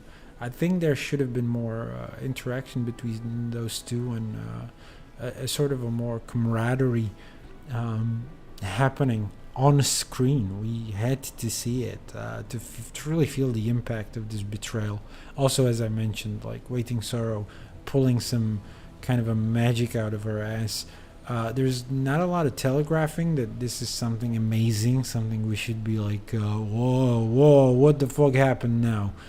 She just sort of like teleported. Like, I mean, I can do this on my character. You know what I'm saying? Like, it doesn't really feel like the impactful moment that it was described by the characters as. You know, it should have been a bit more like, perhaps telegraphed, as I say. Like, there should have been like a moment where it was like, we would see like this etching in the ground by like, I don't know, Isgarn would fucking cast it somewhere, at least in like Secrets of the Obscure, and it would be like a big moment and shit. And perhaps those players that would remember it would recall the moment and would be like, okay, yeah, I see this. I understand that the characters react to it the way they do. I, as a player, don't, though. That's the other part. But perhaps that's failing on my end. I don't know whether you felt like something crazy happened there in the cutscene or not. That's the other thing. That's the other consideration. And yeah, that's. I think that's it for now. Let's progress the story. No optional dialogue just yet. Nope. Are you okay? I feel sick. My gut is turning and my arms won't still. I don't know what to think. Again, like, why is this such a big deal? To count the trees and mull it over. Are you going to tell your father? I wouldn't blame you if you did. I want to. I don't know if I should. I'll think about it. My ma taught me to step away when a hunt became too taxing. My thoughts and tongue aren't aligned. Wise advice. Take as long as you need. I'll keep an eye on her. Yeah, they're getting some research camps set up nearby. I'll be there. Gonna take a walk. You know what could be like a good way to do it? Okay, maybe not in Secrets of the Obscure, but maybe even in this expansion, we would be the ones to explain to the Coden that the wizards are fucking powerful beasts, fucking capable of making a hole in the ground to the other side of the world or something, and we would convey also the idea of their magic, having witnessed it back in our Secrets of the Obscure days. We would like convey all of this through at least like a simple interaction with the Coden, and then you could harken back to it and make this cutscene a little more impactful. Unfortunately, that's not what happened here, and yep. I feel like that's a little bit of a failing on this part. Otherwise, like, no notes. I mean, like, it's okay. The characters do feel the way they feel. I cannot take that away from them. I'm not gonna say like, it's old hat for every character interior. Obviously not. Like, I mean, these three have seen some shit, but perhaps not all of it yet. And this would have been like the bomb. So, Waiting Sorrow, what do you have to say for yourself, you lying bitch? And also why it hurts him so much that she's a liar. That's probably the worst part. Like, I can stomach, or the weakest part. I can stomach the fact that the characters react the way they do because they obviously know more than me. I'm just a player. They are living in this world. They're here day in, day out. My sort of main concern about what's weak here is the fact that he's so hurt, he's so dismayed about this, like he is feeling it in his guts that it's so bad what happened here, and I'm like, why? What's the relationship between you two? Like, why did it hurt you so much that she's suddenly a different person? I want to know. And where is he he going? did so. To think, if I just learned that my mentor was wanted for ambiguous transgressions, I'd be on the fence too. I left a note. Ren should have known I meant no harm. If you're talking about Iskarin, I think we both know better than to assume he's rational. What do you suggest then? Shall you haul me back to Omnitas? Paws and chains? Do Titans still roam the Isles? Can we count this battle fought? Isgarin said to expect numbers, even if those numbers are low. The earth here rumbles. I wouldn't blink if another stranger still walked upon these lands. The tendrils of my power reach outward, but the Mistburn is disrupting my senses. Mistburn? Does that have something to do with the Titans? In part. Energy radiates from the mists. I expect wherever our Titan came from, it was steeped in it. It bleeds into our realm. Great. So what are we going to do with you? Well, I'm not in chains yet. Why don't you tell me? If you don't tell the ward, I will not flee. Let us deal with them later. I don't know the stakes under which you were advised to track her down, but she did help us kill the thing. I've carried enough secrets in my pocket to know how burdensome that weight can be. Then let me offer this. I will return to them, but only when I know my kin are secured from immediate danger. Your kin, huh? Okay. Let me roam on my own terms until then. I've only just adjusted to life without Iskarin's shackling gaze. Who am I to lock you up? Sounds like a lot of work. I haven't fought like that in a few decades. Maintaining a facade absent magic has left my flame flickering and, delicate. Will you make sure Pokey is well while I recover? Poised arrow to We'll you. tend to the cub, but don't get any ideas. Impossible. I like that. We get the miniature again. Oh, we already got her, but okay. Don't know what to do about her. Can we? All right, let's not destroy her yet. Maybe she can be utilized in some way. There's a lot of junk starting to pile up. It's fine though. We are within reasonable limits. Okay, notes. Let's discuss the Titans some more, I guess. So, there's a dead Titan on our in the middle of the fucking Genthier Isle. I mean, where are we? So we're towards the south here. Where did they come from? So the Mistburn. They she mentioned like they come from the mists and blah yada yada yada. So a line of her dialogue was energy radiates from the mists. I expect wherever our Titan came from, it was steeped in it. It bleeds into our realm. So it was steeped in the energy radiating from the mists. So that's the Mistburn she's referring to. Something that the Titan brought along with it. Or perhaps something that occurs here naturally. We don't necessarily know. Here's the thing. Where did the Titans come from is the important question. So a little bit of a history on the Titans. Let me maybe pull up a map. And maybe even a map of Guild Wars 1. So I have some unexplored parts of this map, but that doesn't matter. So the story is, look, we start in Prophecies.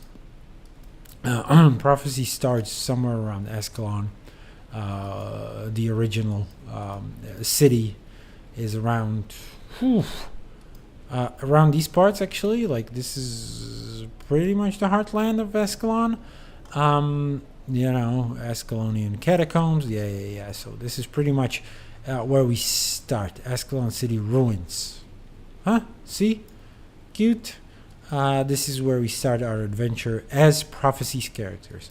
And as Prophecy's characters, we learn of the Char invasion down south. They knock over the wall, rain down these crystals upon us in a cataclysmic event called the Searing, with the use of the Searing Cauldron. I believe this is it, even on this little hill here. The one they used in a ritual to breach the wall. They attack us, and we respond in kind and try to defend ourselves.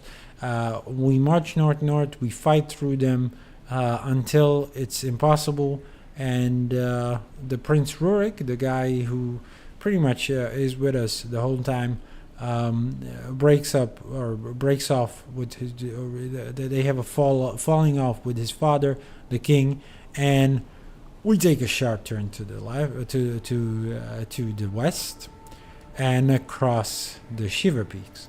And then from there on, we continue and just do a bunch of shit in Tyria until we end up meeting Glint. And Glint is the one telling us of the Flameseeker prophecies. The Flameseeker prophecy states that it is the Titans that will end the Mersat reign. So the Mersat are the big bad, basically, of the expansion. I mean, there are a lot of big bads, but when we arrive in Kryta, finally, we first fight alongside the White Mantle, but then it turns out the White Mantles are dicks. So we fight against them, but they're accompanied by a race of the Mersat. And the Mersat we cannot possibly win against. So we flee. And we're helped by a seer. It gives us infusions and whatever. But we learn of these Flameseeker prophecies. And the Flameseeker prophecies state that the Mersat will be killed at the hands of the Titans. So there's a guy who wants to release these Titans. And we don't know the Flameseeker prophecies for what it's worth. We're just there to fulfill them. So there is a guy who wields the Scepter of Ore. Legavo, as you know, as we know it now as well, by this name. And he takes us, basically, to the Ring of Fire, where the Door of Kamalia resides. I mean, the Ring of Fire looked a lot different, but somewhere around here, there will be the Door of Kamalia. And the Door of Kamalia is closed shut by some magic. And this dig hole with the Scepter of Ore, he tells us, we're gonna knock this down. Well, he doesn't necessarily say that, but we're helping him take down the batteries. But what the fuck happens then? The Door of Kamalia opens and Titans start pouring out, like fucking millions of them. No, not really, but dozens, easily. So we have to fight through the Titans, get to this guy and kill him again. On the Bloodstone that resides there, so there's a Bloodstone that kept the door shut, basically. And we kill the guy, we recharge the batteries that kept the door shut, and we end the threat to Tyria before it could even properly begin, I guess. But some of the Titans escape, and they start roaming Tyria and rampage through it, basically. We never see this, but we're informed of this, that they reach as far as like Snowden Drifts and, you know, areas around Shiver Peaks, even further, actually. And we have to eliminate them in like a side mission, basically. But that's not the whole story. So the reason I started with the Char is because, as you know, they had the help of the Titans. The Titans were their gods, and they progressed southward with the help of the Searing Cauldron given by the Titans. But we are the ones to release the Titans in the Ring of Fire. Where the fuck did the Titans here come from?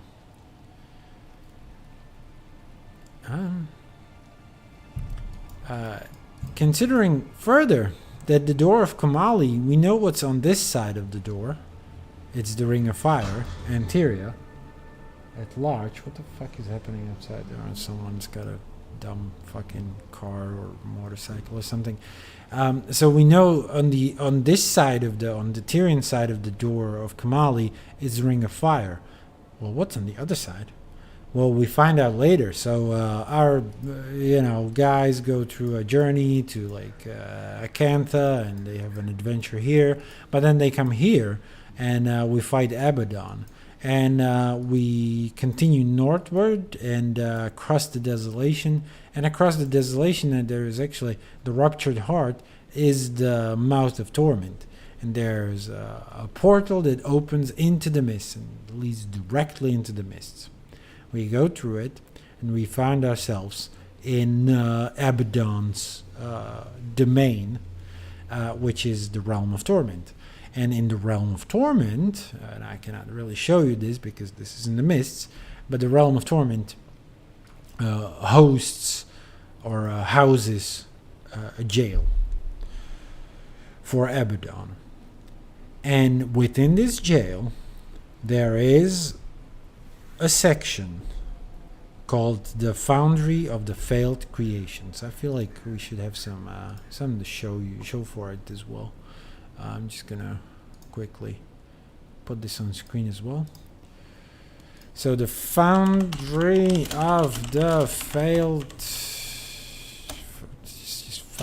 Foundry, is it the Foundry? Foundry of Failed Creations, right? A section within the Realm of Torment. And so this thing is a sort of a jail for the Marganites. And among them was a guy called the Fury. And once he was released within there, he rearranged the prison into its twisted form. And within this, and they talk about the Fury here. We don't have to look at his subpage. The Fury had since gathered other followers of Doom to serve Abaddon until his death, and then hoped to gain Malek's. That doesn't concern us. The Fury oversees the Foundry, converting it into a prison for Forgotten. So the opposite. He was imprisoned by the Forgotten. And having been waiting for the door of Kamali's opening. See, this is where it connects, and it also oversees the Foundry of the Failed Creations oversees the creation of the Titans. So they're making Titans here, which explains why they're released from the door of Kamali. However, and let me just so the Fury is actually their architect. So the Fury is creating these Titans. In the Foundry of the Failed Creations, right? I mean, it says it, so it probably wasn't referring to the Foundry then. It was referring to the Fury. He isn't a he or a she. It's it. It is creating the Titans. And sending them through the door of Kamali.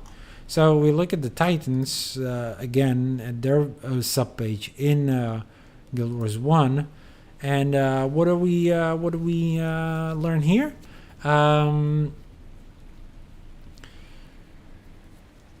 It says, and this is interesting. So. 200 years before the Searing, the Burden Warband found Titans in the volcano Hrangmer.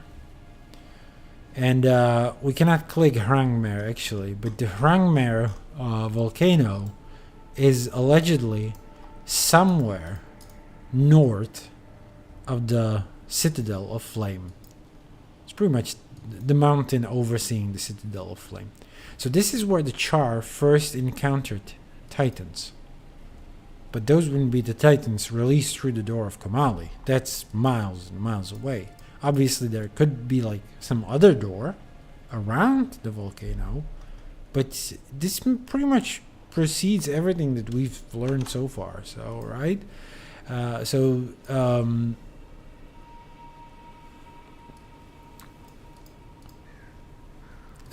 they still, these receive orders from Abaddon as well.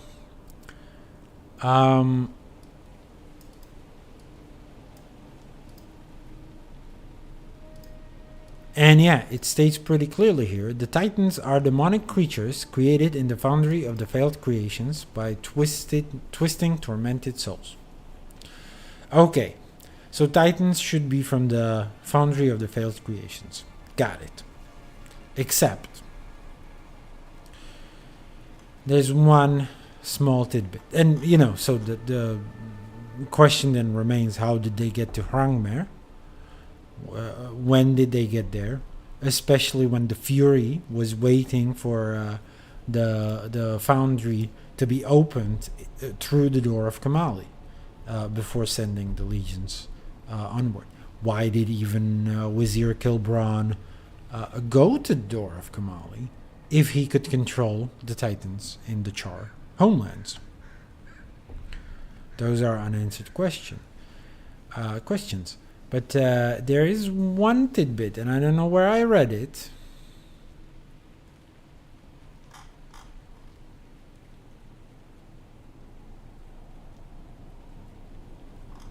I'm gonna have to find it.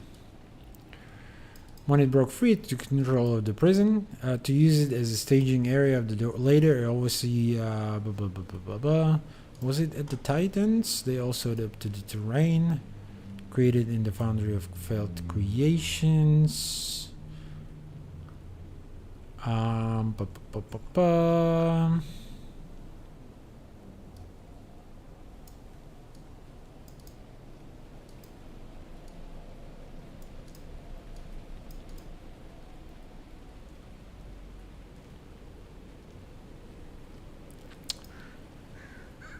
The Fury is a general, we already read that. The founder of the creations. The Fury was among them upon its release.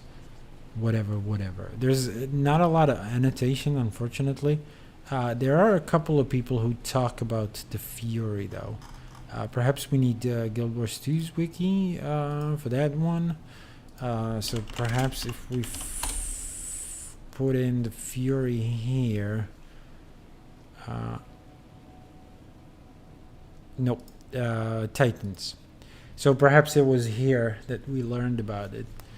Many Titans have origin, and here it is.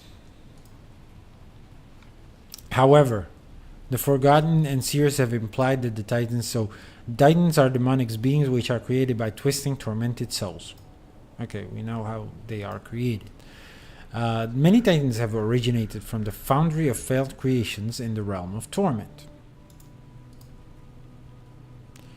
However, the Forgotten and the Seers have implied that the Titans have existed even before the creation of the Foundry. The Forgotten and the Seers have suggested that. Now, we don't know when exactly. We'll see. Titans are this is This is the where we should be able to find the quotes. Titans are creatures created by twisting tormented souls into monstrous forms. Some Forgotten claim that at least the older Titans were almost as old as their races. So this is like a direct quote. Seers have suggested that Titans have remained unchanged for eons. We will have to open all of this up. Seemingly predating the creation of the... when the fallen god Abaddon and his Marganite were imprisoned, blah blah blah, the foulest of those incarcerated was the ancient demonic spirit as known as the Fury, having been the former god Doom's follower. This is, by the way, kind of ambiguous in my opinion if you read into the lore, but we'll drop it for now. When the Fury managed to break free of its shackles at some point, it surrendered its surroundings only to resemble them, mimic the twisted visions trapped inside its cruel mind. Okay, so this is about the foundry of the failed creations. Okay, so my bad. I thought that he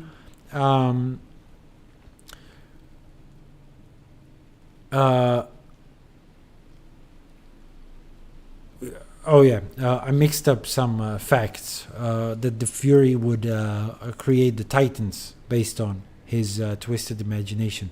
That's not the case, but not to worry. I didn't remember it incorrectly that some Titans predated those created in the foundry of the failed creations, and as you can see, it is by the words of the Forgotten Warden, this guy, that we can learn about this. Okay, I'm not gonna be looking for normal Titans, ancient creatures dating back nearly as far as my own kind, have broken free of their imprisonment. This is it. This guy is where, by the way? He is in Nightfall. So yeah, these are, by the way, the Forgotten.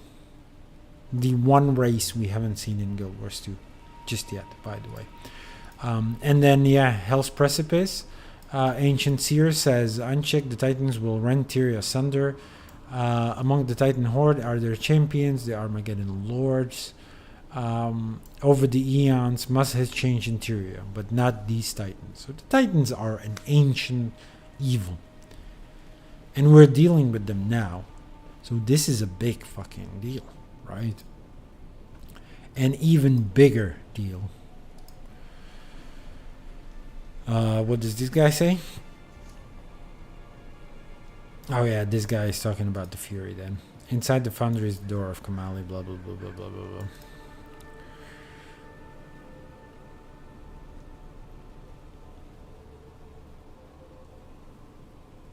When it broke free of its shackles, the Fury sundered its surroundings.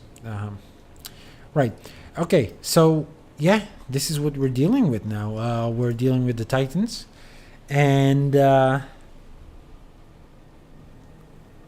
an ancient evil. And so I'm going to circle back to Waiting Sorrow's comment here. I expect wherever our Titan came from, it was steeped in it. Wherever our Titan came from. This, so far, is a mystery. We don't know where this Titan came from. We would assume the Realm of Torment, because that's where the Foundry of Failed Creations, that's where we're kind of used to know the Titans came from. In fact, the only Titans pretty much we ever encountered in this franchise so far have come from the Foundry of Failed Creations, but not these guys. So this is going to be very interesting to go forward, because this sets up a mystery dating way back beyond the Prophecies campaign. So this is a huge deal. The Titans have always been like a bespoken evil, and we'll see where this story takes us. So let's talk to Kate then, after this long-ass research. So this is what I'm wondering about with this expansion, really. And we'll see whether we're going to see the end of it before sort of the first part, the initial release, whether it answers these questions or poses more of them. I guess you can probably predict what's going to happen, which of the options is correct. And this is what I'm just, this is what gets me excited, and this is how you can go back to this lore and tie it back to Guild Wars 1, and what's really interesting about this expansion, really. Kate. Commander, you're far more versed on the Astral Ward than we are, but you might owe us a bit of an explanation. Not your mess. It's hardly mine. I don't want to put you two in a tough spot. please. You're traveling with the Imperator of the Ash Legion and a thief turned diplomat. We can do covert. With all the intel we've gathered so far, probably not far behind with our own assessments. Fine.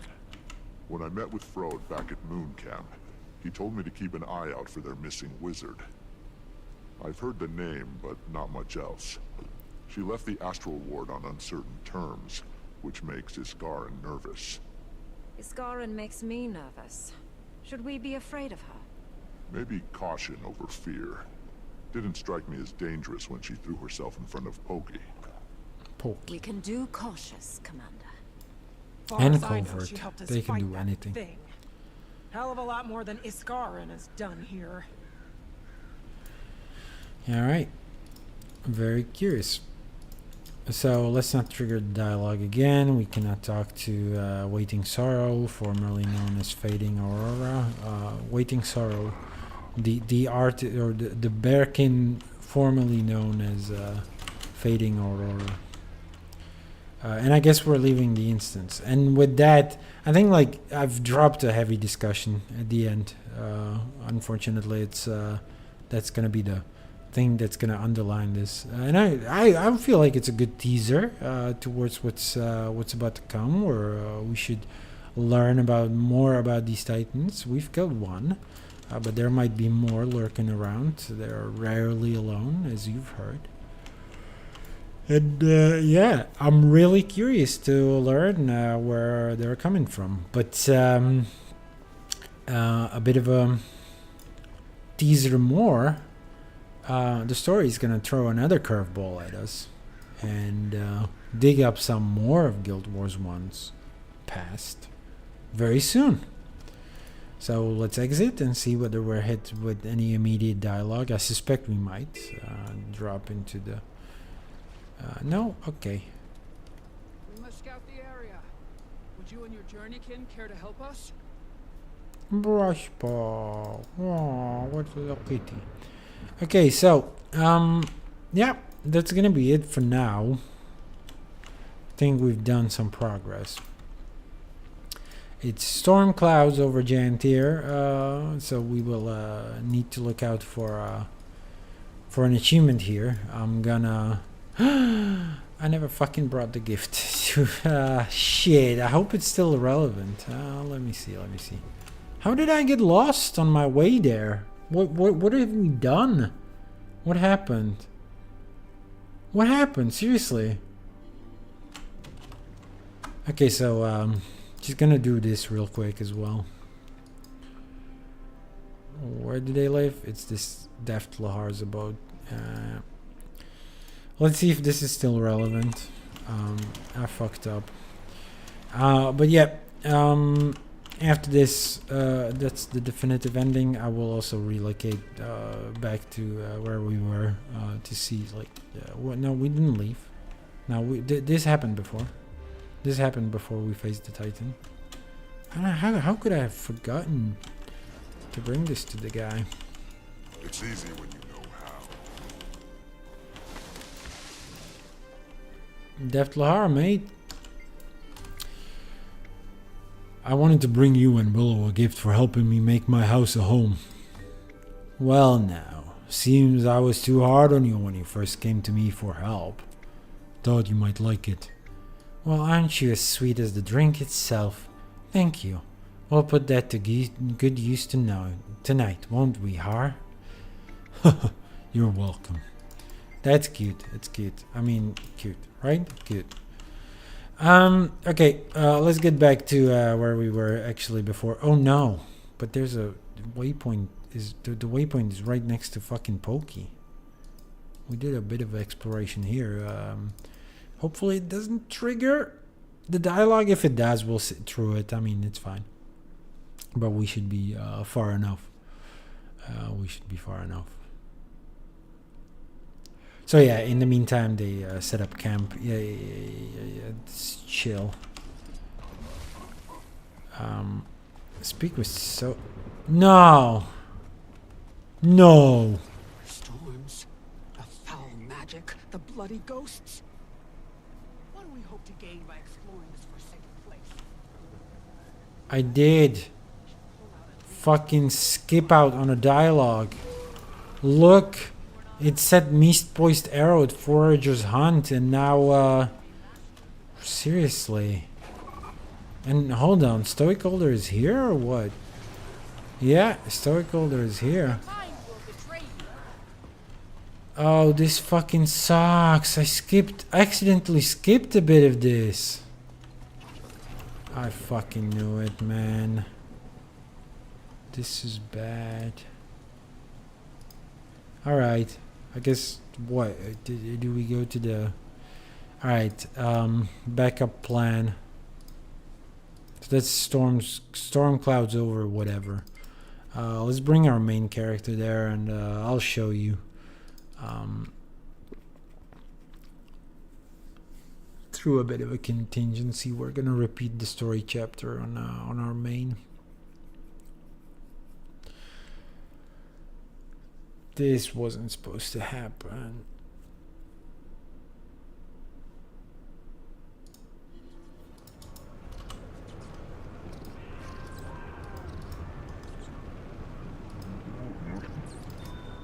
So let's go here. Move away from the waypoint. Most importantly.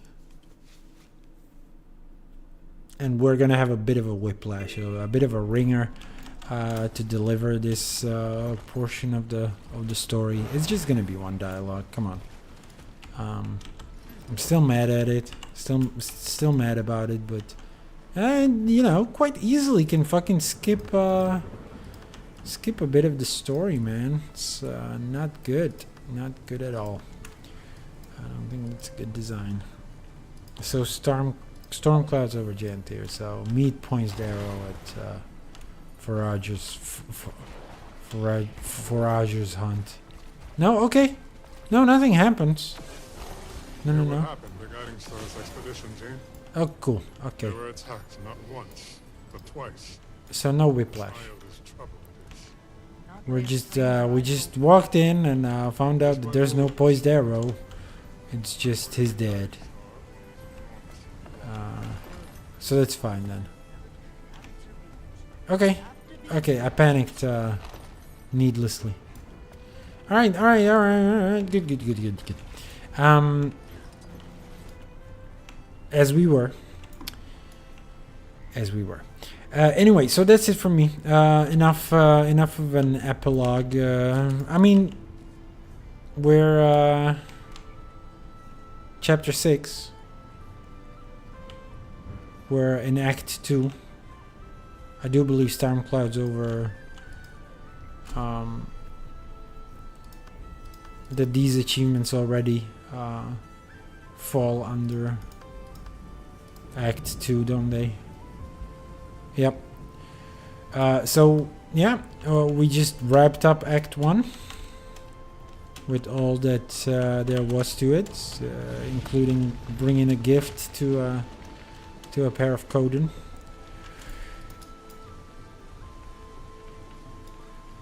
I'm spent. I'm sorry. It's been a 5-hour stream. A bit more than I'm used to. A lot going through my mind. Anyway, so yeah, that is it. I don't have anything like cool to say goodbye on. Just yeah, excited about how the Titan story is gonna develop. What we're gonna find in this new island. We're on a new island. We're on a new map. The Jantir Sintry, with a little bit of a scout here to show us around. Either way, thanks for watching. If you did, if you didn't, or well, if you did, and but you didn't, like you missed the beginning or something, and you're on Twitch, I'm posting a link in the Twitch chat that you can use to go to my YouTube channel, and I will have this thing there as a VOD, so you can replay it or rewatch it. For those of you watching on YouTube, perhaps, I don't think it has ever happened to me yet, but you can also watch where you are, basically. But you can follow me on Twitch, whatever. I mean, if you prefer that platform for live streams.